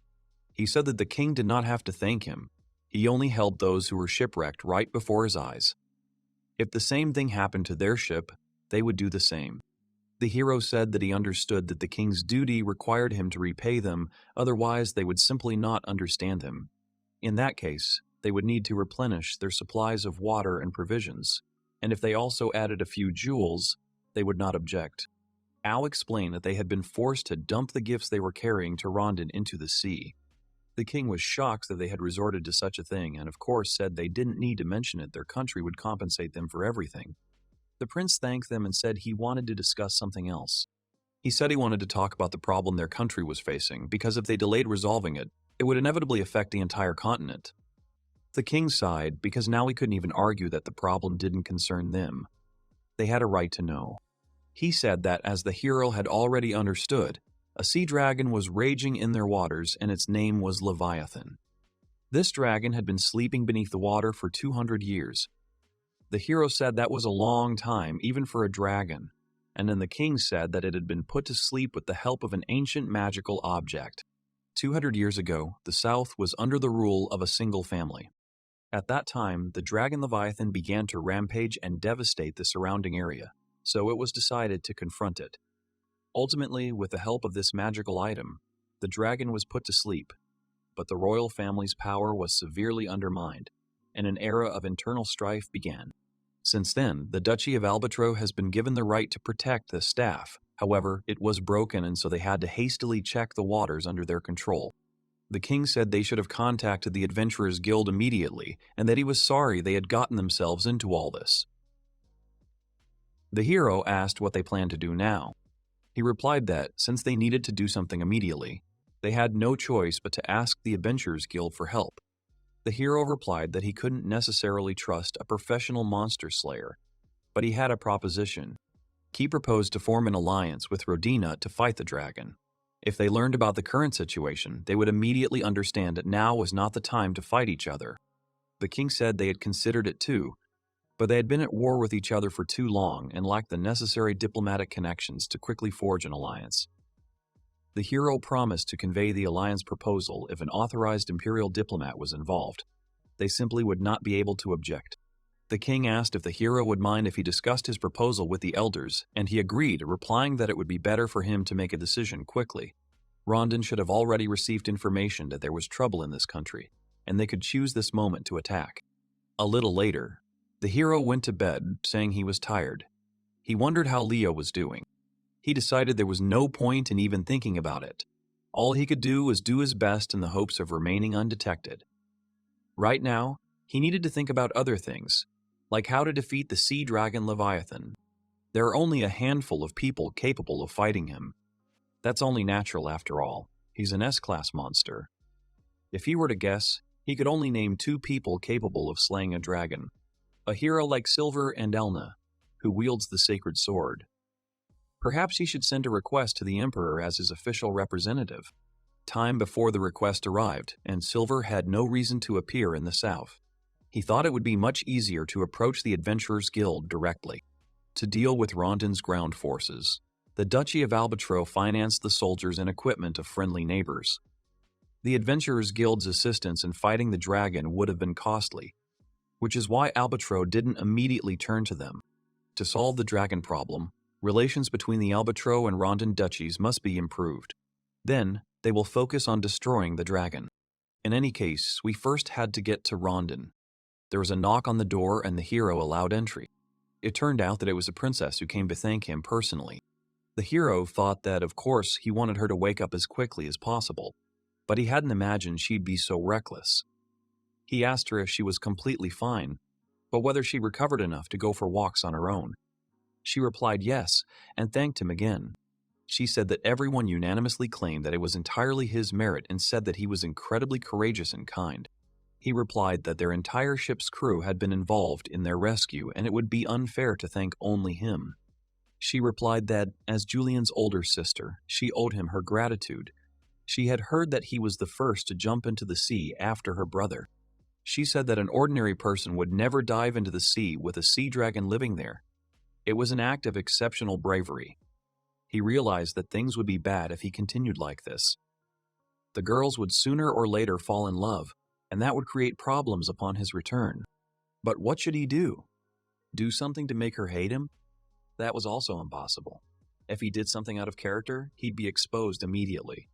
She apologized and said it was a bit awkward to continue the conversation like that. So she asked if they could continue talking inside the room. The hero was shocked by such a sudden intrusion. Was she really that pushy? She asked if she was disturbing him. He said no. He was simply writing a report on the Empire and her offer was extremely flattering. But unfortunately, he needed to finish it as soon as possible. The girl's smile made him fall even more in love, and he didn't know what to do with her. She apologized for interrupting him and suggested they postpone it until another time, perhaps to have lunch together. He replied that he wouldn't mind if his schedule allowed. As he entered the room, he thought that things were bad. He didn't know how to explain all this to Leo. He had to do something urgently about this infatuation of hers mixed with admiration. Now, under the impression of the heroic prince who selflessly saved her brother, she's completely lost it. If she doesn't do anything unnecessary, her feelings will cool over time. He's dealt with far greater problems than this. Right now, it was better to focus on reporting to the Empire. He wanted to tell Leo. The Empire would likely suffer losses with the sea dragon's appearance. To maintain friendly relations with Albitro as an authorized diplomat, he could ask his father for permission to use the Holy Sword. But in the worst case, by the time he arrives here, the small country in the south of the continent will already be wiped off the face of the earth. The next day, Duke Albitro agreed to the idea of collaborating with Rondon. He said he had confidence in the prince. The hero replied he wouldn't let him down. The king asked if he really wanted to go by sea, as he remembered that Leviatana was still in these waters. The hero replied that they had no time to spare. The sea route was the fastest, and besides, they had magical weapons that had been lent to them, and Leviathan would most likely lie low for a while because he feared being put to sleep again. He said the Duke should be especially attentive to everything that was happening. From the prince's side, Julian called out, "The hero said that here was the prince himself, and asked if he was strong enough for such long walks." He replied that, before leaving, he should have thanked the hero for himself and for saving his people. Al said they needed help and that was all he'd done. Julia replied that it didn't change the fact that he'd saved everyone and he'd never forget his kindness. The hero said he was exaggerating, but if it made things any easier, then they should just repay him in kind. Julian shouted that he wanted to become like the hero and asked how to do it. The hero said that Prince Leonardo Rex Adler is not as great as he thinks, and some people really call him brave and kind. But there are also those who call him careless and reckless. He himself believes that his aspirations are too idealistic, but this is a disadvantage of his position as an imperial prince, and if he still wants advice, then he advises him to never question his own convictions and to be proud of them. The king's many shortcomings are compensated for by his subjects, but he alone is responsible for his decisions. If he believes in his own convictions, he will not waver. The same was true with the decision to save the survivors. He decided he had to help, so he did, and no matter the outcome, he still believes his decision was the right one. He told Giulio to be proud of being a prince and not to be ashamed to believe in his own rightness. Giulio promised to carve this into his soul. Frankly, the hero didn't think Leo was fit to be the next emperor. Unlike the crown prince and his older relatives, he often acts on impulse. However, Leo never hesitates. He strives to become emperor for the empire's sake. An emperor who will make the right decisions. That's why the hero supports him. The other three also aspire to become emperor, but they always put themselves first, and only then the country. Therefore, they simply must be thwarted. The hero is certain that Leo would say, "Your older brother, you would have done better." Great-grandfather said that idleness is a sin for an emperor, and that's a damn true observation. Just a few days of imitating Leo had worn him out mentally. The hero wanted to quickly return to his idle life. But for the sake of the youngest position, we will have to endure a little longer. He gave the order to leave, and the final destination was the Duchy of Roden Castle. Leo introduced himself as the 7th Prince of the Empire, Arnold Lakes Adler, and arrived for an audience with the King of Ronden. The king greeted him warmly and said he had heard that his younger brother's ship had been caught in a storm and hoped he was in good health. Leo thanked him. The king asked if it was true that, since his brother was absent, he would be the chief envoy. Leo confirmed it. So the king decided to proceed and said they had sent a request for assistance and he would like to hear the emperor's response. Leo said a knight of the imperial guard would deliver it to them. Elna bowed, saying it would be an honor to meet the king in person. She introduced herself as Elna von Amsberg, commander of the 3rd Knightly Order of the Imperial Guard. The king was surprised to learn that she was a renowned genius from the family of a great hero. He'd heard that the Imperial Guard had been sent as an escort, but not Elna. She asked if he was shocked that the owner of the sacred sword had arrived, and asked him not to worry, as she was forbidden from using it outside the empire. He replied that he wasn't worried and apologized if his words had offended her. She said she understood the significance of their Amsberg family's very existence and that her presence was a response from His Majesty, the Emperor. The king didn't understand what this meant. She said that their empire, being a military superpower, has the strongest army, so soon as their troops move, the troops of rival countries will also begin to move. Let's say she officially arrives in their kingdom as support for their country, then their opponents will immediately willingly extend a helping hand to Albatro. This would only be the beginning of the destruction and devastation of both southern countries, so the emperor was unable to respond to his request for support. The king said it would be difficult for his country to defeat Albato alone. Elna said that they naturally understand this, so it will be considered a gesture of goodwill on their part. The emperor will provide them with assistance, but in small quantities. She said that the empire had sent her first as a demonstration of its power. She asked the king how he liked this gesture, and whether he would like to test the strength of the great hero's family. The king said that wasn't a bad idea, but there was no one in their country who could face her one-on-one, so he wouldn't mind facing several opponents. The girl replied that she would, and the king suggested 10 opponents. She agreed to this, and the king was surprised. She shouted that she would deal with them all in one fell swoop.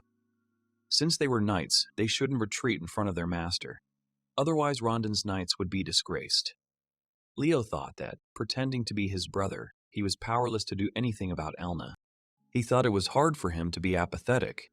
He wondered if it was just as hard for his brother right now. A few days later, Mark said they entered the waters of Rondine. Al was thinking about quickly switching places with Leo. They heard a sound. They looked out the window, wondering if the sea was really making such a noise.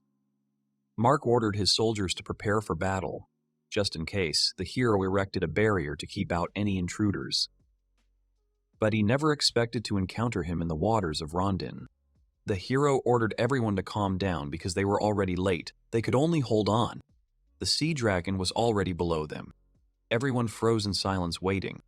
Mark said he thought everything had worked out. He replied that he'd been careless. They couldn't understand why he'd appeared in this place, or whether all humans were enemies to him, or whether he'd planned to do something in Rondine and then return to avoid it. But that certainly wouldn't bring peace to Rondine. The servant called the prince. He shouted that hordes of monsters were attacking Rondine. Mark told him to not say it out loud next time, so he wouldn't think twice.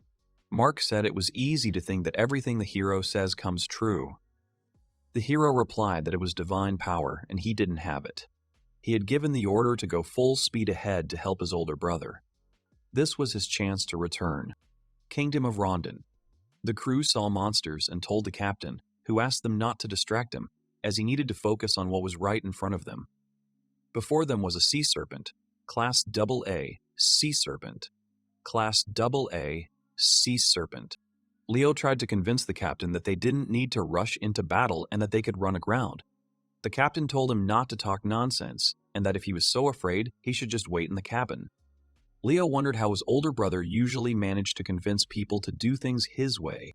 He shouted to the captain to go around the sea serpent on the left, and when he wanted to protest, he shouted at him to do as he was told.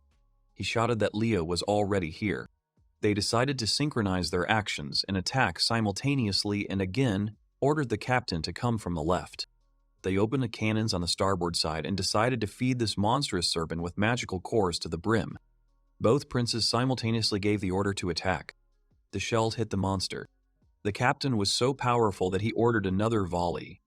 The hero asked the captain if he could close in side by side, as the monsters were heading for his brother's ship. The captain replied that nothing could be simpler. He gave the order to the knights to prepare for boarding, as the invaders would have to be dealt with in close combat. He called out to Mark to follow him, saying he was going to rescue his brother. Mark accepted the order. He said that the hero could rely on him. Arnold gave the order for the soldiers to advance. His sword was heavy. While everyone was fighting, he was looking for Leo. They needed to cross paths and quickly change in some cabin. But there was absolutely no time, and it was necessary to change right now. Seeing his brother, he called out to him and threw down his sword. He caught it and jumped. The blow hit the monster right in the eye. Landing behind Al, he smiled and said his brother was late. Al apologized, saying the problem had arisen suddenly. Leo asked if it was an even bigger problem than now, to which the hero replied that he would be surprised at how big a problem he would tell him everything. Leo asked if his brother had done anything wrong while he was playing him. He replied that of course not. He'd done a great job playing him, and that's why he was tired as a dog. Leo agreed. He was also very tired trying to play his role. The hero said that if he'd said, "We'll try," while trying to play his role. The hero said that if he'd said, "We'll try," while he was pretending, then he'd failed. The hero said the rest was Leo's responsibility, and he would go defend the harbor. Leo said that meant he was being left to clean up the mess. The hero said his brother knew Elna could handle things just fine on land, so the sea was his. Leo told the hero he was incorrigible, but whatever, now they'd return to their usual roles. The captain turned to Al and asked how far they could retreat from the defensive line, and the hero replied that it was up to the captain's discretion, and he would go to his cabin to sleep. The captain was shocked. He waved, saying they could do whatever they wanted. Leo would handle everything.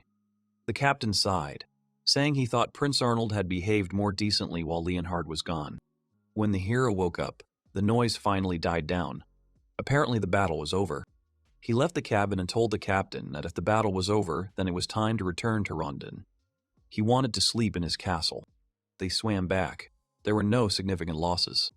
The attacking monsters were also neutralized, someone called Arnold. It was Elna, and the hero thanked her for her help.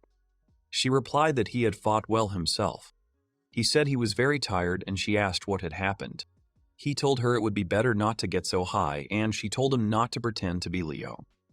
He retorted that it was fine, he could just ignore it. Elna said she couldn't be fooled. She knew she had everything covered. He said that something did break, though. She replied that he might not have looked, and he reminded her that he had said that he simply would not pay attention. It was just some kind of dull color.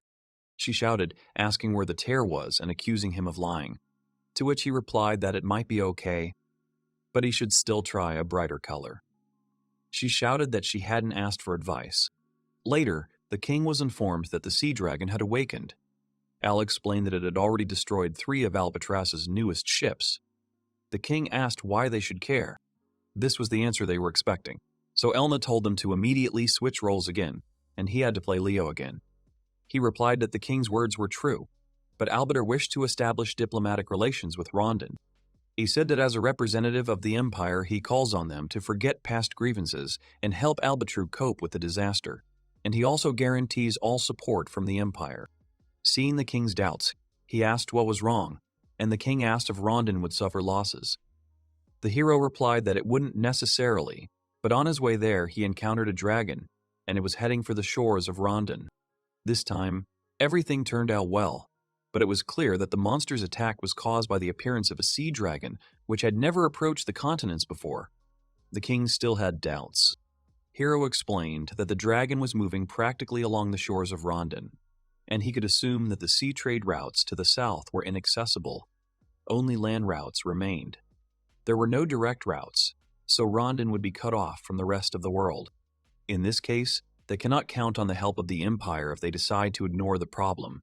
Isolation and the decline of Rondon are inevitable. Of course, they can choose a different path and continue the war with Albatro.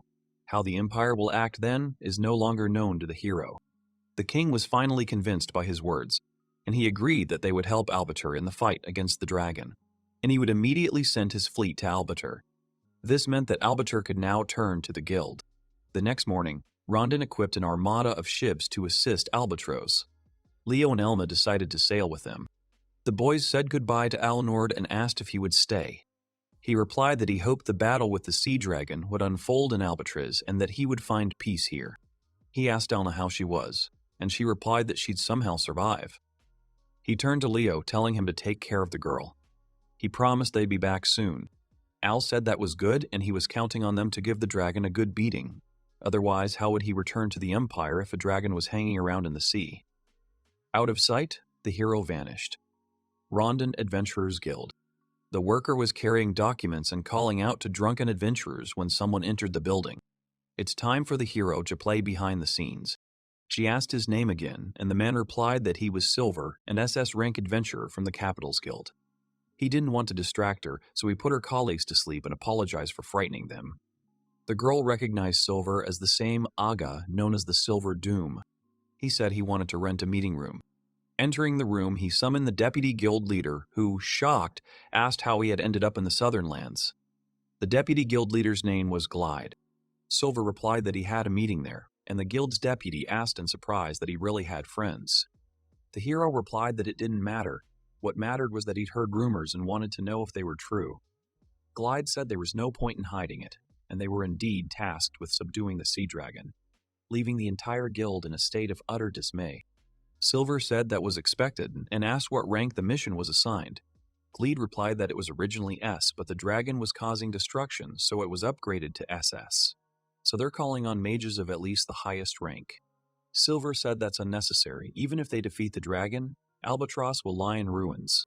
Glide said he should take charge of the dragon then. The hero replied that he was doing him a favor. As if he were doing him a favor, he would return to the capital when he was done, and whether they could wait for him. He replied that it was best not to delay. They tried to keep everything secret, but rumors had reached the capital, and they were discussing how to help Altro. The hero realized that if successful, the southern lands would require substantial loans, but there was a high probability that things would only get worse. Glide agreed and said that the guild should therefore deal with the dragon before the Empire intervened. Silver understood, but they still didn't know when or where exactly the monster would appear. He suggested that when the dragon emerged on dry land, he would rush to it immediately. Glide agreed to be patient and told Silver to wait for word from him and leave immediately as soon as he received it. They decided to do just that. The guild seeker had leaked out, and he had a bad feeling that someone had probably decided to take advantage of the commotion. If nothing is done, there will be consequences. He needs to return to the capital, find out how things are going and what the imperial authorities are up to. Using magic, he created a clone that would supposedly sleep soundly the entire time. After disappearing, he found himself in a castle in the imperial capital. Someone congratulated him on his return. It turned out to be the butler. The hero asked him how he knew he'd show up. He replied that he'd simply been waiting for him every day. He was surprised by his willpower, but he dismissed it as a butler's duty, and donned silver again and asked what was going on. Sebastian said the war was going well and Linfa was doing incredibly well. The hero realized he hadn't been mistaken. The butler said that Mrs. Finn, as planned, she and Linfa went to the negotiations, and he was told that Finn offered herself as collateral and promised to fulfill any wishes of the half-humans. This argument is difficult to ignore. In the end, an agreement was reached, and the alliance with the half-humans is already beginning to bear fruit. In exchange, they used Mrs. Finn's name as expected. The hero said she was always getting into trouble, and they told him it wasn't his place to talk about it. The hero asked the old man what he meant by that, and he replied that the hero was the same way and couldn't look at himself from the outside. Al said he was right now, and he wasn't driving himself into a corner. Then the old man retorted that Finn probably thought the same thing and also believed she had done the right thing. Nothing saddened the old man more than children forced to grow up too close, and the butler agreed. The hero said that if someone had just stopped fighting for the throne, then he too would have remained a carefree child, so that a wise ruler would emerge and stop the battle for the throne. But that doesn't happen. The war for power has no end in sight. Those who cannot lay claim to the throne themselves serve those who do. Only loyal allies are a rare thing. The old man called Arnold. He said there was no need to reproach her and hoped the hero understood this. He replied that he had no intention of doing so. He left the room, and Finn, who saw Silver, was just walking towards him. The hooded man told Mrs. Finn that he just wanted to talk, and she agreed. He then asked the girl in the cap if they'd met at Duke Kleinert's before and asked for some privacy. The girl was surprised that he remembered her and was flattered. She added that she had been assigned to guard Mrs. Finn. He said he wanted to talk privately and that it wouldn't take long. She apologized and said she couldn't agree. And I thought she was just doing her job, but how annoying she was. The butler said he would take on the mistress's protection. The man said she was safe here and asked her not to worry. He then asked Mrs. Linfa to wait in another room. The girl said that if he vouches for it, she didn't finish. Finn asked if he was here, which meant something had happened. He replied that all sorts of things had happened, but they'd discuss it all later. He said that it seemed like she had a meeting with the half-humans. She confirmed that everything had gone quite well and the representative had been pleasant. The hero said that maybe he shouldn't say this, but he wanted her to listen, and he added that she should think more about herself.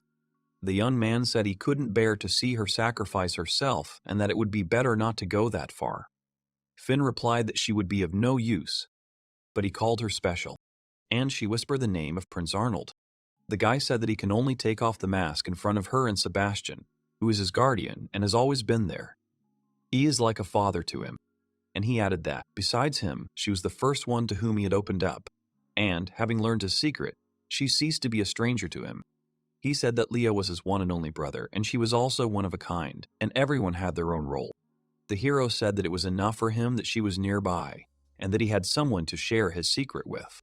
Finn said that she was not special at all, and that she would never be able to compare with him and Prince Leo, but since she knew his secret, she did not finish. And with tears in her eyes, she added that she had to be useful to him. The young man thanked her, saying that she always helped him out, and apologized for not talking to her earlier. The girl said he had nothing to apologize for. He suggested they both be at fault. The protagonist assumed she'd never left her castle, and upon arriving in the capital, she was confused, but determined to make herself useful. He didn't see her, but he was told she'd risked her life and was now embroiled in a battle for the throne, so the responsibility lay with him. She said that everything is fine now, and she asked to tell what happened in the southern lands and promised to help. He agreed and said that he was counting on her. The prince apologized for keeping her waiting, and the girl asked what had happened.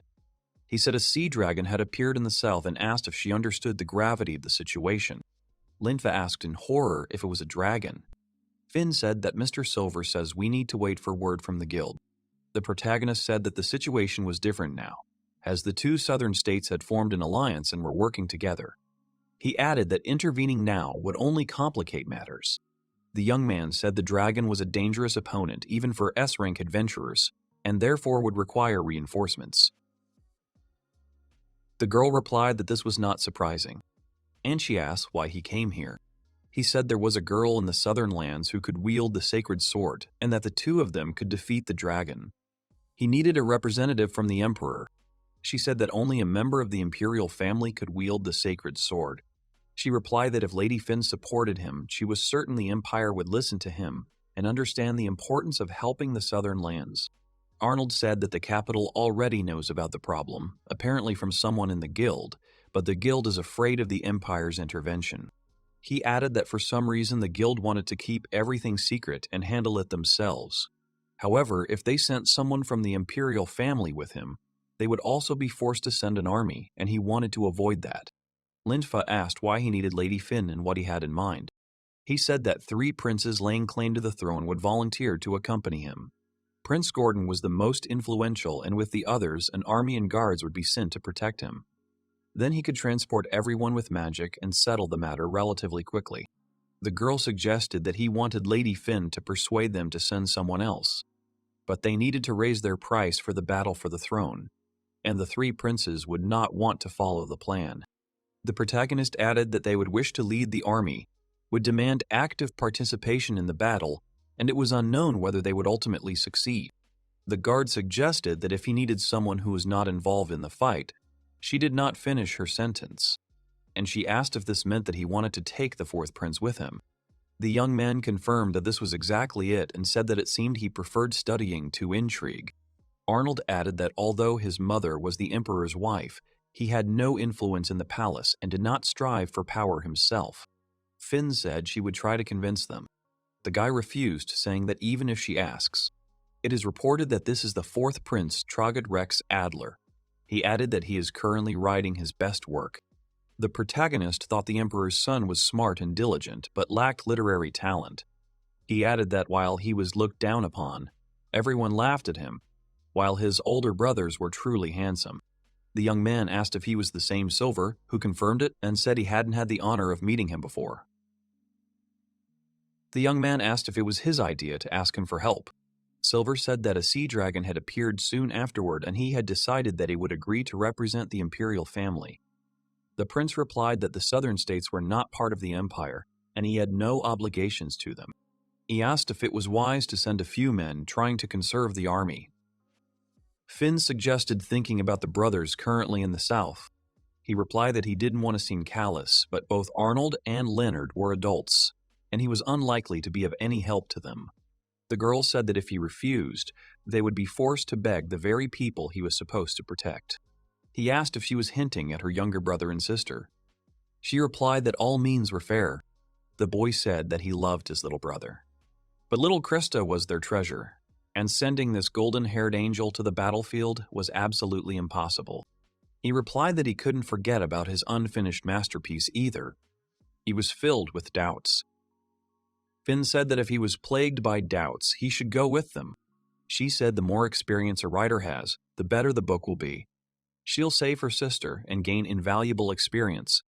Helping the southern lands will also build a good reputation, and everyone will know about him. She added that it was more than worth the time spent. The young man asked why she was trying so hard, whether she was participating in the battle for the throne, or was there another reason? The girl said she wanted to help someone dear to her out of trouble. He responded that it was noble. Tragat replied that her answer was touching and beautiful, and that if he did not agree, He would become a fool among riders, and in return asked to use her phrase in the book. The young man told his father that his son Traugott had come to him with a request. The father asked where his manners were and whether he saw that he had visitors. He apologized and left, and he said that he was yelled at, and the main character thought that with such a character there was nothing to do in the battle for the throne. The prince introduced himself as Silver and asked for an audience. The king said that there must be a good reason to show up at his castle like this, because those who come here without permission will be punished.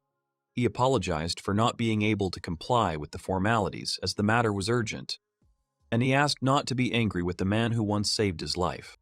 The ruler asked, "Are you talking about the southern lands?" He answered in the affirmative. He added that information was leaking out of the guild, and there were concerns that he might take undesirable actions. The man asked if aiding the southern lands was undesirable. Silver replied that he wanted to prevent the situation from worsening. The protagonist said that everything would be explained to them now. The king asked how she was. The girl replied that everything was fine and thanked them for accepting them. Traugott asked his father to send him south as their family's representative. The woman called him fat, and he replied that Mrs. Zandra was being mean as always and asked if that was why she had never found a husband. She replied that it was high time she was punished. Finn said she had approached the prince herself because there was no need to send troops south. The king asked if she understood military matters, and she said that if he sent an army, the journey would take several days, and it was unknown whether such an army would be able to defeat the dragon, and it would not be difficult for him to deal with the flotilla either. She said that in the past, large troops were not sent to fight the dragon, because in this matter it was not the quantity that mattered but skill.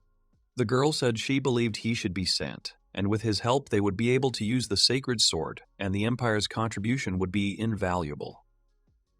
The king said she might be right, but he still didn't understand why he was chosen. Finn replied that in their case, all that was required was to deliver the sword, and that such a minor role was not in keeping with the reputation of the other princes. And she added that he didn't need to worry about it. Traugott thought that this was actually insulting. But what wouldn't you do for a sweet girl? Prince Gordon said that it would be better for him, an experienced commander, to go, and the army would be a support for the one who received the sacred sword. She replied that victory might be his, but it would take much longer. Mr. Silver would use magic to instantly transport several people to the southern lands. The girl said that if they had the guild's strongest mage and the strongest swordsman with a sacred sword, then an army was simply not necessary. Besides, the Empire would gain the glory of victory without casualties or losses. The woman said that this was a lie. Their empire was capable of achieving the glory of victory on its own, and they did not need the help of some guild. The king asked Eric what he thought. He replied that he agreed with Finn, but Zandra would only provoke conflict with the guild.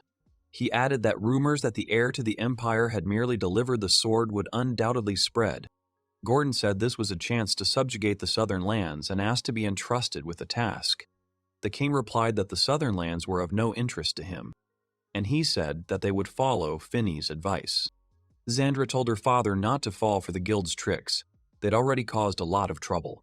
He replied that Silver was leading the negotiations this time, and he was inclined to trust him, and asked Trow to come over.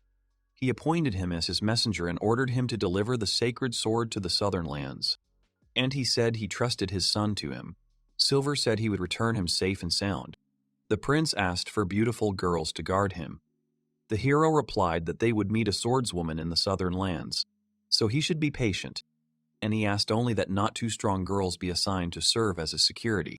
Finny wished them luck and said that she would wait for their return. It was reported that this was the Duchy of Albater. Duke Albater greeted Duke Roden, who replied that it was a pity that it was under such circumstances. The girl said the first stage was over. The boy replied that now he wondered how they would face the dragon. She shouted that he was here and ordered everyone to take up battle positions and protect the prince and the dukes. And she said that it was Leviathan. The duke said that he was even bigger than in the legends. The warrior suggested the dukes take refuge in the dungeon. Leo asked Elna to stay and organize the evacuation of the townspeople. He said they had to drive the dragon away from the shore, otherwise the city would be destroyed.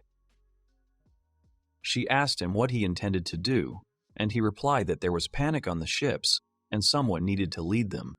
The girl shouted that it was another country's fleet, and they had just fought with it.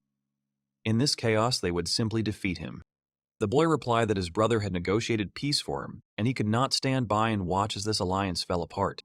Elna shouted to the children that it was dangerous here and that they should leave quickly. She shouted to the soldiers to take the people away. She would hold off the dragon as best she could, and she thought they couldn't defend the entire city, and one blocked blow was enough to almost paralyze her arm. And she also decided that even if she had a sacred sword, she would not have finished speaking. It would have stood up to the dragon. The boy shouted at the captain to open fire, but he replied that cannonballs were like pellets to a dragon. Leo replied that they would try anyway, and the man asked what kind of nonsense he was talking. He said that the dragon was approaching and that something had to be done, and introduced himself as the 8th prince of the empire, Arnold Lakes Adler, and addressed the fleets of Rondon and Albator.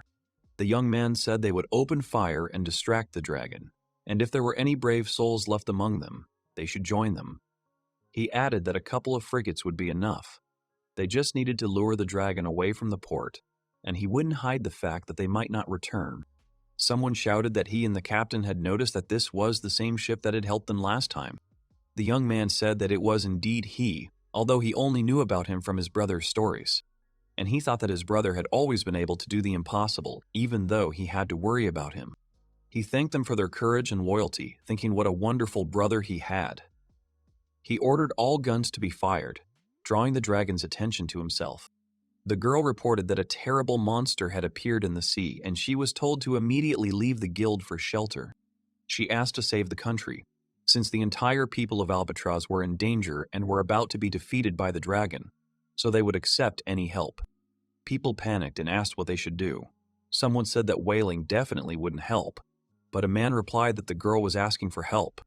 They told him that he needed to sympathize silently, but the girl thought that they would never make it in time and, with tears in her eyes, begged for help. And she asked who it was, and the man in the mask introduced himself as Silver, an SS rank adventurer from the Imperial Guild. He said that he came to help them. Silver told her she had done it and told her to run for cover. The girl replied that if he carried out his plan, he would come here. The prince said that this was what the southern lands were like and that traveling with magic was wonderful. The hero said it wasn't time for excursions. He needed to announce the sword's use permit. Traugott said it wasn't that simple, and he needed to do it in Elna's presence. Arnold replied that they needed to get into the thick of the battle. The prince asked if he could defeat him, and he replied that it would not be easy alone. The girl said this attack was more powerful than the previous one. Silver realized that if the strike hit the city, it would be catastrophic, and shouted to Leviathan that he was there. She decided that she had to distract the dragon and save the townspeople. The dragon wondered where this nasty sound was coming from. He had no strength left, and everyone was disturbing his peace, and he decided to win. He added that he would reward her with a quick defeat for her bravery. The girl apologized to her parents and sister. Silver told her to apologize to them personally, and protected her with a shield that was invented by the greatest of the gods to protect people. His name is known to everyone, and even other gods cannot break it. And he added that this shield evens the playing field. The sisters said everything was fine. Help had arrived. The masked man asked if they were the heirs to the Albator throne, and she introduced herself as Giulio di Albator. He introduced himself as an SS rank mage from the Adventurers Guild. Arnold Lakes Adler also introduced himself, and he thought that girls in tears were so beautiful, but the main character asked him not to get distracted. The prince asked how long the shield would last, and he replied that he could transport them beyond its limits. The boy decided he needed to fulfill his duties. Traugott said he appreciated her actions. He had previously thought that only his brothers could die for the people, and he decided to follow her example, so that the people would be proud of him. And he addressed the residents of Albator. He said that he had come to these lands on behalf of his father, not to save them, but to be the emperor's messenger. And he asked if there was a brave and strong knight among them, one who was ready to do anything for his country.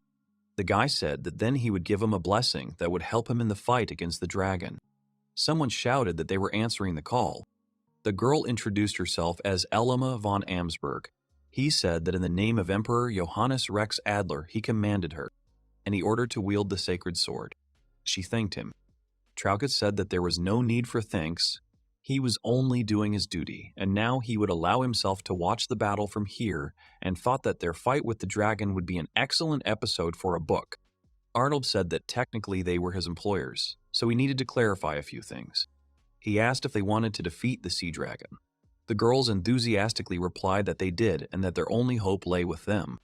Elna told him not to interfere, and he asked the same. The guy in the mask thought that he needed to create a protective wall. Traubit's appeal had revived the locals, and if not for his temper, he could have become emperor. The girl asked if he could hear her. She asked if he had a plan. If not, then they would act according to hers. Arnold replied that the plan called for the swordsman to attack and asked how he could help her. Elna replied that they needed to protect the villagers and create a distraction while she attacked. He replied that it was just like her to use him as bait. The dragon asked if he'd fought him at sea and added that he was surprised. Silver said he was surprised too and asked why he decided to defeat innocent people. The monster replied that they had disturbed his sleep and that if he did not take revenge, he would lose his dragon dignity, for he was the ruler of all living beings. The protagonist asked if dignity was truly more valuable than life. Leviathan asked if he was claiming he could defeat him. Arnold replied that he could and that he shouldn't be distrustful of people, and he said that he also did not intend to tolerate human neglect. The guy said that he shouldn't underestimate people and asked if he really expected to win. He thought that things were bad. The dragon had the advantage. He couldn't hold out for long in defense, and it was time to strike himself. The young man asked if she could fight on water. She replied that it was not the case. There were just some truly creepy things. Silver suggested switching roles, but the girl said that she didn't intend to change anything. He was a fighter and she was a bait, and she asked if he knew that she was afraid of water. He told himself to calm down because now she was not Arnold but Silver, and he thought that he had nothing to hide and no need to look for excuses. The masked man asked if it was important. She asked who told him. The young man thought that they should not be distracted by empty talk, since they were in the midst of a battle, and if they started a quarrel, it would be the end for them. Arnold decided it wasn't the time to speculate about what he knew and what he didn't, so he pointed out that the dragon was moving and suggested ending the argument. Elna asked him to tell her everything later. Silver decided that she was more interested in the dragon and that she had a strong character, and he made a mistake. Leviathan said that he had not received wounds in battle for a long time, especially at the hands of a man, and he replied that they should not be underestimated. He added that they had only struck once, but the girl was a descendant of the one who had defeated the Demon King, and she possessed that vile blade. The protagonist asked what he would do, whether he would surrender. The dragon said that he was not joking and he would not flinch in front of a man. She said they had succeeded in one attack and asked if they were ready for his response. He said they needed to do it first and then brag. Silver asked why she was keeping her distance, and she replied that she was afraid that he would throw her into the water. Arnold asked her what her plan was and suggested they attack again.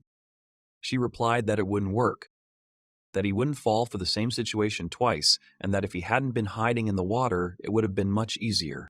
And he said that then there was only one thing left, and she asked what he had in mind. He said he would make the sea part. The protagonist said that he could separate part of the water with a barrier and asked if she would then be able to attack him. She asked if he wanted to use the barrier in the sea to create something like an empty box and thought that might work. The girl asked what would happen if the barrier collapsed, and he replied that they would end up in the sea. Elna said no way, because the barrier would collapse once she defeated the dragon. The boy replied that they couldn't let him near the city, and besides, he was in charge, and the decision was his. He added that his plan was better, otherwise it would take much longer and losses would be inevitable. The girl asked why she should trust him if he even hid his face. Silver thought that he really didn't want to put the hydrophobic girl through such a test, but there were no easy solutions in battle. She asked him how he knew about her fear and asked him to answer the question. The guy replied that they exchanged information from Prince Arnold when he was in the motherland, and that's when he found out. The girl replied that he didn't trust everyone and would never reveal important information to just anyone, and asked if he had gotten it out by deception. He asked how he could win her trust. Elna asked what else Arnold had said. The protagonist considered how to respond and how to justify telling a stranger about someone's weaknesses. And he said that he asked her to take care of his close friend. Knowing about her phobia, he was worried about her. The girl said that he likes to worry. The young man asked if she agreed with his plan. She agreed, but asked to understand her correctly. And she added that Arnold believes him, and she believes him. But this does not cancel out her hostility towards him. Silver said it was time to start then. The dragon asked if she had decided to fight him one-on-one, and whether she was so confident. She replied that she didn't call it confidence and that her worst nightmare was now coming true. Elna said that she would still fight and did not want her childhood friend to worry about her. The guy said that she was in a stupor and he had to save her and maybe she would at least say thank you. She replied that he didn't need to patronize her and that his barrier was simply flimsy. He apologized and said that the barrier had been damaged by her blow, and I asked him what he was doing. He replied that the dragon could be sold. It was S rank after all, and should be enough to restore the city. He also added that usually the winner takes the spoils, but in their special case the money should go to the injured party. The girl replied that it was noble, and she respected him a little more. He replied that he wasn't a knight who just wanted to swing a sword. The young man replied that they would talk later, that it was time for him to go, and flew away. Elna asked how he knew Arnold. Silver said that they make plans and fight together. In other words, they are allies, and let him ask him about the rest. It's reported that this is Arnold's castle. He thought it was a good thing everything worked out. It took a fair amount of effort to cast the spell, and Elna almost broke it open, and I thought that first I had to bring Troget home. The prince asked her if she would like to be his muse and that he would be happy if she called him Big Brother. The hero thought maybe he should leave it here. It is said that several days passed after the battle with the dragon. The boy thought that, having received news of victory, he had left Rondon and set out to sea. The warrior informed him that they were off the coast of Albatra. He thought that this was bad. How could he not pass on such important information to Leo? And I thought about the fact that Eva was in love, and I would like to believe that my brother would find a way out of it, but she was the ruler's daughter, and a scandal could flare up over the slightest reason. I also realized that the battle with the dragon began immediately after Rondon's ships arrived, which meant that Leo and Eva hadn't had time to talk before, and it wasn't in the girl's nature to wait for the next few days. The young man thought that at least his brother could sort everything out, and noted that trade was flourishing and the port was busy. The main character was surprised at what was going on here and why his brother, in his role, showed up with a girl. And he thought that the girl was looking at him incessantly, as if this was normal and she really thought he was handsome. The girl said that her father was currently busy with urgent matters, so he sent her and introduced herself as Evangelina the Albiter and asked to call her simply Eva. Leo asked if he was tired from the journey and said they had much to talk about, but first he needed to rest. Arnold thought a rest after the battle wouldn't hurt. His brother told him to take a carriage and go to the castle while they finished their business. The warrior announced that the carriage was ready. The hero told Mark that his brother's honor had been tarnished. He now had a girlfriend. The man asked if he hadn't been the one who had charmed Eva, adding that he didn't know why he'd jumped to that conclusion. Arnold asked what he meant, and he'd noticed. Mark replied that it was hard to miss. It was obvious from her face that she was in love, and she'd even asked the guards about him. The prince said he was right. Her feelings were obvious. And he said he had followed orders and reported everything to Prince Leonard. The boy called it a gift from heaven.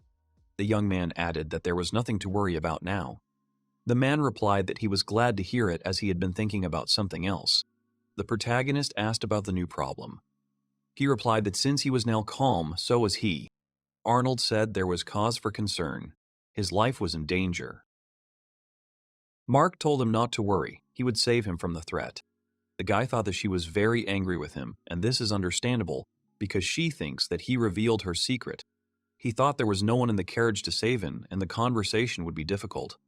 The girl asked if he had anything to say. He asked if she was hurt. She asked why she should be hurt and who he took her for.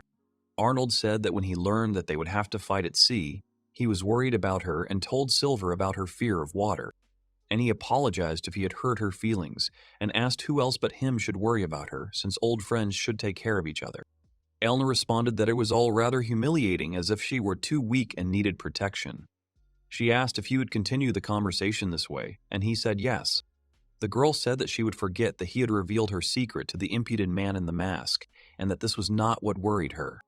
The young man asked if she wanted to know what else he'd told her.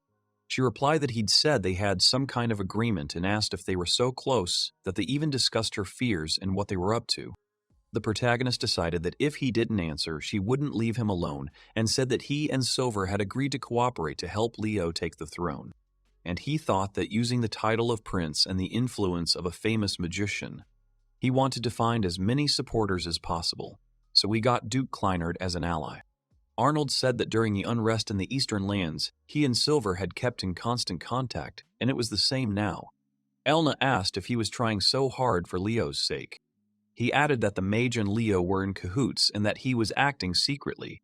The girl asked if her brother knew about this, and he replied that they were keeping it to themselves, only in general terms. The guy said that it was he who asked Silver to go to the capital on behalf of the Empire and also contacted Finn, and thanks to her, they managed to delay the Imperial troops. If they allowed the struggle for the throne to flare up, casualties would be inevitable. She asked if he seriously thought his siblings could defeat him and his brother. He thought that when Elna was with them, there had been no talk of any hostility. The young man remembered that Eric always studied with the younger ones and would never touch any of them. Gordon wanted to become a great commander, and Xandra diligently practiced magic. And I thought that these were peaceful days, and then the battle for the throne began. The protagonist said that all three were full of ambitions. Previously carefully hidden, over the years of struggle they had lost all their humanity, and they would definitely defeat them, and everyone close to them. So he would make Leo emperor by any means necessary. He said that he had told her a long time ago not to get involved, and if she continued to help them, she would put both herself and her family at risk. Arnold asked if she understood that. Elna replied that her family had nothing to do with politics, and that they had been taught since childhood that they were just swords that struck. She said that she had made one decision a long time ago. The girl said that she would never leave him and would not break her oath, even if she had to oppose the emperor, and since he wanted Leo to take the throne, she would help him. She added that she was prepared to renounce her family title if it became a hindrance, but she would definitely keep her word. The young man asked if she was aware that if she renounced her family, she would also be stripped of her knighthood. Elna said she was stubborn and he should know. Arnold replied that she certainly was, and if she was truly willing to go that far, he was more than impressed. The girl replied that she was now calm and all that was left was to follow the plan. He said enough of the joy, and let's get serious. Her family's support would give them a huge advantage, and they would be able to launch a full-scale offensive. She asked if he thought she didn't understand this and what was wrong with her enthusiasm, and she said that now he didn't need to act from the shadows and no more secrets. The young man asked if the gift he'd given her for his knighthood had arrived. She replied that it had, and then asked if he'd been searching all over the world for it. The protagonist replied that he'd sent Leo to fetch it. He thought, so there you have it. No secrets. And that, be that as it may, he had managed to keep Silver's identity a secret. Arnold thought he'd secured Elna's support, and much had been accomplished in the southern lands.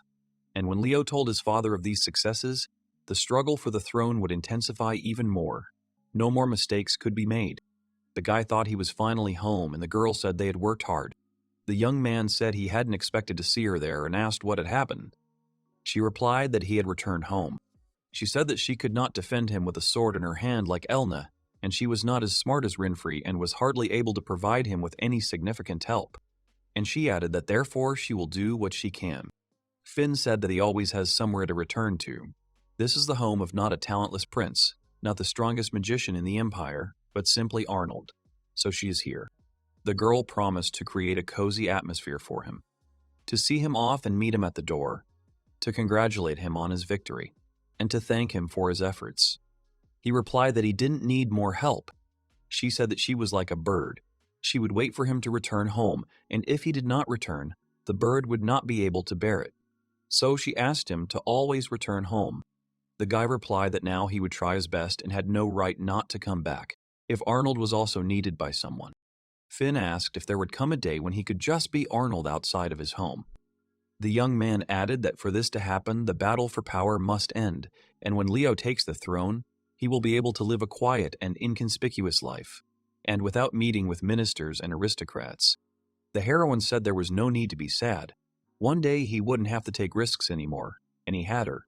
And when the secrets were no longer necessary, all the problems would disappear. The girl said she wanted him to be recognized as a member of the imperial family. He figured he'd already devoted all his energies to this battle for the throne, and once it was over, he'd live his life as he pleased, so he wouldn't need to confess. He decided that with someone close to him, he could be open and not feel deprived. He added that he didn't need anything else. He wanted the normal, measured life they'd led before to return. He was content with having his family nearby. He was also prepared to spend his entire life admiring their smiles. The guy said that he was working for this ordinary life and did not want to lose anyone else. Arnold thought that he wasn't strong enough to prevent all the losses. But with the battle for the throne, there were more and more people to protect, and he had a whole bunch of problems that magic couldn't solve. One mistake and someone would get hurt. Finn said that she believed in him as much as Leo and Elna did, and she added that together they will cope because he is not alone. The young man thanked her and thought that he too had a long journey ahead of him. He asked for another cup of tea and thought that he had tried to never let his guard down, but here he could finally rest. He added that the battle had been intense and he'd had to play Leo. The girl asked him what it was like, and he replied that he didn't want to repeat it and that he had someone who would support him. She was the keeper of his secrets. Gordon said they wasted their time. The man said that they had paid a lot of money to get information about the Adventurers Guild, but in the end, the battle was led by someone unknown. If they had followed his plan, the battle would have already begun. Another man said rumors were circulating that His Majesty had lost his grip after losing the prince, and that their army was no longer what it once was. The prince replied that they must not show weakness, otherwise someone would take advantage of it. The empire must remain invincible. Someone added that Prince Gordon, the next in line, was capable of making the country a powerful state and asked why the empire did not understand this. And he said that especially Prince Leo, both during the last crisis and now, he had hindered the prince and taken all the credit for himself. But in the end, it was not he who won, but Silver and the Swordswoman, and he played only a secondary role. Gordon said that the magician came to Leonard's aid both this time and last time, and they both are increasing their influence thanks to him. He said that the mage possesses ancient magic, but tries to keep a low profile and probably understands how important it is to maintain balance. He added that's why he doesn't openly help Leonard. Silver only steps in when problems arise, but he's too late and the balance of power will soon shift. The prince decided that they would no longer have a chance because he would be the winner in the battle for the throne. The men said that this is exactly how it would be. Even Prince Eric could not compare with him in battle achievements, and neither Prince Leonard nor Princess Sandra were his rivals. Gordon replied that he was a general, and he was not like his brothers and sister. The battlefield was his element, and if the heir were determined in battle, the empire would have long ago become his. He asked what had happened to the weapons he'd been ordered to retrieve. They told him they were still preparing, but it wouldn't be long now. The prince said there was no rush.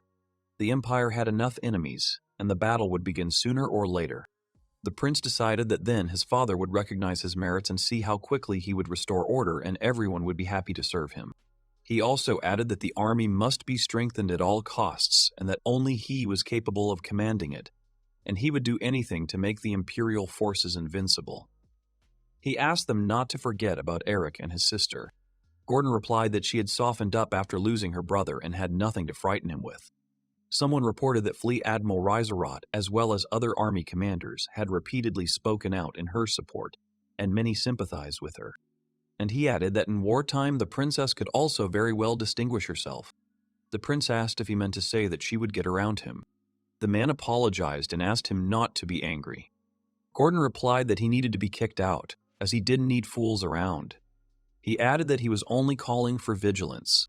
The man said that the woman entrenched in the eastern lands was no rival to him, and that, having taken the throne, he would deal with her first, since there could not be two commanders-in-chief in the imperial family. Eric thought that his brother seemed to have gotten rid of another close confidant, and he was true to himself. And I thought that he was stupid, and if he continued in the same spirit, soon there would be only fawning flatterers left around. Someone asked what they would do if he had something in mind. The prince replied that they wouldn't. Let them fight each other, and the survivor would become his rival. He asked, wondering who it would be. The woman asked what story to tell Krista. She replied that it was about Krista, and that they were in the imperial castle. The girl asked her mother why there was half a stone there. 11 years ago, the empire was at war with the kingdom of Perlin. At the same time, the kingdom of Sokar attacked the dwarves, and many of them fled to the empire. The Sicarians wanted to seize the dwarves' magical technology and demanded non-interference. The emperor sent his son to negotiate, knowing he would have to make concessions. Chancellor Franz said they were in an unenviable position.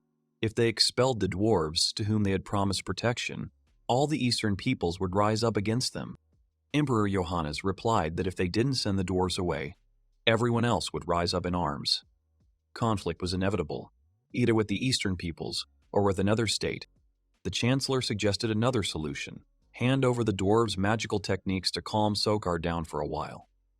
The emperor asked which techniques specifically. It was said that Sokar was held together by magic, but it lacked magical stones. These stones absorb and release energy, and the larger they are, the more valuable.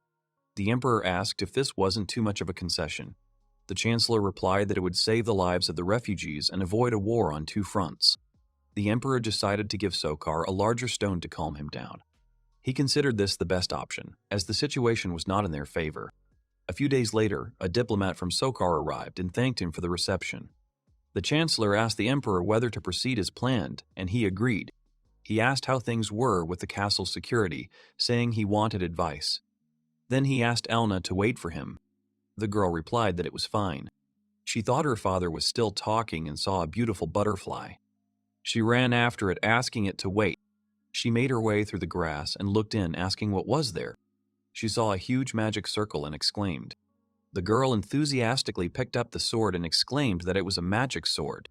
She saw the broken stone, cried, and asked what she should do. The boy looked out from behind the curtain and said that it was dark in there. The boy asked if she was crying, and she confirmed it. He remarked that it was the very same royal stone rumored to be given to the prince. Someone called him, calling him Your Highness. He asked the girl not to cry, but she continued. The boy told her to leave quickly while he distracted the man who entered. The man entering the room said that a magic stone was kept there. The boy apologized to his father. He said he had broken the stone by accident. The father asked if Arnold was really guilty and if he was telling the truth. The boy confirmed everything. The father swung to hit him. He shouted in anger at how he could have done such a stupid thing. He said that this stone was the key to peace between the states, and he had broken it. He ordered the rascal thrown into prison. He ordered that he not be released from there for a week. Elna's father asked her where she had been. She cried out, "Prince." The man explained to His Majesty how it all happened. He said he hadn't kept an eye on his daughter, so he was responsible. One nobleman said the prince's good name was more important than his reputation, and she should have confessed. Another countered that it had all happened in front of the ambassador, and now they couldn't say they were mistaken. One of them said this oversight would have serious consequences, and His Majesty would be held responsible for the prince. Another added that the problem was that everyone was convinced of the prince's involvement. She thought that if the other side rejected the peace treaty, they would have nothing to say. She realized that she alone was to blame. The emperor said he guessed Arnold was protecting someone, but he hadn't realized it was the duke's daughter. He explained that the box containing the stone was protected by a special spell. The man said he'd asked him again, but he persisted. He added that he couldn't do anything because he needed to save face in front of the ambassador. He said that, unfortunately, Elna's confession was now pointless. He explained that he couldn't lift Arnold's punishment, to which the girl exclaimed, "How could that be?" The woman asked if it was possible to stare at a small child like that. Someone shouted, "Ms. Mitsuba." The woman asked if she was the duke's daughter, and she confirmed it. She praised the girl for confessing everything. The man asked if they had come to talk about Prince Leonardo. The woman replied that she had come because she had been invited and that she would no longer talk about Leo as he had stood up for the girl. The boy sat in prison, thinking he could avoid his punishment. The emperor told Mitsuba that if she asked, he would release Arnold since he had made a conscious decision. She always told him that the responsibility was his. The girl said that replacing the stone wouldn't quell the ambassador's anger and he would leave. The man replied that there was no point in discussing politics with her, but he could order another stone for the ambassador. The emperor said he wasn't strong in politics. Mitsuba replied that if she were a minister, she wouldn't enter into a hopeless war. She said she would have understood that the kingdom of Perelin would be supported by Albatau. By containing him, she would have concluded a non-aggression pact with Sokar and then begun military action. The man said that couldn't be true and that the wise minister had anticipated such a situation. Mitsuba asked if she could count on him to share his experience, even though she had no understanding of politics. Mitsuba's words. She said it was he who suggested giving the stone to Sokar. The man replied that he was afraid that showing weakness would lead to speculation. The man asked what position they were talking about. Mitsuba said that if the empire declared its position, Pereling would have no choice but to respond in kind, so they would need to send a minister to negotiate. The emperor asked if that wasn't what he was striving for, to protect the dwarves. He added that they would be condemned both within the country and abroad, even for the sake of the people's survival. She said he had shown determination worthy of a crown prince and a man. The boy thought he had achieved his goal. She said that many criticize him, but she praises him. She added that strong will and determination are important qualities for a prince and emperor. The man asked why the emperor hadn't married her, since he thought she was kind. The emperor replied that he couldn't resist Lady Mitsuba, and that he too hadn't been mistaken. The emperor ordered the commanders of all his troops to gather at the throne. He said that we needed to show him how a real emperor behaved. The emperor apologized for his son and said they had prepared another stone. He suggested they take it and leave. The ambassador said they had found stones in the dwarven lands, but wanted to learn how to work them. So he asked for the dwarves to be handed over to them. The emperor said that if the ambassador refused, he would inform the ruler that they had no intention of establishing diplomatic relations. The ambassador replied that he would convey that message. The ambassador asked if they intended to wage war. The emperor replied that if their gift was insufficient, talk was pointless, and that the empire did not drive away those it had sheltered. The ambassador asked whether it would be advisable to open a second front, given that they were already at war with Pereling. The emperor replied that he had sent an ambassador to Pereling, where they would understand his desire to protect the refugees. The emperor said that the dwarves, by asking for asylum, had become his subjects. His duty as emperor was to protect his people. He said that if anyone wanted to argue with this, let them try. In response, they were prepared to demonstrate their resolve, and he would personally lead the troops. The chancellor thought no one would complain when they drew their swords for good. They would understand that they were obliged to protect the refugees, even if some kingdom was destroyed. The emperor shouted at the ambassador to return to his country and conveyed that the negotiations had failed. The emperor said he makes decisions. These are the emperor's duties, and he must do so regardless of the circumstances. The emperor said that perhaps one day Arnold would take his place, and then he should remember this day. Arnold replied that he understood. The emperor said that if Arnold decided to become emperor, he should follow his example, and if a successor was needed, he should choose one who resembled him, and this memory would be his reward. The girl thanked her for her kindness and apologized for what happened to Arnold. Mrs. Mitsuba left. She asked the girl in return to help him one day at the right moment. The girl with the sword in her hands promised that she would never let Arnold down again. The woman asked what the treasure was. The other replied that it was that amazing sword that Arnold seemed unable to wield. The man said Arnold himself didn't notice it. The girl added that she thought Elna would tell him herself someday. It was said that Arnold then realized what kind of emperor he wanted and sought to make Leo ruler. Arnold himself did not want to rule, but rather to oversee his brother's rise to power. An urgent message arrived that he himself was not in the picture of the future. The woman said that Prince Leonard and Prince Arnold would be arriving soon and they needed to get ready. He said the battle with the sea dragon proved the unbreakable bond between Albatron and Rondon. He added that peace would now reign in the southern lands for a long time. The emperor said he had faced the difficulties with honor, although his burden was heavier than he had expected. The young man thanked him. The emperor asked him what reward he desired. He thought perhaps a ministerial position. He replied that he was flattered by these words, but he wasn't ready to become a minister. He thought that on the path to power, he had to tread carefully, otherwise he could get caught in the crossfire. He said there was no need to strive for another post, since he already had one minister on his side. The emperor asked if he had any other wishes. He replied that he did. He was going to help a girl from the southern lands before a dragon attacked. The emperor asked why they had turned to him instead of the local ruler. He replied that people were disappearing in the refugee village and the local authorities had refused to help. He said that according to the girl, it started about 11 years ago. The emperor exclaimed, "What news is this?" He asked, "Does this mean that his word means nothing?" The chancellor asked Your Majesty not to be angry, but he asked how he could not be angry. He said that 11 years ago he had given an order to the local rulers, and if they did not carry it out, they would rebel against him. The chancellor advised against Her Majesty's journey to the borderlands.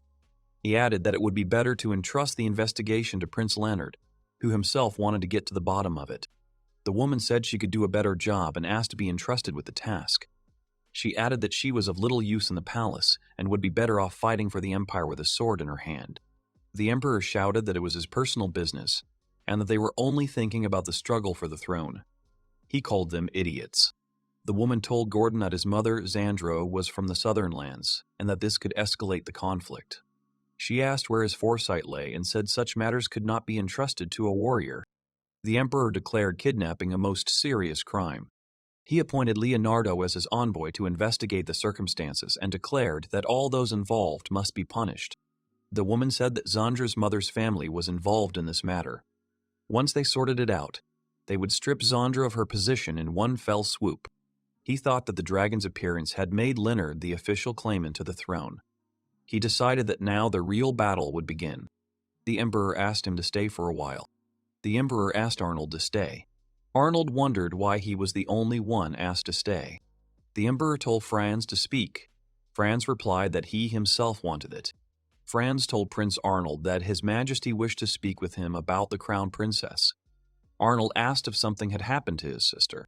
Franz replied that no, he needed to talk to her about marriage. Arnold said he refused. Franz said His Majesty had 3 daughters, but Princess Krista was still young and Xandra had no intention of marrying. Arnold replied that it was useless for him to talk to his sister. Arnold asked if she was in charge of the eastern border troops. He added that only her father could give her orders. The emperor said that this was her explanation for refusing to marry, even though she was already 25. Arnold suggested that the emperor speak to her himself. The emperor said he'd sent her 1,000,000 letters only to receive nothing but bickering in response. He added that she'd even threatened to renounce her title, and that he, as her father, had every right to worry about her future. The emperor decided to entrust this matter to Arnold. He ordered him to try to persuade his sister to come to the capital by letter. The emperor added that if that didn't work out, he would go to the border. Arnold thought that was stupid. Sokar had become quieter since she took over guarding the eastern border. She had reorganized the troops, making them a formidable force, and was considered the empire's strongest warrior. The girl asked what kind of person she was and concluded that the rumors were true. It has been said that her greatest passion is battle, and she considers victory without loss her greatest joy. The girl said the rumors had described her much more vividly. He replied that he had no doubt, as it was very difficult not to fall under the spell of a sister. She said they look different, but are actually similar. She asked if it was because, coming from the master, it sounded like the greatest compliment. He said she was constantly getting compliments and asked what she had to be embarrassed about. She replied that it all depended on the person. The chancellor said it was just another prenuptial agreement, and at first glance, everything seemed fine. He added that if a man sends his sister a marriage proposal, he's no timid person, and he's probably heard she's the spitting image of His Majesty. The girl asked if Her Majesty was Princess Krista. She was told no. She was the Empress, renowned for her beauty and kind nature, as she never said a bad word to anyone. He said he thought that's why his father liked her. The butler added that his older sisters were nothing like their mother, and his father saw the same kindness in her. The girl asked if he disliked her. She had heard that the emperor loved all his children and wives equally, but he was overly interested in the fate of Princess Xandra because he disliked his 3rd wife. He said he didn't show it and treated everyone equally. She asked what rumors were going around about his 3rd wife. He replied that there was a rumor that she had killed her 2nd wife. He explained that his father's 2nd and 3rd wives were the same age and were constantly compared. But while his father married for love the 2nd time, the 3rd was for convenience, and when his 2nd wife gave birth, it elevated her status. She asked if the murder was motivated by envy. He replied that he didn't know since his 3rd wife had a solid alibi. It was said that the 3rd wife was with the Empress, so she could not have committed the murder herself. It was also impossible to prove that she hired someone. She asked if she was suspected because she had trained Xandra. It was said that Xandra possesses forbidden magic long since outlawed. She studies these techniques to use them for the Empire's benefit, and their power could prove beneficial. It was said that the Emperor's 3rd wife, Xandra's mother, had begun the research. She also studied highly dangerous spells. He said that the rumors started because the forbidden techniques could include deadly curses. She said that even if that were true, it wasn't enough, since anyone could have committed the murder. 3 years ago, the prince died, and the most thorough investigation yielded nothing. just as it had after the death of his second wife. He said that his father doesn't trust his own wife. He said that when the crown prince died, he was on the front lines while Xandra and her mother were in the capital. There's no evidence, so no one is banning Xandra's magic, and any accusations seem far-fetched. He said everything would be fine. She thought about maybe following him secretly. She winked and said, "Well, just like always." The woman asked Counselor Bishlo if she understood correctly that he wanted to propose the construction of a new road at the council meeting. He confirmed it. He said he'd used the documents she'd once prepared for the Marquise's case as a basis, and he was confident she'd come up with an excellent plan. She thanked him for his efforts. He said Prince Leonard had good assistance. She said goodbye until they met again. Someone invited her to spend time with them. She replied with a smile that, of course, she wanted to join them herself. He asked if she was cooperative, saying he thought she would be mischievous in a maid costume. The man screamed in pain. She put a knife to his throat and asked who gave the order to pursue her. He said a man approached him and promised him a reward if he could arrange her kidnapping. She gave him the money and told him to go to work and not attack the weak. She told them to spread the word that Prince Leonard had saved many people, so that word would reach the capital. She clarified that these were not rumors but the pure truth. She said her employer's reputation was impeccable and there was no need to embellish it. He asked again, so it was her. She asked if their client hadn't even mentioned that. She introduced herself as serving Prince Leonard and told them to find work. She said that if they had no means of subsistence, they should come to the castle. She added that Prince Leonard would never drive away those who had embarked on the path of reform. Someone thought it was a good idea to lure away the enemy's minions and improve Leo's reputation. A friend asked Mistress Elna if she was out on patrol. She replied that she volunteered because you can't learn anything from sitting in the castle. And she learned this from Arnold, who goes out into the city to explore and take in the situation. A friend asked her if she thought Prince Arnold was using the walks as an excuse. She replied that it was likely how he could obtain the information he needed, since even in the south he had achieved the impossible. She asked Ms. Elna to follow them in. She asked where the client had come from and whether he could contact them. She said she'd tell her later what she'd found and thanked her. She assumed it was one of Princess Xandra's supporters who had become more active after Prince Leonard's triumph. He thanked Marie, saying he couldn't have done it without her. She presented a report on her meeting with Count Beltz. He asked her to show the report to his brother as well. She replied that she didn't think it was necessary, but since he insisted, she would do it. The girl invited Marie to come in with a smile. The girl asked if Prince Arnold was in. They told her yes, but he was still sleeping and offered to help. The maid said it was a proposal for the next meeting from Count Beltz. The girl replied that she understood and thanked her. The maid asked Mrs. Finn if she was being too soft with Prince Arnold. The girl asked if she thought so. She added that someone who was that tired needed to get enough sleep, and that in her eyes he looked bad too. But it was better not to develop a reputation as a slacker. The girl said it was okay. She didn't think there was any need to worry about what random people thought. And besides, the prince was always working. The maid thought that in her eyes, everyone looked wonderful, and it seemed she had been too straightforward. She decided to choose her words more carefully in the future and took the liberty of taking her leave. He asked who would represent the beastman, adding that it was a good man. She asked why, to which he replied that her judgment was hardly trustworthy. He asked how she came to serve the beastman, as he had heard of an elven secretary. She replied that elves usually lived solitary lives and that this was a characteristic of their people. She said she always wanted to see the outside world and became an outcast among her own. However, the outside world turned out to be even harsher than she expected. She said she'd been invited to a trading company that helped people like her. He asked if it was an inspiring story, and the maid added, if it were true, it would be. She was delighted to finally meet Prince Arnold. The woman introduced herself as Julia and said she represented the Beastman Trading Company. He thought she was a vampire, just like those two. The woman said that while she wasn't to blame for what her fellow tribesmen had done, she apologized. She was sorry that the lives of His Highness and His Majesty had been put in danger. He greeted her and introduced himself as the seventh prince, Arnold Lakes Adler. The woman asked what his business was, and he reflected that he didn't want to ruin the relationship Finn had built. He said he would get straight to the point and asked how they planned to use Finn. She asked why he was talking as if she were a villain. She told him to speak respectfully, as he was her business partner, not a client. He said he was weak and a useless loser, and if she knew his nickname, then she knew everything. She replied that she was curious what the Dry Prince was capable of. He suggested they wanted to use it as advertising, claiming that Finny herself had visited their shop. He added that it didn't seem likely she would trust them, and that they might even sell her painting.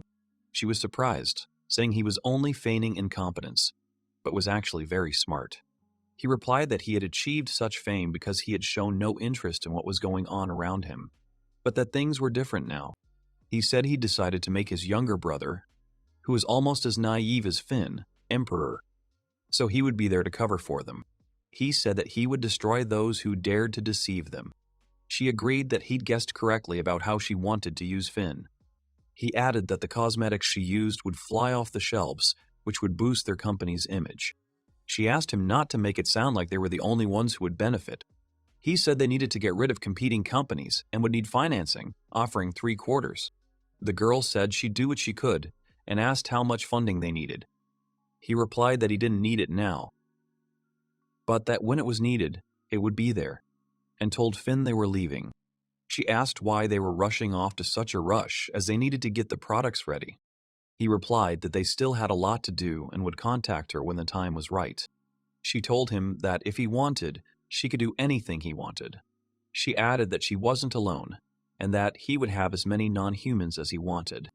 The hero replied that now wasn't the time, but when the time came, he would need her help. Therefore, he would refrain from making an offer that offered no benefit. The Emperor said that he would then appoint Leonard as envoy. He agreed. He said he would be their eyes and ears. He promised to expose any betrayal and injustice. The Emperor said he was usually there for Leonardo, but this time he wasn't there and lacked flexibility. Arnold replied that he wanted to see how much he could accomplish on his own, and that he doubted he would fail. The Emperor said he was then at peace. He asked Arnold what he would do, since even if he wasn't there, someone would be found to help Leonard, as he was good at attracting support. He said that the elder sister would be there, and he would do everything he could. The Emperor replied that he understood that. The Emperor said he was already over 50 years old and didn't have much time left. Therefore, he wanted to see his daughter married in time. The Emperor said that one day he would be gone and someone would take his place. Arnold noticed that he was out of sorts, and the Emperor replied that he was well, but that things could change quickly. The Emperor recounted a dream he had of the Crown Prince and his second wife. Arnold remarked that at his age, this feeling did not bode well. Arnold suggested that he stop fighting for the throne, appoint a crown prince, and send the rest to other territories. The Emperor replied that this was impossible, as the price of victory was important. The Emperor said that winning the throne would create a strong emperor who could defend the empire. He ordered Arnold to stop showing weakness. Arnold said there were many who thought the same, but dared not say anything because they couldn't justify fighting for the throne. Because of this, his younger brother had been dragged into it, and the Emperor dared not show weakness. He said he wouldn't let him back down now. The Emperor said he didn't expect him to scold him and apologized. Arnold replied that he would, of course, and asked him to forget what he had said earlier. The Emperor told him not to worry, he would never forget. He added that he would also never forget what he had said then. He thought he had no choice but to win. The woman screamed at them, asking how much longer they would allow themselves to be humiliated like this. She said that their main support was there. She screamed at them to shut up and that they were only fit to be beaten. Someone told her not to worry so much. She thought that if this Leonard, who was determined to investigate, exposed the incident, she would not escape punishment. The fifth princess of the empire, Susan, said that the affairs in the south were left to her brother and everything would be fine. The daughter said they would lose support from the south. The mother replied that there was no need to be afraid and that even if something was found there, he would be the only one who would suffer. She said that if her investigation went well, there was nothing to fear. If all went well, they would take the throne, and then they would simply need to respect the nobles in the south. She said that they will follow the one who is strong. The daughter replied that she understood. The mother said that by order of His Majesty, she could no longer conduct research and could rely only on her. She told her beloved daughter that she had every right to become empress. She added that she had her best qualities in her. She told her to find suitable guinea pigs and finish the research. She said she would curse anyone who dared to interfere with them. Her daughter replied that she was right. The mother told them to never forget their principle to eliminate anyone who stands in their way. The daughter replied, "Mom." He thought he was finally heading south. The purple robe was a sign that he was a messenger, and as long as he wore it, nothing would stop Leo. The girl thanked him for everything, introducing herself as Lynthia. He replied that she was grateful for protecting him and Fine, and that he would definitely solve her village's problems. He said that inside the bag, 10 times larger than it appeared, was the money given to him as a prince. He had planned to use it to fight for the throne, but since he had established a connection with the trading company, he had no need for it. He said she could clearly manage the money better than Leo and that she didn't have to pay it back. He asked her to simply rebuild the village and show it to him. He said he'd go with her if he could, but it wouldn't work out. She replied that she believed in him, though it was a shame she wouldn't be able to see it all from start to finish. She said it might sound strange, but she was glad they were attacked back then. It allowed her to meet him, and when he extended his hand, she felt a sense of peace. She said she now knew why Madame Fine trusted him so much. She thanked him and promised never to forget his kindness. He said he was leaving, and if she wanted to give up, she should come back immediately. His brother winked and added that he could also give up at any moment, since his sister was more terrifying than any aristocrat. Leinfert, the 26-year-old young head of a ducal family that held territory between the south and the east, was introduced. He figured his sister wasn't the type to care about status, but her partner wasn't well versed in martial arts. Meanwhile, his territory, though small, was making a good living from trade. The butler informed Mr. Arnold that Duke Leinfert would likely come to the capital incognito to express his gratitude. Arnold assumed his sister was a soldier with a taste for strong men and was surprised she hadn't broken his neck. Arnold asked if this was gratitude for his acceptance of his marriage proposal. The butler replied that they said he'd been proposing for 10 years. Arnold thought the Duke was the kind of man who strives for the impossible. And now it sounds like a beautiful story. The butler added that many applicants continued to send offers, but he was touched that he had been chosen. He said he was coming in. The man greeted him saying it was their first meeting. He introduced himself as Jürgen von Reinfeldt. He introduced himself as the 7th Prince, Arnold Lakes Adler. Thinking he was the complete opposite of the guys his sister liked, he invited him to sit down. Jürgen asked if it was true that he was willing to act as a mediator between him and Lieselot, as His Majesty had said. Arnold confirmed it. Jürgen said he was at peace then, having heard that Her Highness had opened her heart only to him and Krista. Arnold wondered who had told him this, and wondered if they were communicating with his sister by correspondence. Jürgen said he wouldn't call them pen pals, as he gets one reply to every 3 letters. Arnold, thinking he doesn't like such persistent people, replied that he understands. He said he met her 20 years ago at a tournament of aristocrats. His opponent was older and larger, and he lost, after which a little girl approached him. She said that judging only physical differences was foolish. She added that what mattered was which side put in more effort to win, not age or strength. He learned that the young lady was 5-year-old Lieselot. She had also participated in this tournament and even won it. He felt ashamed that he had burst into tears over such a trifle. He added that he had fallen in love with her at first sight. He said he'd asked for her hand in marriage immediately after the tournament, but had been ruthlessly rejected. She said he needed to become a worthy man, and then she'd think about it. The hero said he wasn't good at martial arts, so he took up commerce. Having shown his first success at 15, he asked her again, but she refused. He replied that he was head over heels in love with Her Highness. He said he couldn't love anyone else. He asked for help. Arnold said he'd do his best, but he shouldn't be relied on. Jürgen replied that a chance was enough. Jürgen said he always asks in response to letters if he can come, and they refuse. But this time, he wanted to tell her how her brothers and sisters were doing. Arnold thought his sister was worried about him too, not just Leo. He figured that while he was working on the engagement, he could ask her why she'd distanced herself from her brother 3 years ago. He thought that he wanted to help the Duke, who had not given up for 20 years, and show his father his sister in a wedding dress. But he doubted whether he had enough determination. Jürgen offered to help him in his fight for the throne. He said he would support him no matter what, since he supported Leonard. Arnold said things would be simpler then, and Jürgen suggested they move on to strategy. The butler brought a wooden sword, and Jürgen apologized for the turn things had taken at their first meeting. Arnold asked with a smile if he would fight him. Arnold said he wasn't bad, and he hadn't had an equal opponent in a long time. Jürgen replied that the feeling was mutual. Jürgen said he had practiced quite a lot and suggested trying the halberd. He explained that he had met Lislada 10 years ago when he proposed marriage. She had said she wouldn't marry someone who couldn't handle a weapon, and his spear skills hadn't worked on her. She said his punches were too soft. He explained that at the time, he was thin and short, so he couldn't deliver a blow that would have defeated her. That's why he chose a heavier weapon. Arnold asked if he'd gained weight on purpose because he couldn't build muscle. He figured his sister wouldn't approve. He said he'd gained weight. His punches had become heavier, and his balance with heavy weapons had improved. Dvoretsky noted that this had replaced training. Arnold thought that he was desperately trying to find some way out, and that alone was a reason to admire him.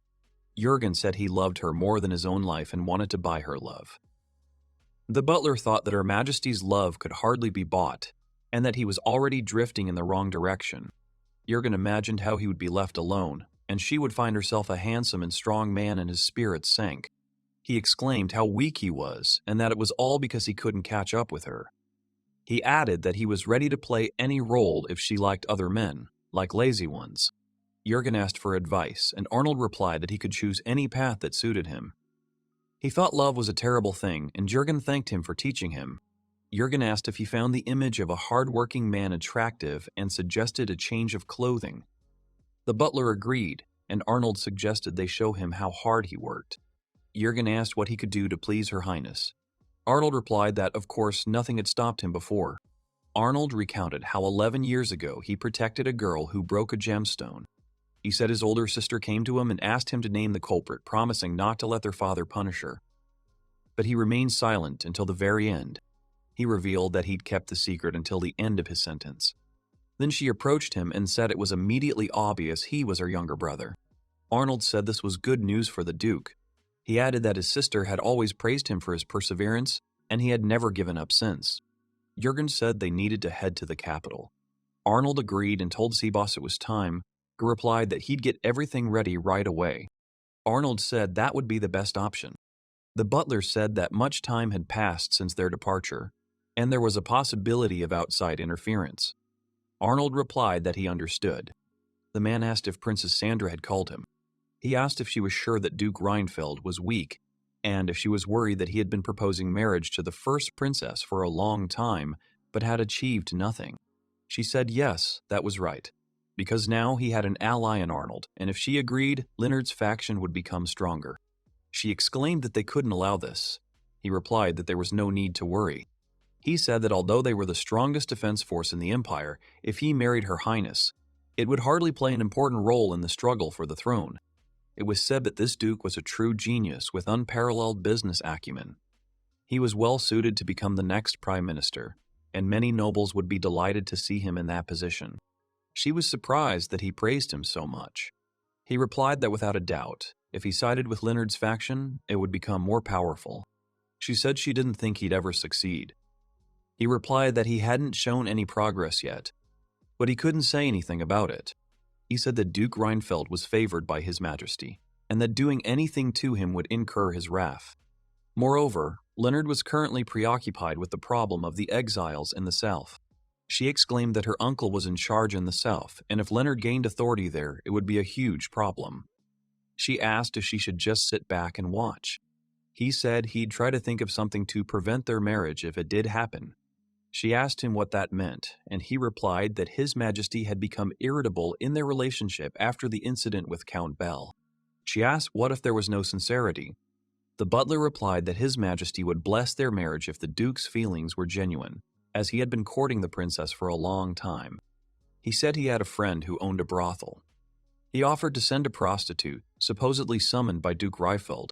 He said His Majesty wouldn't give him any slack, and Her Highness would be furious and punish him immediately, and there would be no marriage. She said it was a great idea, and she was right to let him join her. He thanked her and said he would organize everything, and she promised to make him her confidant. He figured they had a plan, and it was a good thing he decided to keep an eye on her. He asked what they were going to do, and decided to pretend he didn't know about the plan, and make them believe they were getting it right. The butler said it was an effective plan for Princess Sandra's faction, and that their existence made them stronger. Arnold replied that they would certainly leave the prostitute's clothes and scent in the Duke's bedroom, and ordered the maids to observe and report anything they discovered. He said they would borrow his plan. The man asked in horror why the things were there, since he had told him to throw them into the Duke's room. The Emperor shouted that he was the only one at fault, claiming he'd called in a prostitute while he was married and turned the palace into a brothel. The man apologized, saying he couldn't understand how this had happened. He figured there wouldn't be any problems now, even if he left the capital. Xandra had lost a talented ally, and Eric and Gordon were under their father's control, so Leonard's faction wouldn't be harmed. He told his father he was finished with his work and could leave. And as for the Duke, he already knew he was coming. His father told him to warn the Duke and not to leave the work undone, and Arnold thanked him. The butler added that the Duke had been writing to Lieslot every day for 20 years, but had recently missed one day and asked if he could ask her something.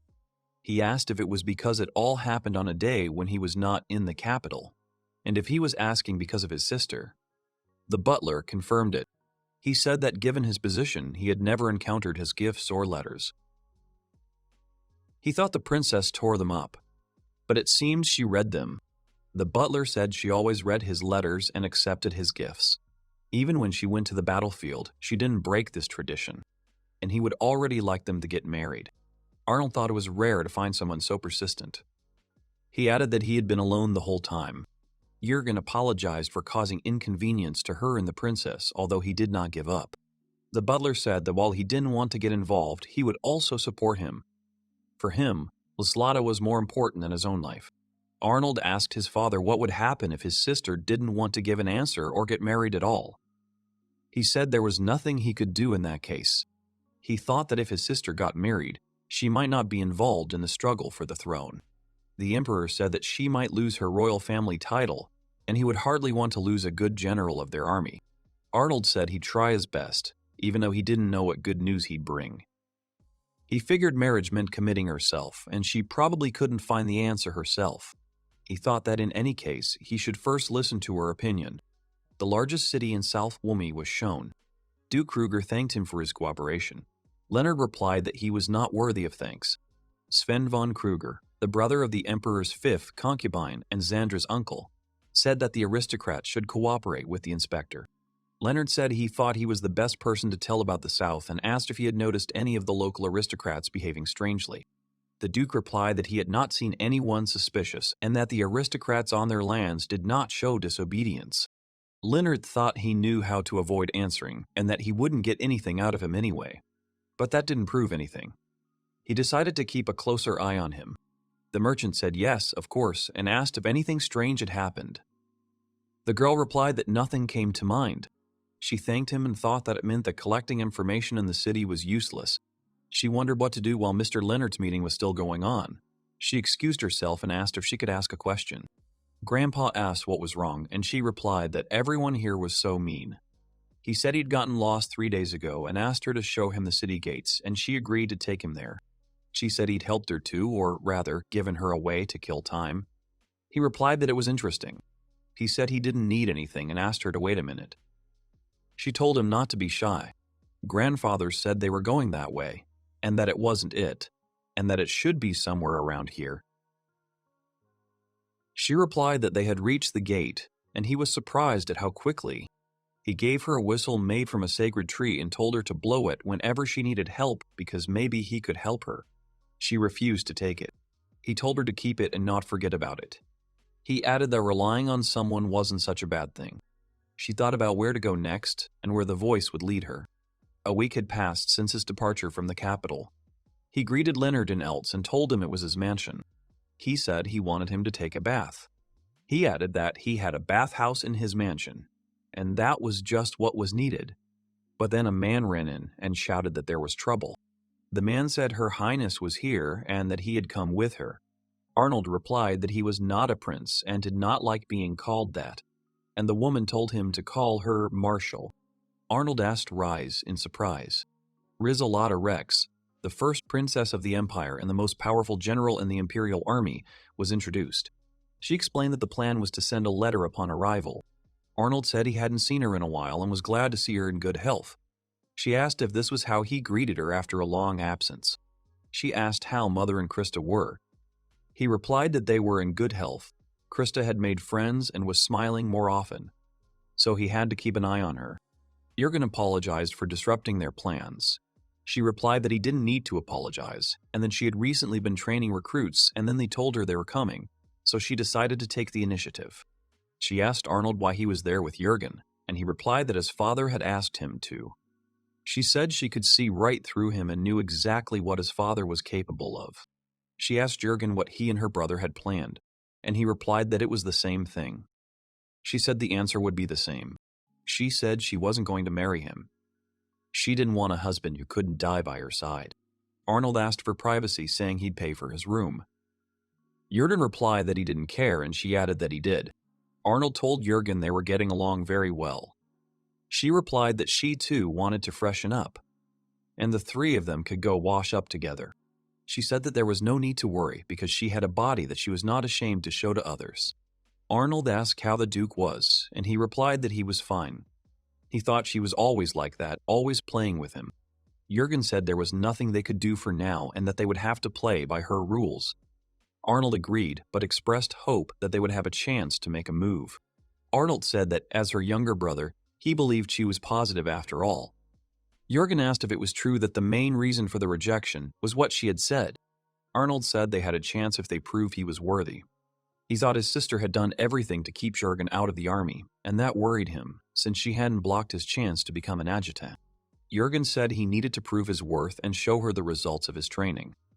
Arnold wondered if everything would be okay. The woman asked if it really took them so long to wash their entire body. Jurgen said that simply washing and not enjoying the bath was heresy, to which Arnold replied that he had said a clever thing. He added that water was a valuable resource on the battlefield, but it shouldn't be enjoyed, and handed Jurgen the reward. Arnold was surprised to think that his sister was giving him something as a reward, since she had given him almost nothing in his entire life. Jurgen thanked her, and she replied that there was nothing to complain about.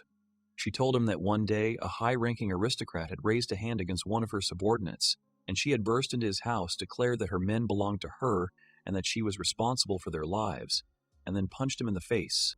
He thought he couldn't believe she'd shared the sweets. He figured she must be in a good mood. She asked if he had misunderstood her. He replied that it seemed strange to him that she was in a good mood. Jurgen said it was a brother and sister, and that Arnold had tried to take his candy without permission. Arnold countered that there were 3 of them, and the candy was right in front of him, so it was his.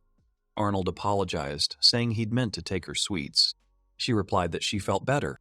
She winked and said that since he was her brother, anything they gave him belonged to her too.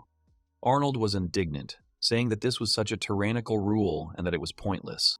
Krista's mother asked her if she'd had a nightmare. She replied that she had. She said that Dad fell,